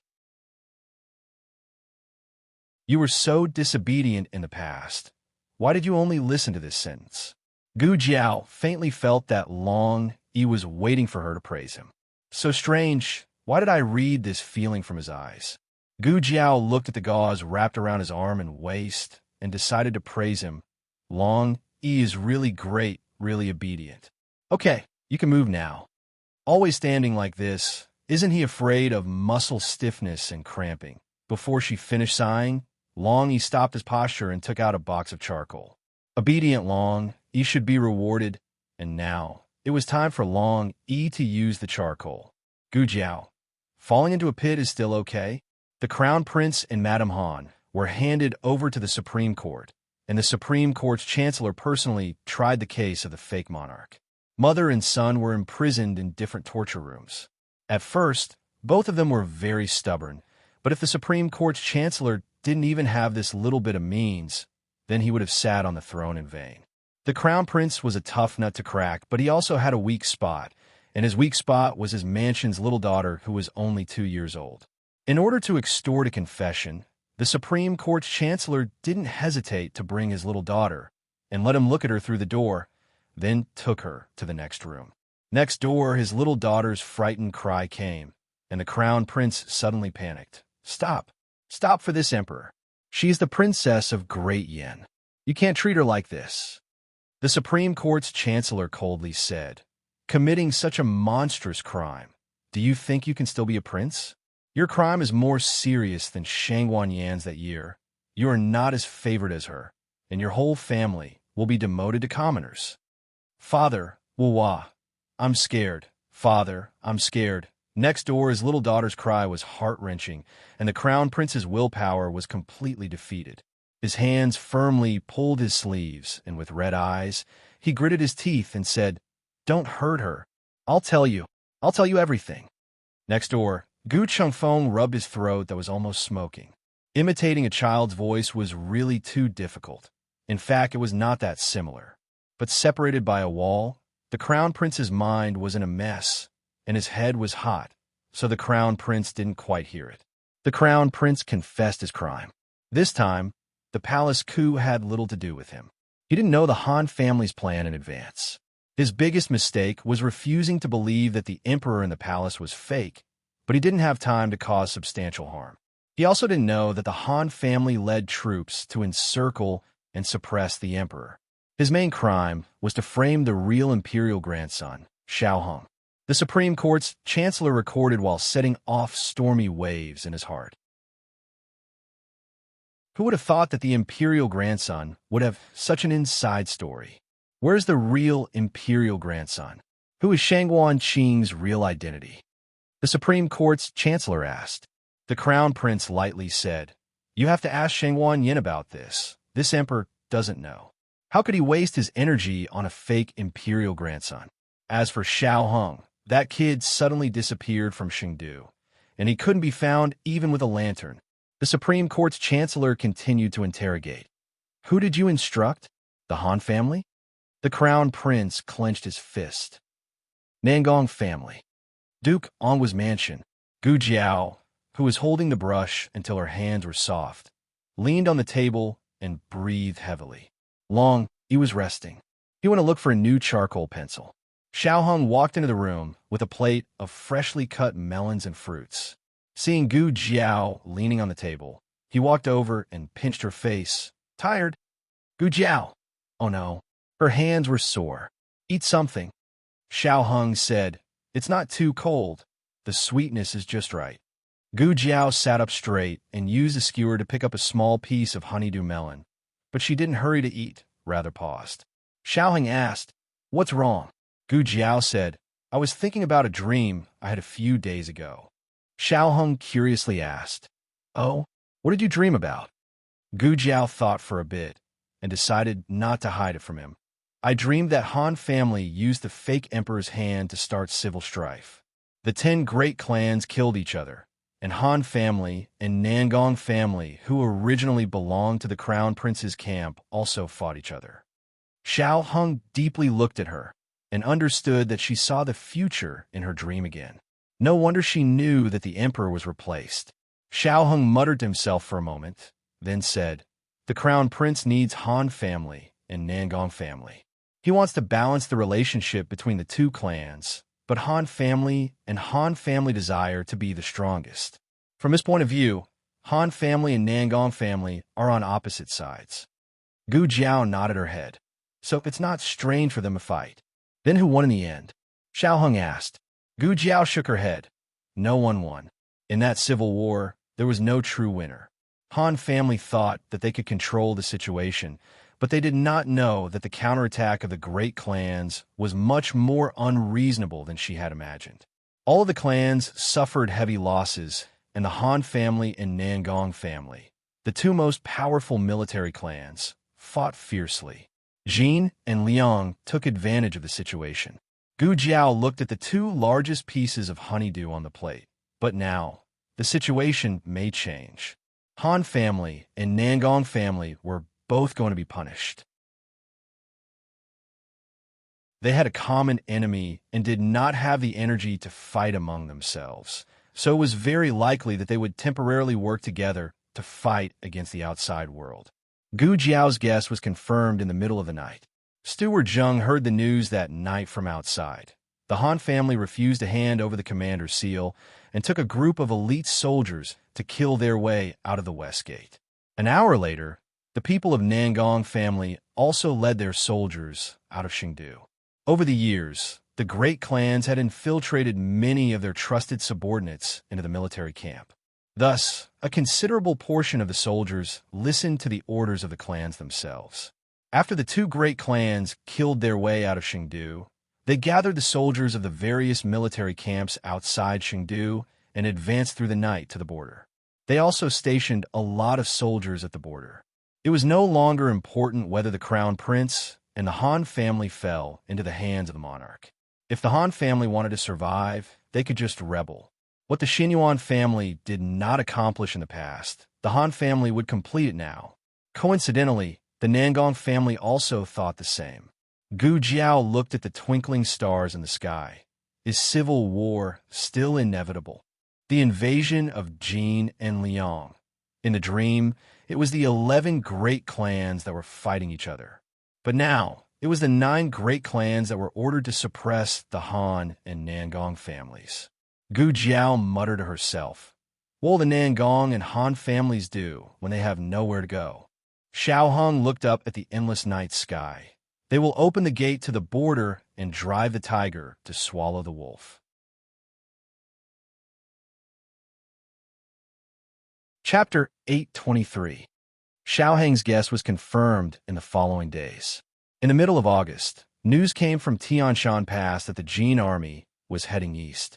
2 days later, news came from Yinmen Pass that the Liang army was heading east.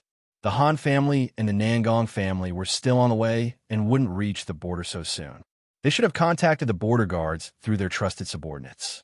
Tianshan Pass was defended by the Han clan's forces, while Yinmen Pass was defended by the Nangong clan's forces. Although there were other generals, the main generals were the trusted aides of these two clans. As soon as the secret report arrived, the two clans' forces quickly swept away the obstacles and took control of the situation at the border. When the news reached Chengdu, the monarch was so angry that he smashed the inkstone in the imperial study. The eunuchs and maids in the room were so scared that they knelt on the ground. Zhang Dequan didn't even dare to breathe loudly. Who would have thought that after capturing Madame Han and imprisoning the crown prince, the two families would join hands to rebel? They were much more arrogant than the Xinyuan family in the past. The Xinyuan family didn't rebel because they were afraid of being arrested. They knew about the secret agreement between the monarch and the Jin and Liang countries, so they decided to rebel. At that time, only the monarch, Xinyuan Li, and Zhang Dequan were in the imperial study. Zhang Dequan still felt enlightened when he recalled Xinyuan Li's words of righteous indignation. Xinyuan Li said, "Shengguan Jingyang, do you really think that the Xinyuan family is your biggest threat? In order to get rid of the Xinyuan family, you don't hesitate to ask a tiger for its skin. One day, you will regret it." After 16 years, Xinyuan Li's words finally came true. The ambitions of the Jin and Liang countries could no longer be hidden. However, the Yin kingdom didn't have the million soldiers of the Xinyuan family. What could they use to fight against the two great countries? Not to mention that the Han family and the Nangong family had taken away almost half of their troops. How could they fight this war? What chance did they have of winning? If Xinyuan Li was still alive, and all the men of the Xinyuan family were still alive, they might have been able to win the war with fewer troops. However, they had all died in battle. Ever since Han Shi revealed her true face, the monarch had not spent a single day without regret. Regardless of whether it was internal or external troubles, As long as the Xian Yuan family was present, there would not be so many demons and monsters.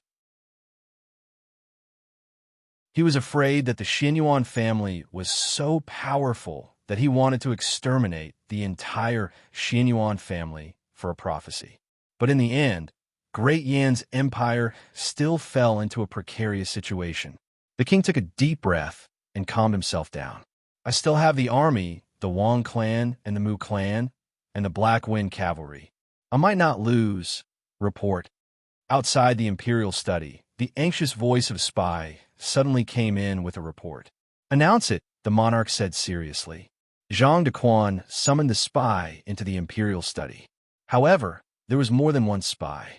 Reporting to your majesty, there's an urgent report from Blue Snow Pass. The Qin nation's army is advancing toward the east. Your majesty, the spies have discovered the Zhao army. Reporting to your majesty, the Qishui Pass has discovered the Zhao country's army. Out of the 6 countries in the world, 5 of them were marching towards the Yin kingdom. This was no longer just the invasion of Jin and Liang. Even the other 3 countries were taking advantage of the situation to take a bite of the Yin kingdom's fat meat. If it was in the past, Zhao, Chun, and Zhao naturally would not have the courage.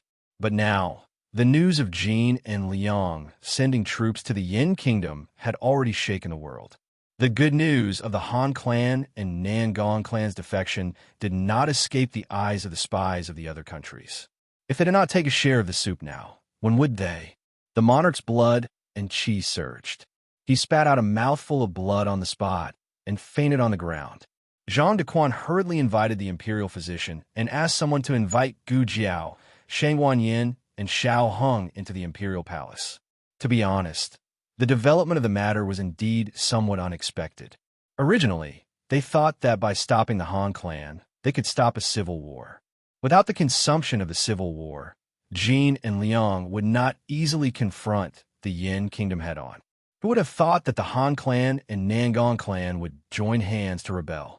Not only did they bring about civil strife, but they also directly knocked open all the border checkpoints of the Yin kingdom, turning the invasion of the 2 countries into a plundering of the 5 countries. In the dream, Zhao, Chun, and Zhao did not participate in the carving up of the Yin kingdom, because at that time, the Yin kingdom was only a shell, and Jin and Liang could easily take it. Now, the Yin kingdom had strong soldiers and strong horses. Losing was inevitable, but it was bound to be a fierce battle. They had no time to care about the Yin kingdom's eastern region. The situation is even more serious than in the dream. Gu Jiao had so many prophetic dreams, but this was the one that was the most out of her control. Would everyone still go to the ending in the dream? The carriage arrived at the imperial palace. The monarch had just experienced a small stroke and was rescued by the imperial physician in time. He looked very haggard, as if he had aged more than 10 years in a day. He was lying on the bright yellow dragon bed, and his breath was drifting. He tasted the taste of regret and also the bitter fruit of retribution. Gu Jiao checked his body. There was no danger to his life, but his body could not be as agile as before in a short period of time. Gu Jiao and Xiao Heng could see that he had something to say to Shang Wanyin. The 2 turned and walked out. Zhang Dequan also left with the palace people. Only the father and daughter were left in the huge bedchamber. Shang Wanyin stood in front of the dragon bed, looked at the old and weak monarch lightly, and asked, "Do you regret it?" The monarch's lips twitched twice, and a trace of regret flashed in his turbid eyes. But he was stubborn on the surface, unwilling to admit that he was frivolous. But in fact, he had long regretted it. It was just that he did not expect that he would regret it so thoroughly. It was not the Xian Yuan clan who took away the destiny of the Yin kingdom, but himself. He destroyed the Xian Yuan clan and destroyed the strongest barrier of the Yin kingdom. The Yin kingdom became a fish on the chopping board, and even the Xia kingdom raised the butcher knife in their hand. He recalled countless times in his heart, if the Xian Yuan clan was still there, who would dare to invade? Save, save. He opened his mouth, trying to say something. He just had a stroke, so his voice was small and unclear. Do you want me to save the Yin kingdom? Shang Yin said lightly, I won't promise you. Sex life? What he said was to save his life and quickly escape. The Yin Kingdom was going to die. The Yin Kingdom's princess would not end up like this. Leave with the 2 children and never come back. The Yin Kingdom's monarch looked at the direction of the door, which was half open. From his angle, he could not see Xiao Hung, only Xiao Hang's shadow on the ground. He opened his mouth with difficulty, but in the end, he did not call out that name. Gu Jiao and Xiao Hung squatted on the ground. Xiao Hung broke a branch and drew a map of the 6 countries. Xiao Hung pointed at the map with the branch and said, the Yin Kingdom is in the middle. To the north is the ice field, and to the south is the Red River. The west borders the Jin Kingdom and the Liang Kingdom, and these 3 countries form a triangle. Gu Jiao understood. That's why the Jin Kingdom tried a rope in the Liang Kingdom to prevent the Liang Kingdom and the Yin Kingdom from becoming allies. Xiao Hung nodded. That's right. What about the east? Gu Jiao asked. Xiao Hung pointed at 2 small circles on the map with the branch and said, to the east are the Chun Kingdom and the Zhao Kingdom.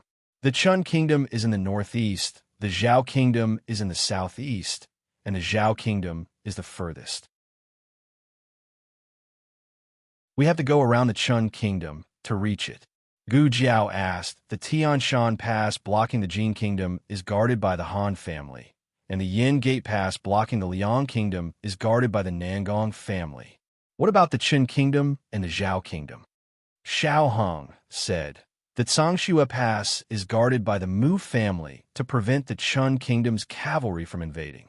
The Red River Pass is guarded by the Wang family to prevent the Zhao Kingdom's navy from invading.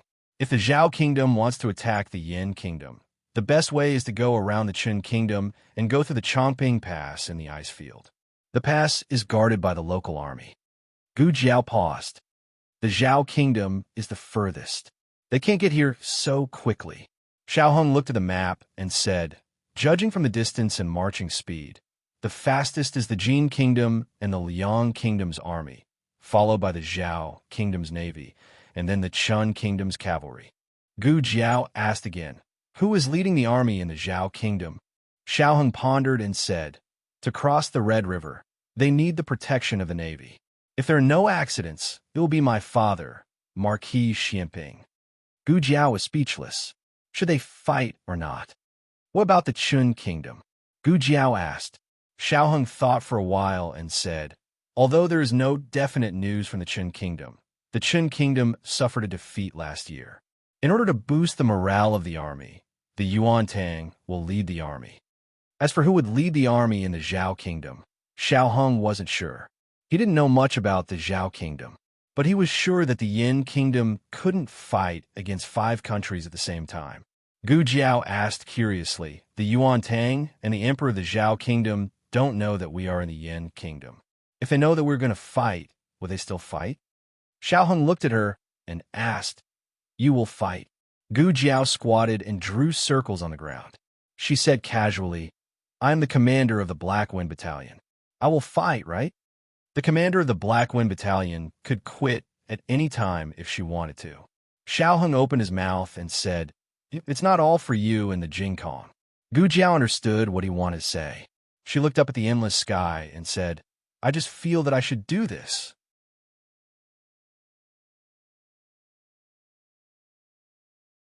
Chapter 824. Novels that can't be found on the internet are available here. While the 2 were talking, Shang Yin came out of the bedroom. Shang Yin frowned and pursed her thin lips. Xiao Hung threw away the branch in his hand, pulled Gu Jiao to stand up, and asked Shang Yin, what did the emperor say? Shang Yin frowned and said, he told us to run away quickly. If he didn't say that, she would have run away with the children. But if he really told her to run away, she didn't want to run away. Sure enough, the human heart is the strangest thing in the world. We can't escape, Xiao Hung said. With the ambition of Jin and Liang, the great Yin royal family and the descendants of Xin Yuan can't escape. As long as the great Yan's mountains and rivers are trampled, there is only one ending waiting for them. Shang Yin nodded her head. You go back to the Duke's mansion first. I'll summon the ministers to discuss the affairs of the imperial court. The emperor had a stroke and the border was in chaos. It's really a double whammy. But no matter what, they have no way out. Gu Jiao and Xiao Heng took the carriage back to the Duke's mansion. The news from the imperial court had already spread throughout the entire residence. Steward Zheng scolded the Han clan and Nangong clan, and also ridiculed the various countries that harbored evil intentions. Of course, he didn't forget to greet the monarch who acted on his own accord. A room full of people gathered in the lobby.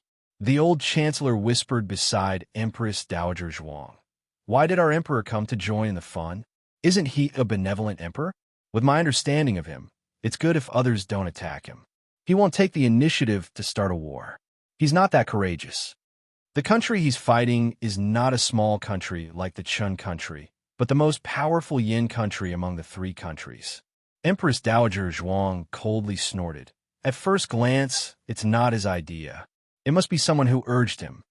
The old chancellor thoughtfully said, Who urged him? Empress Dowager Zhuang said indifferently. If it's not Marquis Xianping, then it's Tang Yueshan. Tang Yueshan was more likely. The old chancellor was at his wits' end and said, Aheng is the eldest grandson of the emperor of the Yin. Jiao Jiao is the adopted son of the Duke's manor. If they really fought, it would be very awkward. Empress Dowager Zhuang glared at him. Was this a question of whether it was awkward or not? The old chancellor coughed lightly. Then what do you plan to do? What was she going to do? If it were up to her, she would have brought the children back to Zhao country immediately, far away from the Yin country.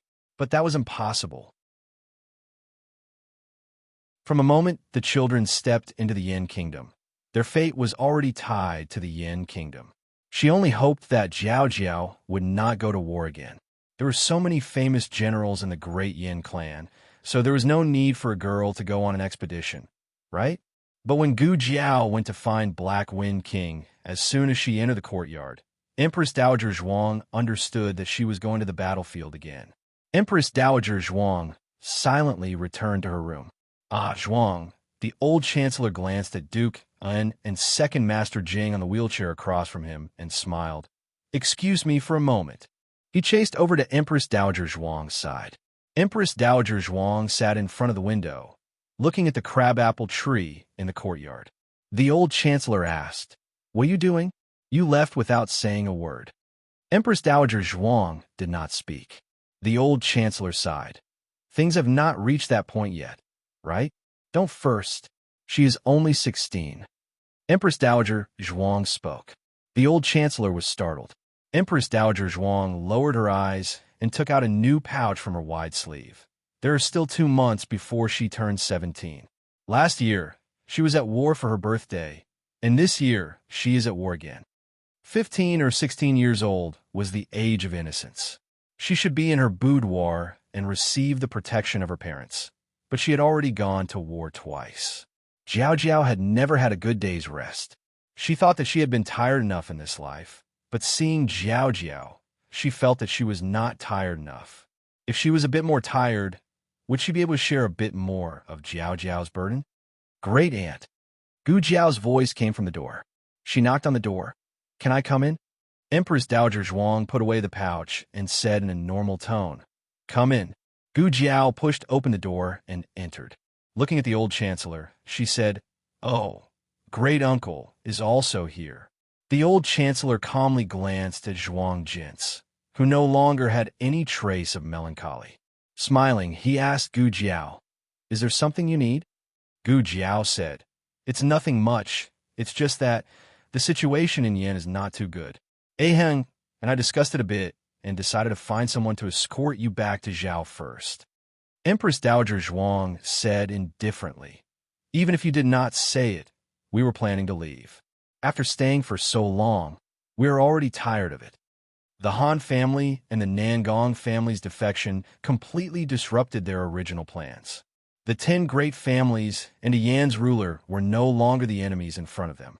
The armies of the 5 countries were. The old chancellor understood Zhuang Jintz. She definitely would not abandon Gu Jiao. The reason that she wanted to leave was because she had a reason that she had to leave.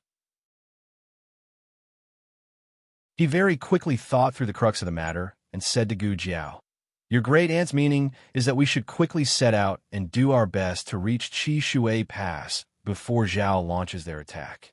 Don't let the two countries really start fighting. Jin and Liang countries had no way of stopping them, but Zhao, Chun, and Zhao countries could still fight for them. Regardless of who the general of Zhao country was, he and Zhuang, Jin's could stop them. As for Chun country, Gu Jiao and Xiao Hong discussed it and decided that Xiao Hong would go and negotiate with Yuan Tang. Xiao Hong would bring Gu Jiao's handwritten letter and the golden seal of the Yin Emperor's grandson. In fact, it was most appropriate to let Gu Jiao handle this matter. After all, Yuan Tang had a relationship with Gu Jiao. Yuan Tang had told Gu Jiao more than once that the future crown prince of Chun country owed her a favor and would return it to her in the future. However, they might not necessarily meet Yuan Tang this time. Secondly, Gu Jiao had a more important task to do. Yuan Tang knew Xiao Hong and was let out of the capital by Xiao Hong. Therefore, Xiao Hong was the second best choice. Xiao Hong's purpose was not only to stop Chun country from going to war with Yin country, but also to use Chun country's forces to stop Zhao country, which was taking a detour. It was not an easy task, but if they could not stop the two countries, once the eastern border of the Yin kingdom was breached, the morale of the western border would plummet, and the war with the Jin state and the Liang state would be even more difficult. After confirming the plans of both sides, Xiao Hong went to the imperial palace and told Shangguan Yin the plan. Shangguan Yin had a fierce discussion with the military ministers of various aristocratic families for the whole night and finally finalized all the plans. Xiao Hong would go to Sangshua Pass in the northeast as the Yin Emperor's grandson and negotiate with Chun country's army. Wang Su would lead an army to escort him. Dukan would go to Qi Shui Pass in the southeast as the Yin Emperor's envoy to negotiate with Zhao country's army. The Feng family's patriarch, Feng Wuxiu, would lead an army to escort him.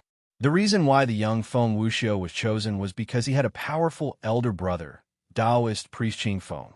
Grand aunt and son-in-law would be arranged in the accompanying team. Next was the choice of the western border. Tianshan Pass and Yinmen Pass were both in the western border of Yin country. The Black Wind cavalry could reach there in 15 days, while the infantry and supplies needed 1 month. In other words, it was likely to be September when they arrived there. Outside the throne room, Shangguan Yin looked at the west in a daze. It's already very cold in Tianshan Pass in September. Let the soldiers wear warm clothes. Xiao Hong looked at her deeply. What are you going to do? Shangguan Yin whispered, I'm going to ask for another imperial edict. The odds of winning this war were too small. The morale of the soldiers of Yin country was not high. If they wanted to win, they needed the emperor to go to war to boost their morale. However, the emperor was old and had just caught a cold. Obviously, it was not suitable for him to travel far. On the same day, the emperor issued an imperial edict conferring the third princess, Shangguan Yin, as the crown princess of Yin country. She would go to war on behalf of the emperor and take command of the western border. Accompanying her were 50,000 Black Wind cavalry and 120,000 imperial troops. This was all the troops that Shang Du could deploy at present. The rest of the troops were either taken away by the Han family and the Nangong family, or they were guarding the borders in different cities. They could not be easily mobilized. In the Guogong mansion, Gu Jiao was trying on the armor for the Black Wind King. He also had his own armor. The previous one was left in the Han family. This one was made by Guogong, and Gu Qingfeng came over and curled his lips. Our military strength is not even half of theirs. How are we going to fight? He didn't realize that he used the word we. Gu Jiao adjusted the Black Wind King's armor and said, We'll fight as we should. Gu Qingfeng was about to say something when he suddenly caught a glimpse of Gu Changqing at the door. Big brother. Gu Changqing's body had significantly improved. His spirit looked good. He had a long sword hanging on his waist and a bag on his back. It looked like he was going to go on a long journey. Gu Changqing looked at his sister and said, Such a dangerous thing. Do you plan to go alone? Gu Jiao glanced at him and said, You have a more important mission. The army in the west was set to leave on the 20th of August. On the night before departure, Gu Jiao decided to go to the Royal Advisor Hall. As soon as she opened the door, she saw Xiao Hong, standing in front of her door. "What's the matter?" she asked in a daze. Xiaoheng opened his mouth, wanting to say something, but he stopped. "If there's anything you want to say, just say it," Gu Jiao said. Xiaoheng lowered his eyes and handed over the 2 boxes in his hands. "What is it?" Gu Jiao asked. Xiaoheng was somewhat embarrassed. He took a deep breath and said, "The box on top is your birthday present from last year. It was prepared long ago. You went to the frontier in a hurry, so I didn't have time to give it to you. This time, I probably won't be able to celebrate your birthday with you, so I'll give you the present first." Gu Jiao opened the box.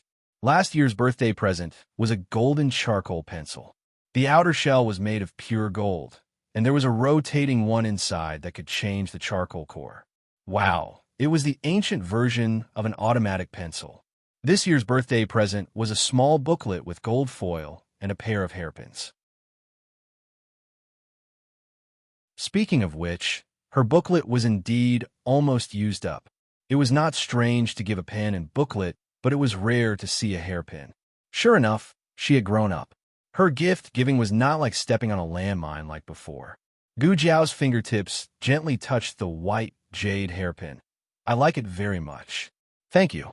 Xiaoheng saw that she cherished it very much, and he knew that he had finally given the right gift this time. He secretly sighed and said, "Were you going to go out just now? You go first." "Oh, okay." Gu Jiao turned around and put away the brocade box, then stepped out of the room. Looking at her departing figure, Xiaoheng calmed himself down. He suppressed the nervousness in his eyes and called out to her, "Gu Jiao, when you come back, let's get married." Gu Jiao turned around and looked at him with a confused expression. Didn't we already get married?" Xiaoheng smiled gently. "It's not Xiao Luling and Gu Jiao's mother. It's Xiaoheng and Gu Jiao. I want to marry you in the name of Xiaoheng." Gu Jiao's lips curved slightly. "Okay, when I come back, I'll marry you."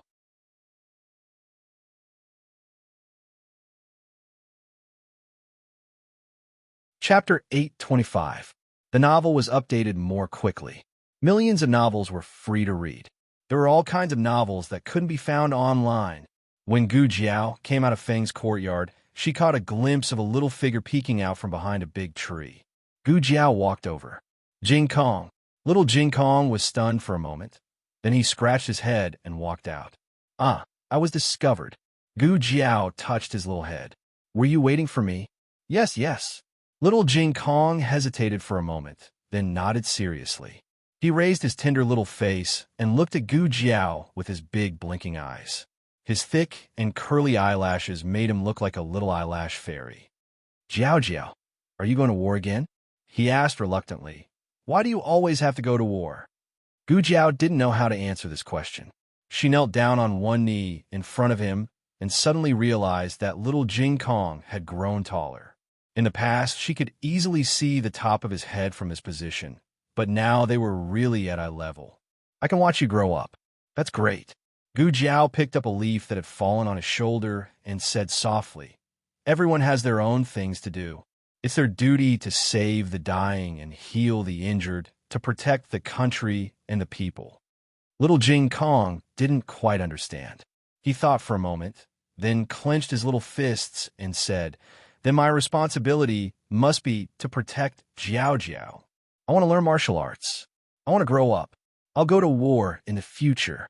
I don't need to go to Jiao." Gu Jiao touched his little head and said with a smile, "War is not fun." Little Jing Kong frowned and said, "But war is very tiring. I don't want Jiao to suffer."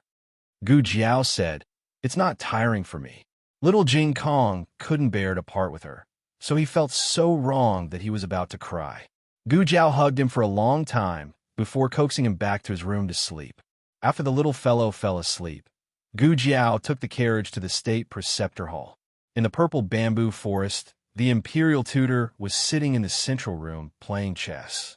The crown prince in the house of Han had fallen from power, and the matter of the fake monarch had come to light. Naturally, the imperial advisor hall was cleared of any wrongdoing and the lockdown was lifted. Old Mr. Ming had already left. The imperial preceptor was playing chess with himself. The disciple who was originally on duty went to do something, and Yi Qing sat on the side, respectfully waiting for the master's orders. I'm not playing anymore. The state preceptor suddenly put the chess piece back into the box.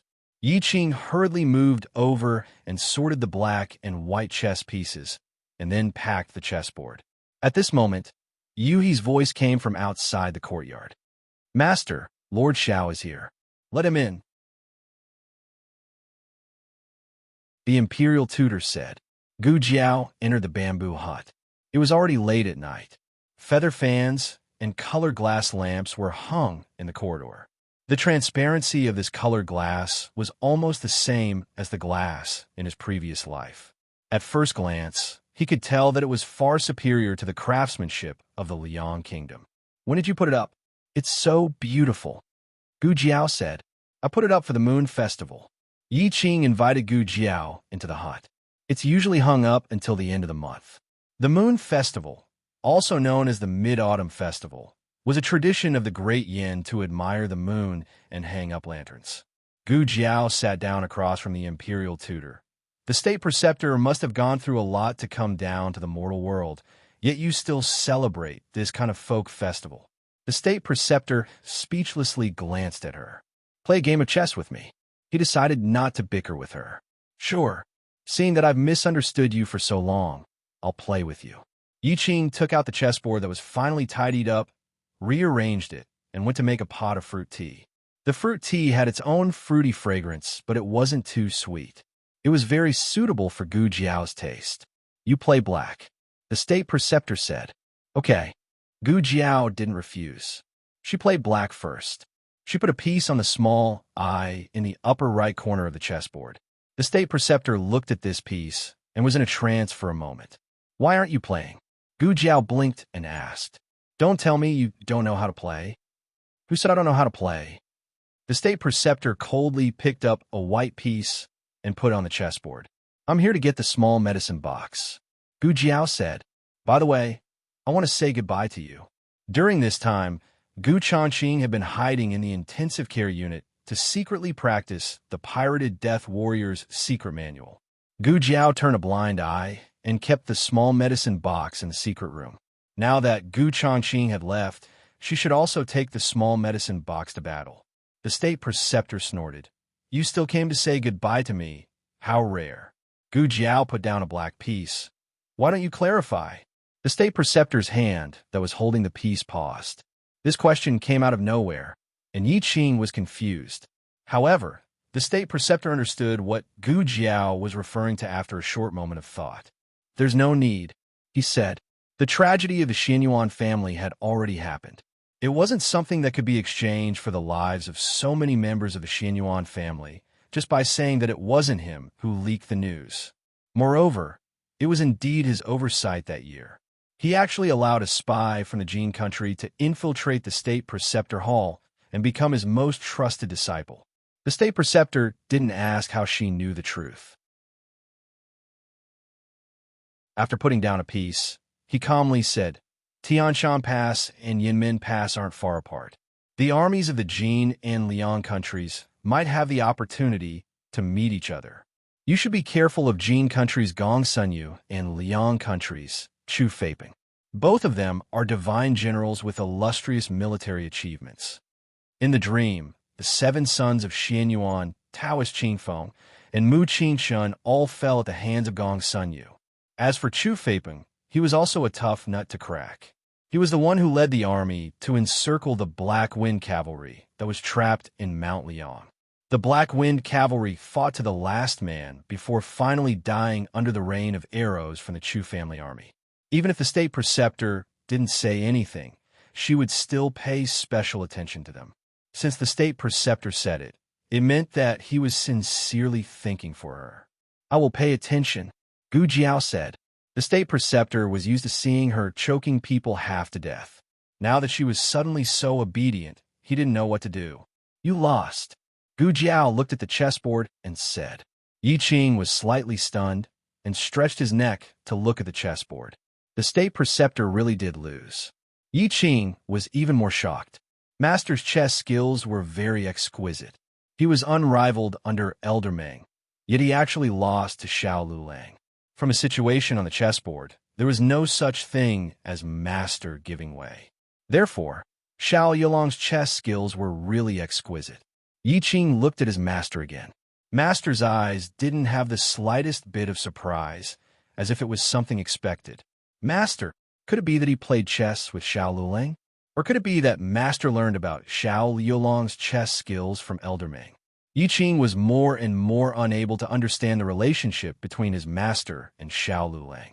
Sometimes, he would have the illusion that they had known each other for a long time. Gu Jiao stood up. Okay, the chess game is over. I should go. The safety of Xingdu. I'll have to trouble the State Preceptor Hall. The State Preceptor calmly said, okay. This was her third purpose for coming to the State Preceptor Hall. She wanted the State Preceptor to promise to protect Xingdu. Everyone had left, and Xingdu had become an empty shell. The State Preceptor and Xianyuan Li were good friends, and the State Preceptor Hall was created by the Lord of Shadows of the Xianyuan family. No one could tell how loyal the State Preceptor was to the monarch. Therefore, Gu Jiao needed his personal guarantee. The State Preceptor looked at Gu Jiao without blinking. I will guard Xingdu and wait for your return.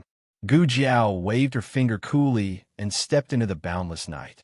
The autumn wind blew into the purple bamboo forest, and the glazed lanterns under the corridor gently rotated and swayed. In the study, the portrait of the general wearing black armor and holding a red-tasseled spear was blown open with a snap.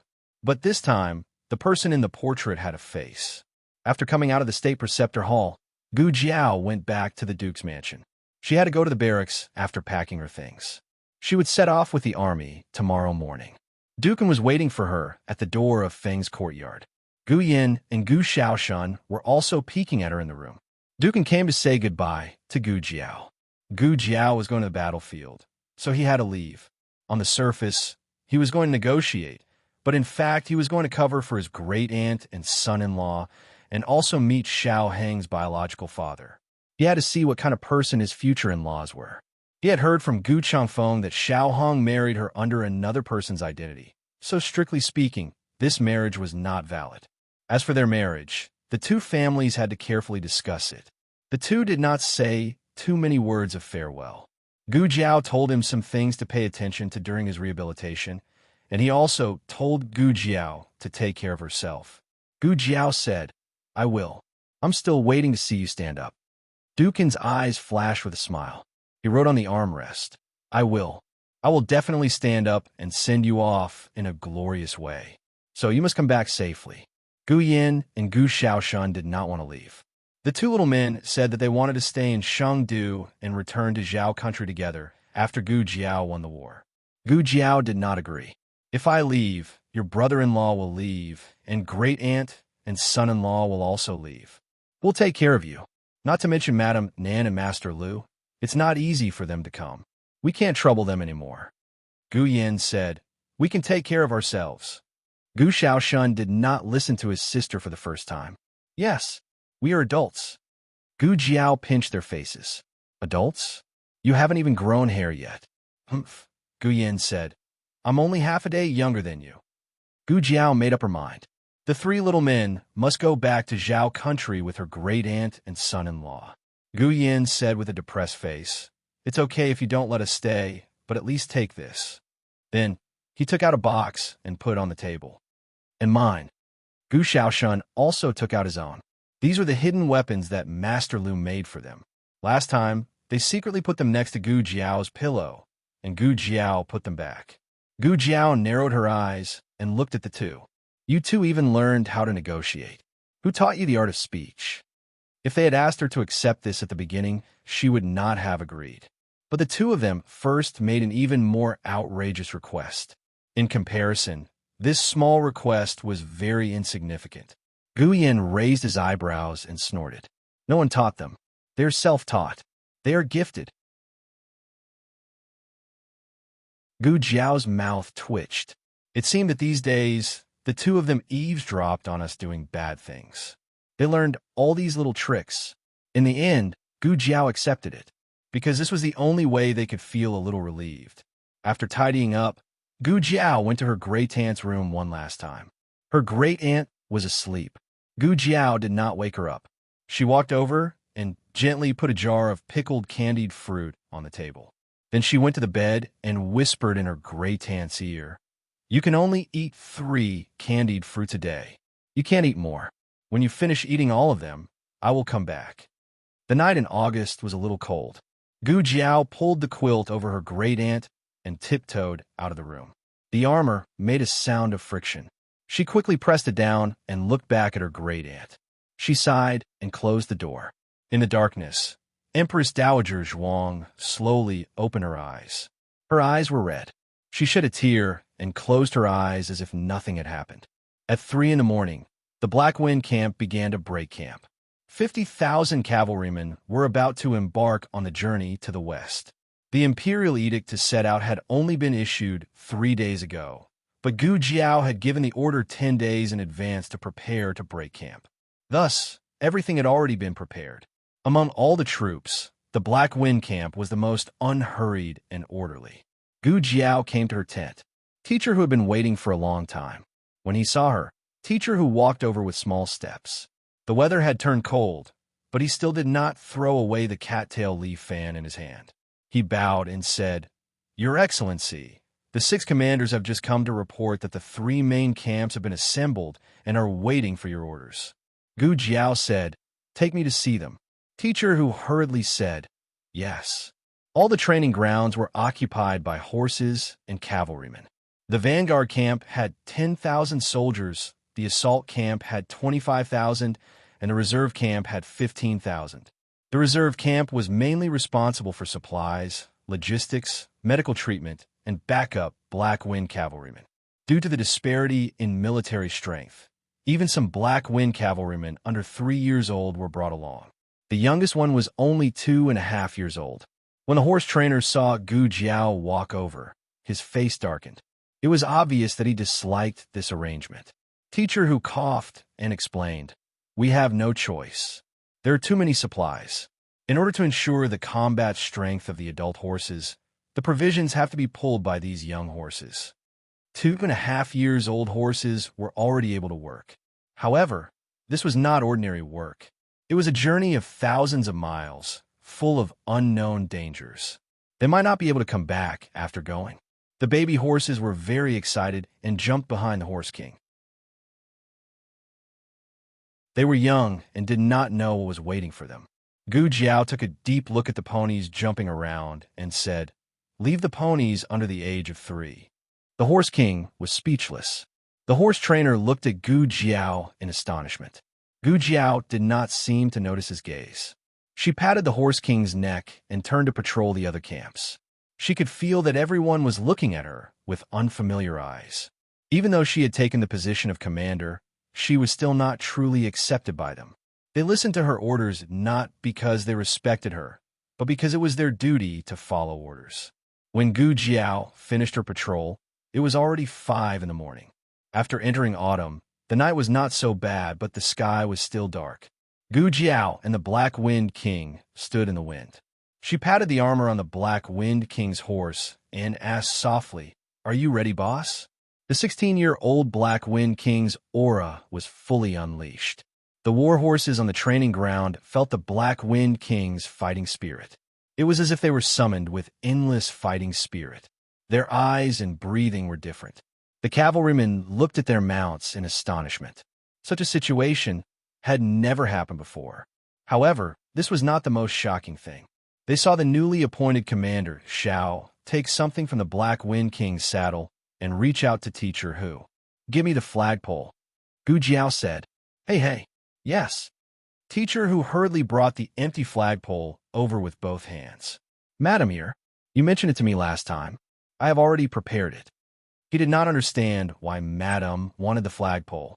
Wasn't the Great Yin Kingdom's flag already carried by the vanguard camp? In the next second, Gu Jiao unfolded the cloth in her hand with a snap. No, that was not a cloth. It was a flag. It was white with black edges, and in the middle was an eagle soaring in the sky. Eagle, it's the eagle flag. Someone in the cavalry camp could not help but exclaim. The eagle flag was originally the insignia of the Black Wind camp. Later, It gradually became the insignia of the entire Xianyuan family. The eagle flag also became the commander's flag of the Xianyuan family. Ever since the Xianyuan family was destroyed, the eagle flag was also destroyed. Gu Jiao put the flag on the flagpole and held it with both hands. She nimbly mounted the horse. She did not say anything unnecessary. She only carried the Xianyuan family's commander's flag with a determined gaze. The old subordinates of the Xianyuan family all had tears in their eyes. A 60-year-old general, sitting on the back of a horse, suddenly burst into tears. Wenren, it's time to leave. What are you looking at? Outside the reserve camp, a soldier reminded Wenren, who was staring blankly. Wenren did not reply. He stared blankly at the youth on the back of a horse. The youth's shoulders were still very young, but he was resolutely carrying the Xianyuan family's commander's flag. He was carrying a heavy burden that should not be carried at his age. He was going to protect the country that the Xianyuan family had protected with their blood. What was he doing? Wenren, what are you doing? Wenren, stand up. Don't lose to me. I'm only 16. If you lose to me, you will lose face. Wenren, I, Xianyuan, do not like anyone. You better not fail to live up to my trust. Wenren, do you have eyes or not? The arrow is already at your head. Don't you know how to dodge? Wenren, kill your way out. Don't die here. Wenren's memories swept through his mind. He could not differentiate between Xianyuan and the youth on the horse. The Xianyuan family's commander's flag fluttered in the wind under the sunlight. Gu Jiao sternly said, "All Black Wind cavalry, listen to my orders. We will follow the crown princess to attack the enemy. We do not know the dangers of this trip. We do not know if you will live or die. If you do not want to go, you can stay. I will not punish you." No one would stay. Gu Jiao retracted her gaze and raised the commander's flag. Her eyes were filled with killing intent. Let's go.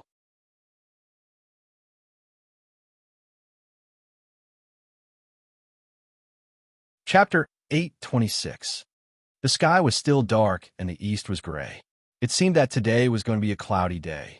Chengdu had suddenly cooled down after entering autumn. Although it wasn't a bad thing, for the people of Chengdu who were used to the hot summer, there was an indescribable strangeness. The army was setting out today, and the weather was like this. It didn't seem like a good sign.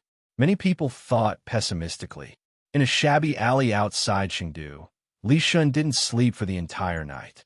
He sat in a daze for an entire night, holding an iron plate that was almost worn flat in his hand. It was not until he heard the sound of someone turning over in the next room that he put away the iron plate, lifted the curtain, and went to the kitchen.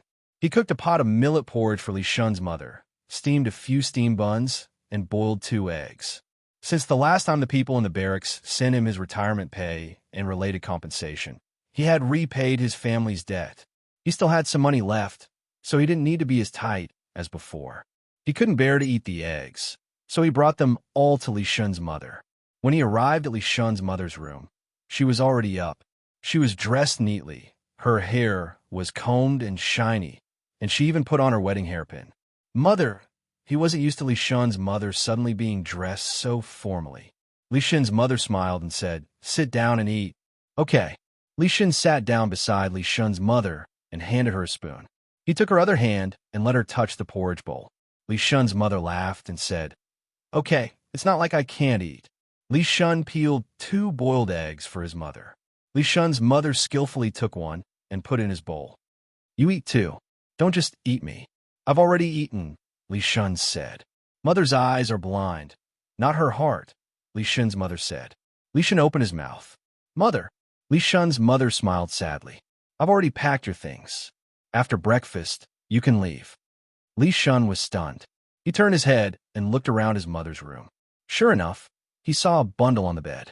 He was astonished. "Mother," Li Du's mother smiled and said, "When you were cooking, I went to your room to clean up. Did you see if I left anything behind? Don't wait until we leave the city.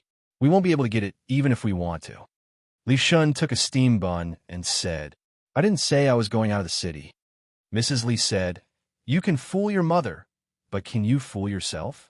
Ever since your friend from the barracks came, you've been taking out that iron plate every day to look at it. Mother can't see it, but Mother can touch it. The edges and corners of the iron plate are almost flattened by your touch. The last sentence was obviously an exaggeration, but every time Motherly went to his room, she could feel the lingering warmth of the metal pendant. Once or twice was a coincidence, but after a while, it meant that he was constantly taking out the metal pendant to reminisce about it. Motherly sighed. Mother isn't someone who doesn't know what's going on outside. Mother has heard that the Han family has fallen, and the Black Wind Cavalry has changed owners. To be able to return your retirement money, it should be a wise master. Son, you should go. We can't let the bastards of Jean and Liang bully us. Li Shun's heart skipped a beat. He looked at his mother and said, Mother. Mrs. Li blamed herself and said, Mother has been holding you back all these years. Mother didn't go to school and can't read many words, but Mother remembers what you said before you joined the army.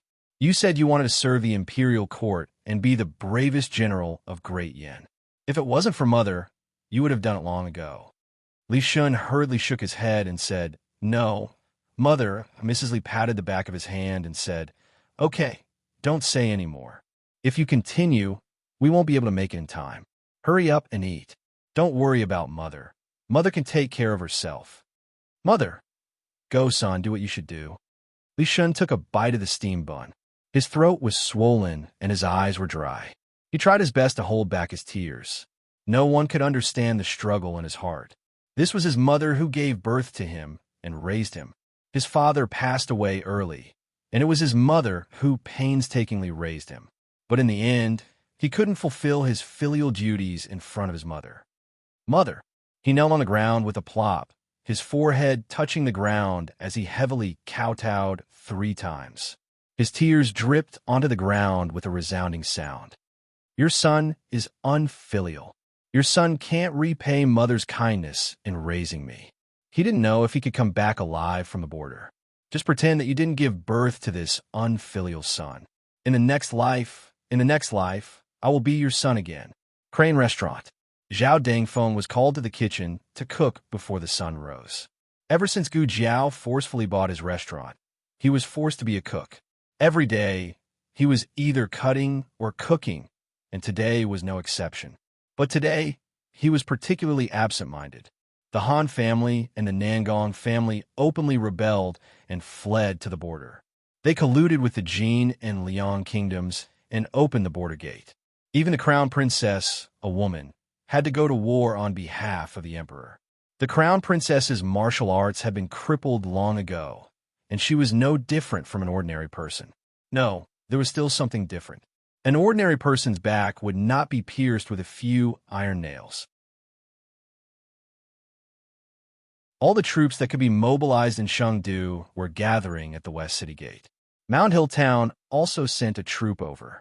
The deputy general of that troop was a frequent customer of Crane Restaurant. He was a guy who was full of nonsense and liked to brag and flatter. He had a lot of debts at Crane Restaurant and never had the intention to pay them back. Letting this kind of person go to war, wouldn't it be sending the rebels to their deaths? The more Zhao Dangfeng thought about it, the angrier he got. His kitchen knife swished. Beside him, Chef Zheng noticed that something was wrong. He frowned and asked, Hey, Chef Zhao, why are you so angry? Who offended you? Don't break your knife. Zhao Dangfeng said angrily, It's none of your business. Chef Zheng was shocked by his raised kitchen knife. Thinking that this guy had killed people before, he didn't dare to argue with him. He rolled his eyes and walked away. The messy sound of horse hoof came from the street. Why was it messy? Actually, to an ordinary person, it sounded quite orderly. But Zhao Dangfeng was a cavalryman from the Black Wind camp. He would despise even a horse's hooves. How did you lead your soldiers? How did you train your horses? With this kind of riding skill, the formation will be messed up before the battle. Chop, chop, chop. I'll chop. I'll chop. I'll chop, chop, chop, chop. Chop your grandpa. I won't chop anymore. Zhao Dangfeng smashed the kitchen knife on the chopping board and turned to leave. At the West City Gate, the monarch led the civil and military officials to send the soldiers off. Earlier, there was a rumor among the people that the monarch was scared out of his wits and suffered a stroke on the spot because of the invasion of Jin and Liang. This news was a fatal blow to the morale and the people's hearts. It was originally a war with a slim chance of victory. If even the monarch of a country was scared out of his wits, then the great Yin kingdom would really be destroyed. But today, all the people saw the emperor in high spirits. The emperor showed up and used his actions to tell the whole world that the monarch of the great Yin kingdom was not scared out of his wits. Instead, he was filled with endless fighting spirit. The old monarch reappeared the great Yin kingdom's eagle flag and reignited the almost extinguished confidence of the people. Maybe this war could really be won? Must win. After watching the crown princess and Gu Jiao lead the army out of the West City Gate, Xiao Hung, who was behind the crowd, said to Long Yi beside him, "We should also set off." Long Yi held a box of charcoal pencil and stared blankly for a long time until he could no longer see the back view of Gu Jiao. Xiao Hung and his Grey Tant's group all went east. After leaving Liaozhou, both sides separated into two groups. Xiao Hung, Long Yi, and Wang Su's army often went to the northeast Blue Snow Pass. As for Ongwa Duke, his Grey Tant's group, as well as Feng Wuxiu's army, they went to the southeast Redwater Pass. Taoist priest Qing Feng also followed. After Shangguan Yin and Gu Jiao's group left Chengdu, the first news they received from the border was from Yuzhou, which was 100 miles away. At that time, they had just set up camp outside a village. The kind-hearted villagers invited them to live in the village, but Shangguan Yin refused. Shangguan Yin sat in her tent. On her left side was the general of infantry, Wang Man. He was Wang Su's uncle and was a veteran. Wang family was not a military aristocratic family. In Wang Man's generation, he was the only one who learned martial arts. And in Wang Su's generation, only Wang Su inherited his martial arts. But in those years, Wang Man had followed Xianyuan Li to battle and had the experience of fighting against the armies of Jin and Liang. Therefore, the monarch suggested to bring this person and conferred him the title of General Janwei. He was the highest-ranking general in the camp. He had many military merits and was rather conceited. He almost didn't look at anyone other than the crown princess, especially the youngest Gu Jiao. On his other side sat General Wei Junting of the archery camp. He was 38 years old this year.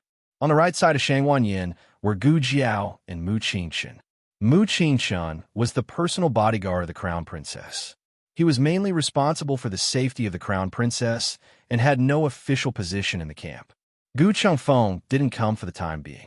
Before the monarch recovered, he had to play the role of the monarch and stay in Chengdu to stabilize the morale of the army and the people. Shangguan Yin said, "Just now, I sent an urgent secret letter. Everyone has read it. I don't know what everyone thinks about it." Wang Man said angrily, "Humph. The Nangong family has gone too far. They actually used the name of justice to fool the people at the border. It's really shameless." There were not many wars in Chengdu. Most of the things about the Xianyuan family were heard, but the border had experienced countless wars. Everyone saw how the Xianyuan family fought to the death to protect the people at the border. After the Xianyuan family was exterminated, the border was filled with whales. The Nangong family took advantage of this. After coming to the border, they first announced that the monarch had exterminated the Xianyuan family because of a prophecy, and then lied that they had just received the news. It turned out that they had been deceived by the monarch all these years. They wanted to avenge the Xianyuan family. What's more, they claimed that there were still people alive in the Xianyuan family and that they were protecting them in the dark. They were willing to fight for the descendants of the Xianyuan family. Even if they had to sacrifice their lives, they wanted to choose a real monarch for the great Yin kingdom. The people were persuaded. They opened the city gate and directly welcomed the Nangong family's army into the city. Many of the guards in the city were former subordinates of the Xianyuan family. Since they were here to avenge the Xianyuan family, everyone was on the same side. The Nangong family took over Tuyang City in the Yinmen Pass almost effortlessly.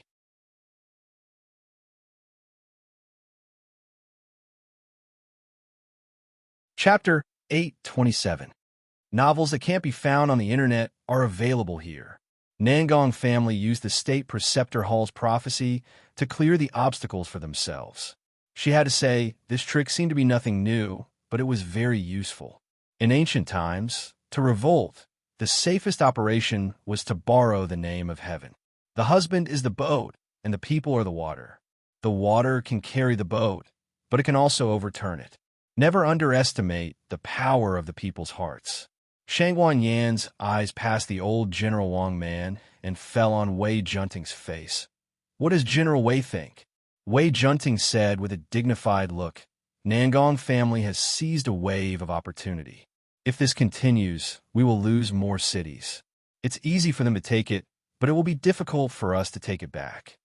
The border cities were carefully designed to prevent the invasion of foreign enemies. They were easy to defend and difficult to attack. In addition, Nangong family's army was waiting for the exhausted, so their combat power would be better. Shangguan Yin looked at Gu Jiao again. Commander Xiao, what do you think? Gu Jiao looked at the map on the table and pointed to the west of Yanmen Pass. The Liang country's garrison has advanced 100 feet to the border. They have already crossed the border. The reason why they haven't broken through Yanmen Pass is because their military strength is not strong enough. They're the same as us. The Imperial Army is on the way. We must seize the opportunity and recapture Chuyang before the Liang country's Imperial Army arrives at the border. Shangguan Yin nodded in agreement. Wang Man disdainfully snorted, A child is a child. Who can't think of such a simple method? Why do you think I didn't say it? Gu Jiao seriously thought for a moment. Are you afraid? Ignorant brat. Wang Man slammed his palm on the table and leaped up. Wei Junting hurriedly got up and stopped him. General Wang, calm down, calm down. Shangguan Yin looked at Wang Man and said, General Wang, do you want to use force in front of this one? You dare to scare my daughter-in-law. You're tired of living. Wei Junting continued to be the peacemaker. Commander Xiao and Great General Wang are just joking. Great General Wang is a magnanimous person. Please don't bicker with the younger generation. Humph. Because the crown princess was present, Wang Man was given a way out, but he still reluctantly came down. The two of them sat back on their cushions. Shangguan Yin knew Gu Jiao very well. She knew that Gu Jiao would not talk nonsense. Since she proposed it, it meant that she already had a plan in mind. However, what Wang Man said was not wrong. This plan did not work. Shangguan Yin pointed to the map and said, We are now in this place. If we rush to Chuyang City, it will take us a month. If we force our way, it will take us more than 20 days. The Liang Kingdom's army is not that far from the border. They will arrive in less than 20 days. Gu Jiao said, According to the speed of the whole army, we can't catch up, but the Black Wind Cavalry can. The Black Wind Cavalry will only need half a month to reach Chuyang. Shangguan Yin was slightly surprised. You want to force the army? The cavalry's speed was faster than the infantry, but in order to ensure the horses' combat power, they can't ride too fast. If they rush, it will take at least 20 days, half a month. It will overdraft the horses' physical strength. No, we still have to force the army. Gu Jiao pointed to the map and said, If we pass through the mountain range in Liuzhou, it will be a straight line. We can reach Chuyang's Feng County. Wang Man was dissatisfied. That mountain range is very dangerous. So far, no army has ever passed through it. I passed through it, Gu Jiao said in her heart. In her dream, the Xianyuan army paid a great price to pass through that mountain range. This time, she knew how to avoid those dangers. Wang Man cupped his hands and said, Your Highness the Crown Princess, this is not a trivial matter. I don't care what means he used to become the Black Wind Cavalry's commander, but war is not a child's play. He can't just take it for granted and let the entire Black Wind Battalion be buried in his hands. After all, the Black Wind Battalion was their most powerful force. If this kid doesn't know how to command, then let someone else take command. Don't waste such a good military resource.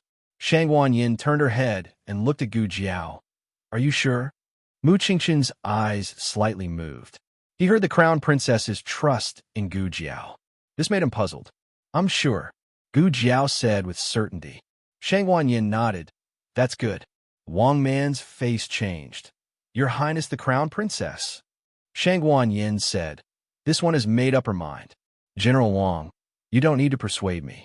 This one will bear all the consequences." At this point, even if Wang Man wanted to stop her, he couldn't pull out his sword and force the Crown Princess to change her mind. Humph! He stood up, with one hand behind his back, and the other hand patted his thigh back and forth twice to vent his dissatisfaction. Then, with a cold face, he left. Gu Jiao stared at him. "You're simply treating the battlefield as a child's play. Xiao Lulang is like this, and the Crown Princess is also like this. I really don't know why His Majesty sent a woman to fight on his behalf. Is there no prince in the royal family? Li Wang, Su Wang, and Wang. Which one of them is not better than a crippled Crown Princess?" Wang Man said this after he left the tent. But the people in the tent had good hearing. Wei Junting smiled awkwardly. Shangguan Yan's expression didn't change much. She said to Wei Junting, "You can leave. This one has something to say to Commander Xiao." "Yes, this one will take his leave." Wei Junting got up and saluted, then turned and left the tent. Mu Qingshan also got up. Shangguan Yin said, "Mu Qingshan, you stay.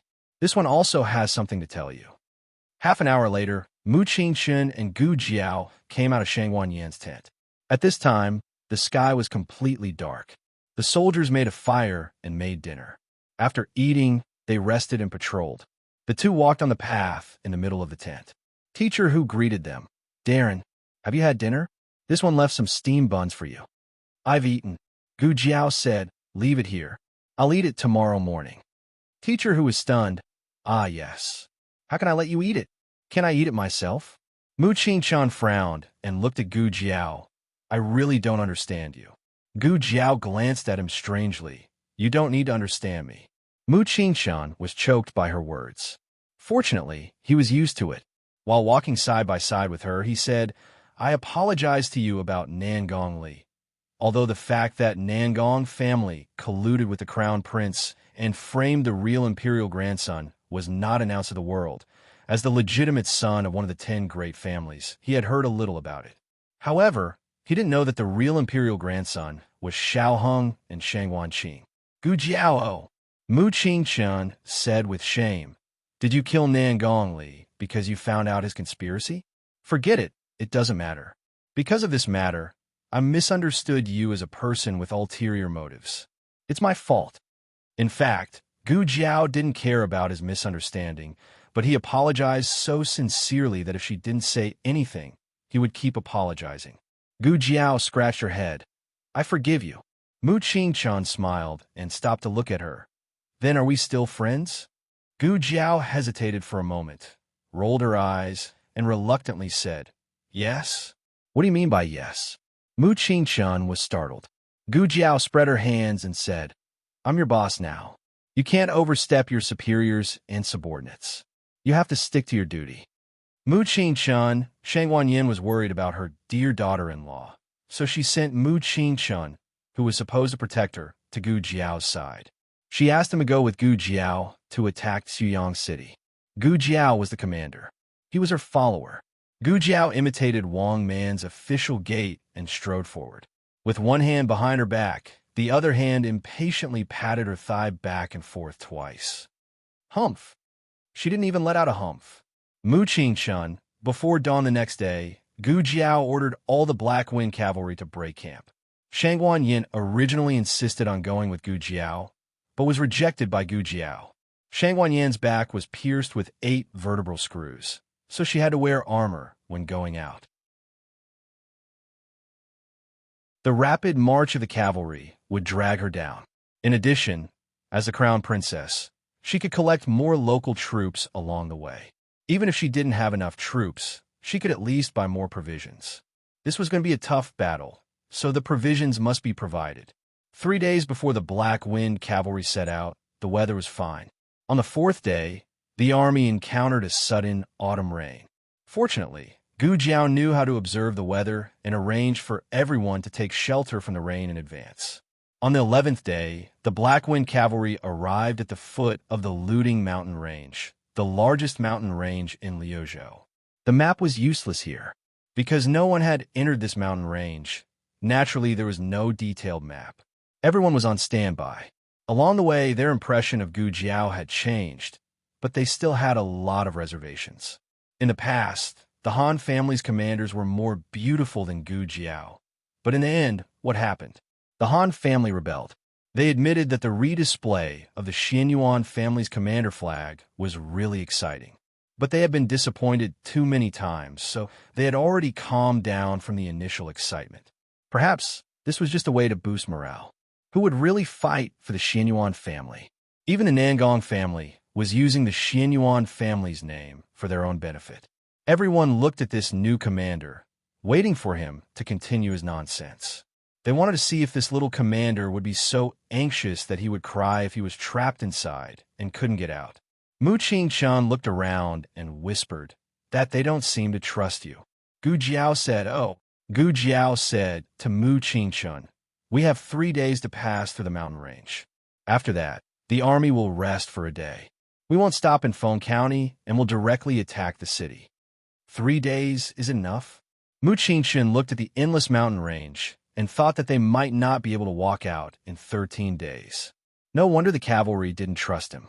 Even he felt that it was difficult enough. Gu Jiao said, "Whether it's enough or not, we'll know when we get there. Boss, let's go." The forest was filled with the howls of wild beasts. The horses could instinctively sense the danger in the forest. However, just like how Gu Jiao trusted the Black Wind King wholeheartedly, the Black Wind King also trusted his companions without reservation. The Black Wind King raised his front hooves and jumped over the 6 feet wide ditch easily. He stepped into the dense forest without looking back.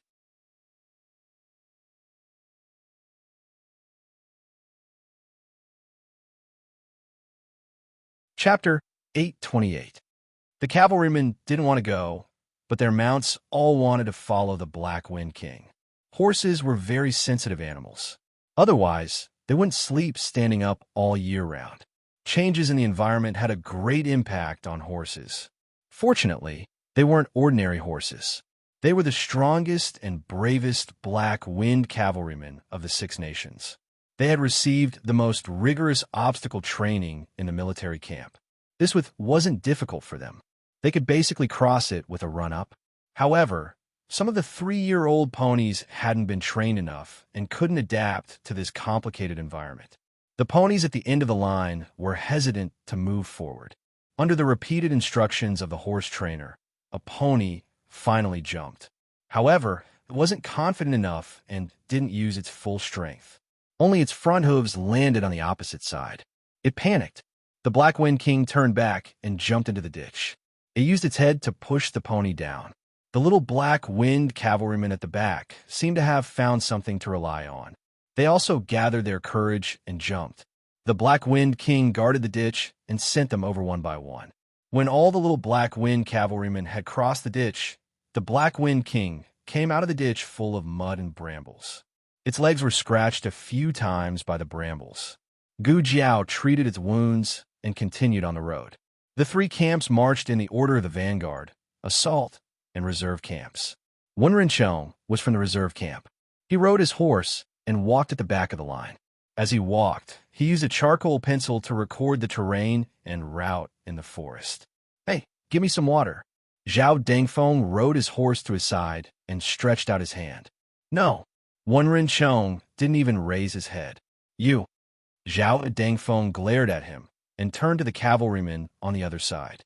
Li Shen ignored him and urged his horse to go to the front. Zhao Dengfeng gritted his teeth. "Aren't you all small soldiers? You're ignoring me?"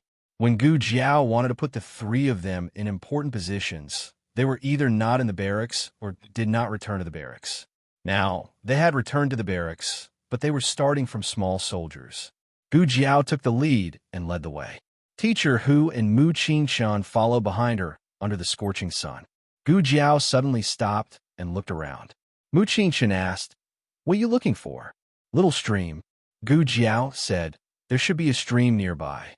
If we follow the stream upstream, we'll be able to cross the mountain range." After a pause, she said, Go and catch a deer. I want alive. Don't hurt it. It was not difficult to catch a deer, but it was not easy to not injure it at all. Mu Qing-chan fell to the ground and was covered in dirt before he finally managed to bring a deer back. Gu Jiao licked the salt for the deer for a while and then let it go. Gu Jiao patted Black Wind King's neck and said, "Boss, follow it." He had to follow the deer stealthily and not scared away. The Black Wind King lightened his steps and followed the deer's aura from afar. Not long after, he arrived at a small stream. The deer was drinking with its head lowered. Gu Jiao brought the large group over and walked along the stream. From time to time, she would pick 2 wild fruits or 2 stalks of medicinal herbs. The whole army was waiting for the little commander to get lost and cry. They imagined the little commander's appearance. What should we do? What should we do? I can't find the way. We're doomed. It's dark. The wolves are coming. I'm so scared. Snakes. There are poisonous snakes on the trees. In reality, they saw the appearance of a certain commander. She knocked out a tiger with 1 punch, grabbed a poisonous snake, and used it as a rope. She rode Black Wind King and drove away the wolves with a torch. She led them safely through the swamp and successfully avoided the miasma forest. Even the most experienced soldier did not have her ability to survive in the forest. Gu Jiao found a suitable open space near the stream. "All right, we'll camp here tonight. Chung Fugue, Zhao Lei, you 2 take turns to keep watch tonight." Chung Fugue and Zhao Lei were the left and right commanders of the vanguard. The 2 of them cupped their hands and replied, "Yes." Gu Jiao said again, "Also, tell the others not to light a fire."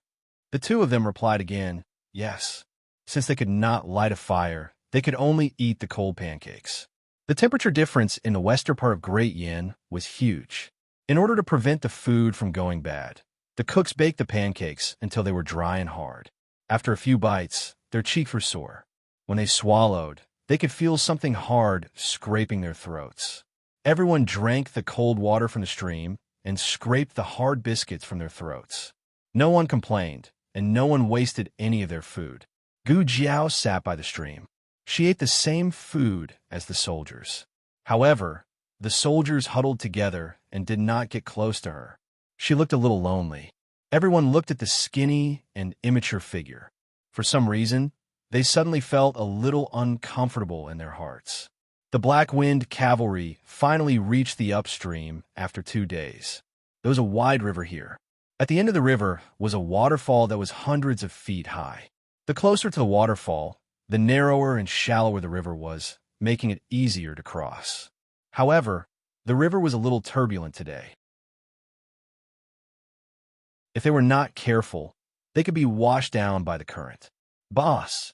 Gu Jiao pulled the reins. "Can we cross?" The Black Wind King took a few steps back.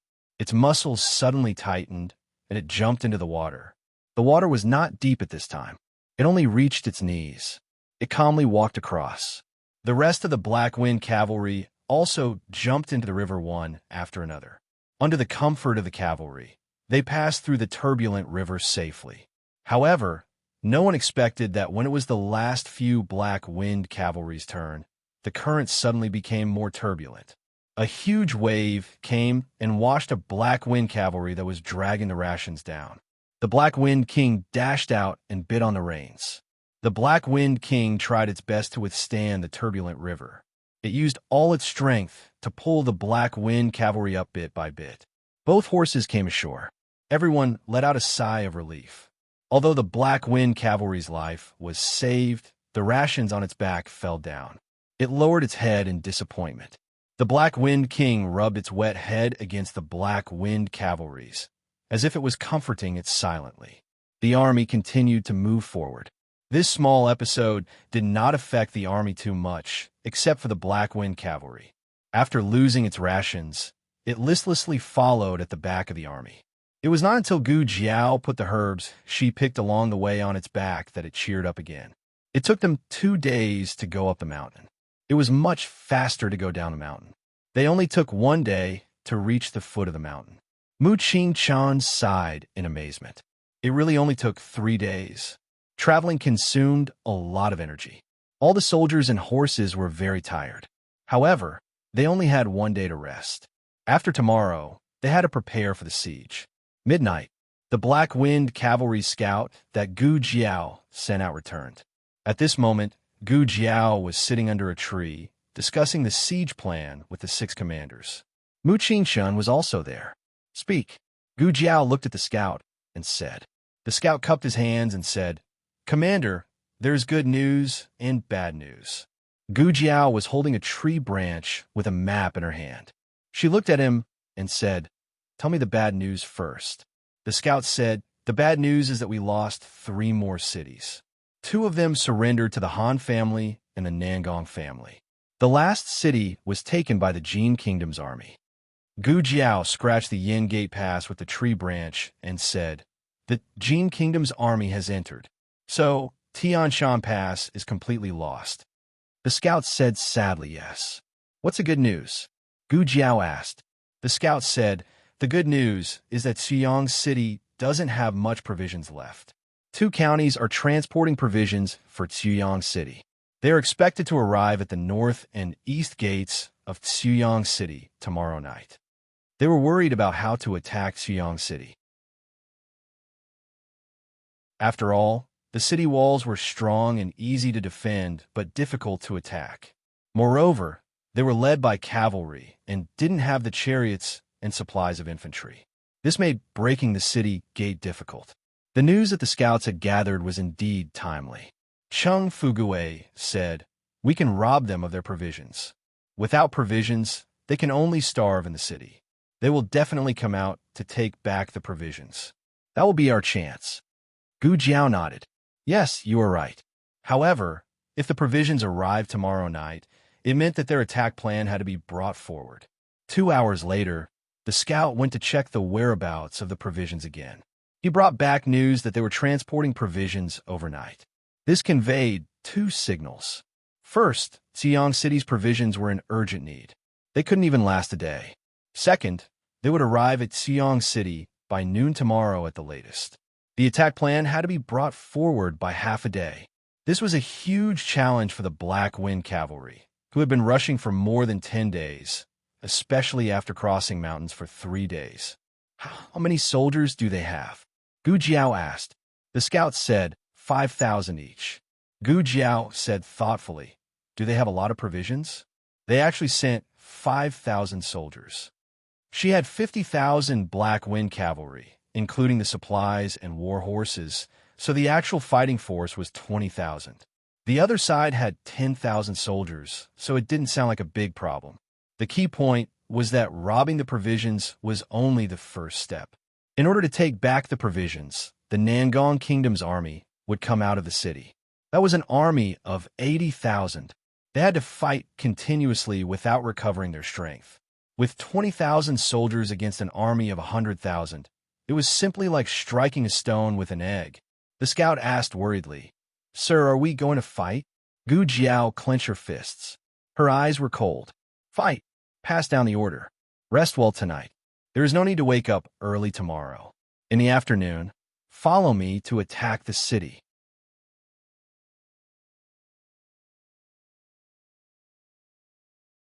Chapter 829. Crazy, crazy, crazy. He's really crazy. Zhao Dengfeng went into Wen Rinchong's tent and kicked the sleeping Wen Rinchong. Wake up. The young commander is crazy. If he's crazy, then he's crazy. Wen Rinchong impatiently turned over and continued to sleep. Zhao Dengfeng was stunned. No, what's wrong with you? You've been forging iron for more than 10 years, and you've become stupid. I say, the young commander is crazy. He's going to attack the city tomorrow afternoon, and he's going to fight 2 battles. Can you believe it? How many soldiers do we have? How many soldiers does Xiyang City have? How tired are we from rushing all the way here? How can we fight them? It's not like we haven't fought them before. Wen Rinchong said lightly. Zhao Dengfeng was stunned for a long time before he realized that he was referring to the battle many years ago. Xin Yuanli used 20,000 cavalry to defeat 80,000 Jin soldiers. It was about the same as their current strength. The problem was that the Jin army had rushed thousands of miles to attack. The Jin army had exhausted their strength, but they were the ones waiting for the exhausted soldiers. Whether it was their strength or their morale, they were at their peak. Looking at the current situation, how could they compare to the Black Wind cavalry of the past? Was this new commander better than Xianyuan Li, or was everyone stronger than the morale of the past? If Great Commander Xianyuan was still here, we might have a chance of winning. But our young commander, TSK, Zhao Dengfeng, was not optimistic. Why did I come here? I'm also crazy. I came here to die. I thought I could fight a few more battles and kill a few more Jin and Liang dogs. But now, I was killed by the Nangong army before I even faced them. Why am I so unlucky? Wenren Chong was annoyed by his noise. He had more contact with Gu Jiao and knew that this young commander was not as weak as she looked. But to be honest, he didn't dare to have too much hope for tomorrow's battle. Was this what it meant to die before the battle? Gu Jiao's mental fortitude was very strong.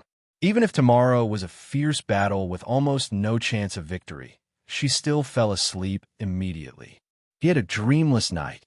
In the morning, she called the 6 commanders to the tree and gave them detailed instructions about the battle plan.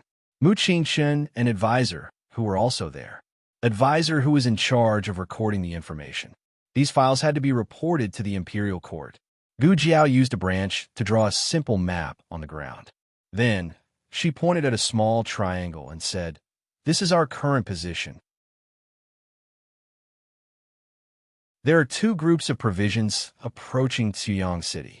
They're coming from the North Gate and the East Gate. We are closer to the North City Gate. I want to check the terrain just now.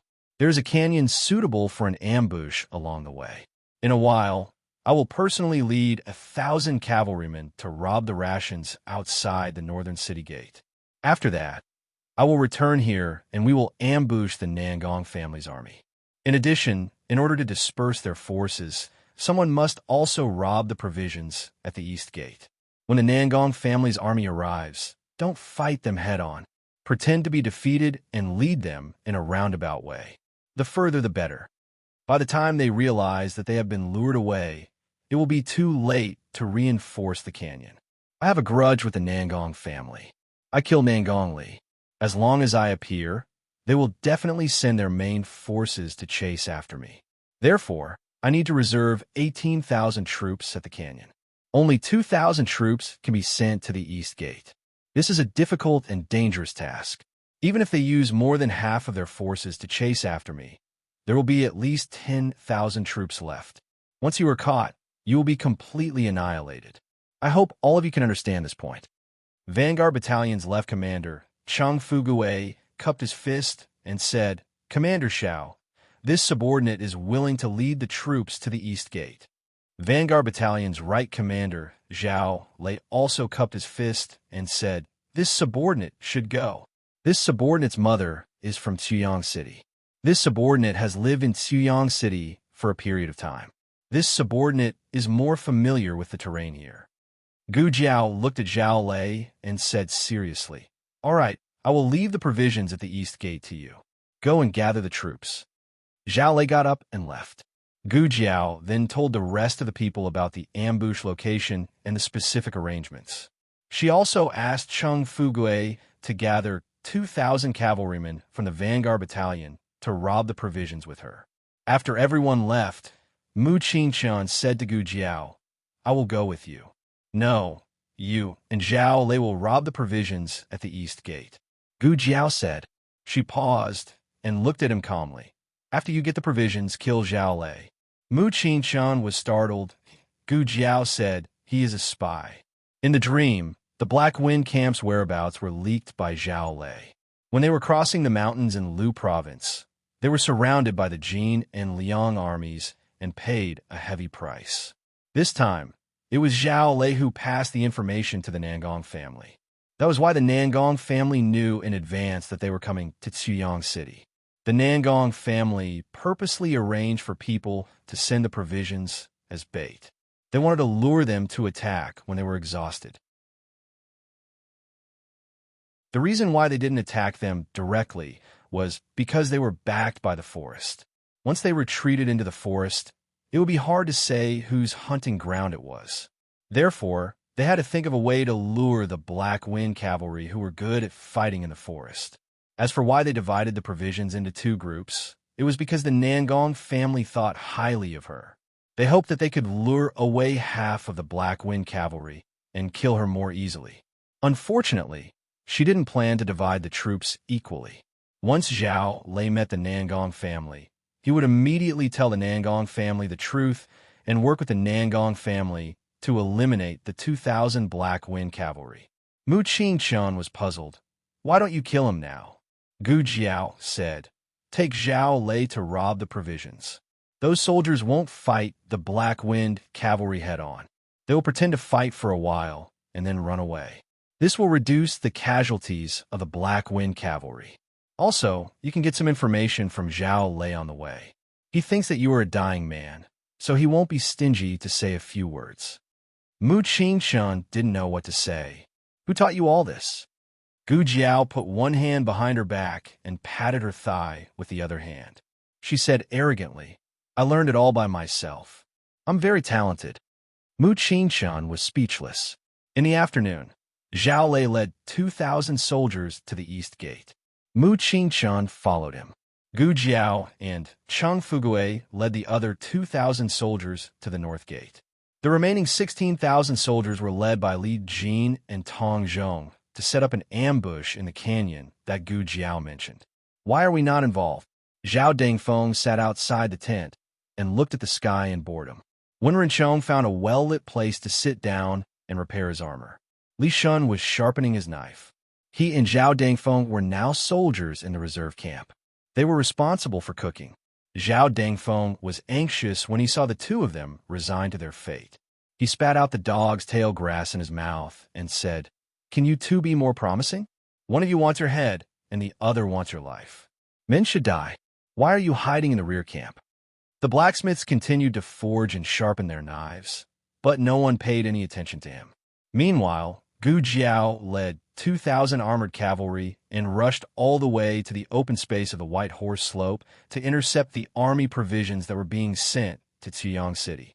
Although the soldiers transporting the provisions wore the armor of the local government, they were actually the army of the Nangong family. Gu Jiao was also surprised by the general who led the soldiers to escort the provisions. It was the third master of the Nangong family, Nangong Li's younger brother, Nangong Zhe. There were not many rumors about Nangong Zhe in Chengdu. He had been guarding the border with the army. Gu Jiao had seen his portrait in the Imperial Preceptor Hall. He was more handsome and strong than in the portrait. His skin had been tanned into a bronze color by the scorching sun at the border. His bright eyes looked at Gu Jiao with a smile that was not a smile, revealing a bit of undisguised ridicule. "You are the new commander of the Black Wind Cavalry." His eyes fell on a birthmark on Gu Jiao's left face. This feature was too obvious. No one would mistake it. Gu Jiao was wearing a red battle suit and black armor. She sat proudly on the back of the Black Wind King's horse. Her young face was somewhat immature, but her eyes revealed a calmness that did not match her age. "Are you the one who killed my second brother?" Nangong Zhe asked with a sneer. "Yes, it's me," Gu Jiao admitted frankly. Nangong Zhe did not expect her to admit it so readily. He was stunned for a moment before he sneered, "My eldest brother actually died in the hands of a brat like you. What a shame to the Nangong family. Originally, I did not want to go through so much trouble, but they all told me to be careful of you and insisted on transporting some provisions to lure you out. Fourth brother and I both moved out. Looks like I was lucky." As he spoke, he looked behind Gu Jiao and said with disdain, "Unfortunately, only 2,000 people were lured here. Should we say that we did not plan well, or should we say that you are extremely daring? You only have 2,000 people, and you dare to rob my 5,000 soldiers. But it doesn't matter. Once we capture you, your Black Wind Cavalry will naturally come to rescue you like moths to a flame." Gu Jiao said calmly, "What a coincidence. I was thinking the same thing. If we capture you, we will be able to attract the 80,000 strong army of your Nangong clan." "Ha ha ha." Nangong Zhe was about to faint from her laughter. "I have lived for more than 30 years, and I have never heard such an arrogant tone. Your Black Wind Cavalry only has 20,000 soldiers, and you dare to fight my 80,000 soldiers? I think you are scared out of your wits." His gaze landed on Gu Jiao's armor. "Do you really think that by wearing Xianyuan Li's armor, you can become the second Xianyuan Li? You're still far from him." As soon as he finished speaking, he pulled out the long sword hanging on the saddle and pointed it at Gu Jiao. "Leave this person to me. Kill the rest." The 5,000-strong army surged towards Gu Jiao and the Black Wind Cavalry like a tidal wave. Cheng Fugui pulled out his sword. "Brothers, kill them." In an instant, the weapons clashed and the sounds of battle shook the heavens. Gu Jiao looked at Nangong Zhe, who had risen into the air and slashed at her. Her young face was expressionless, and she was terrifyingly calm. Nangong Zhe, who was charging toward her, frowned. Gu Jiao pulled out the red tasseled spear on her back and said word by word, "The first battle must see blood." You're tuning in to the Romance Rendezvous YouTube channel. We're so grateful for your support, and don't forget to subscribe to join us on this incredible journey through captivating stories. Your generosity through donations truly makes a world of difference, as it's the primary source of revenue that allows me to expand and enhance this channel for you. Thank you from the bottom of my heart for being a part of this adventure.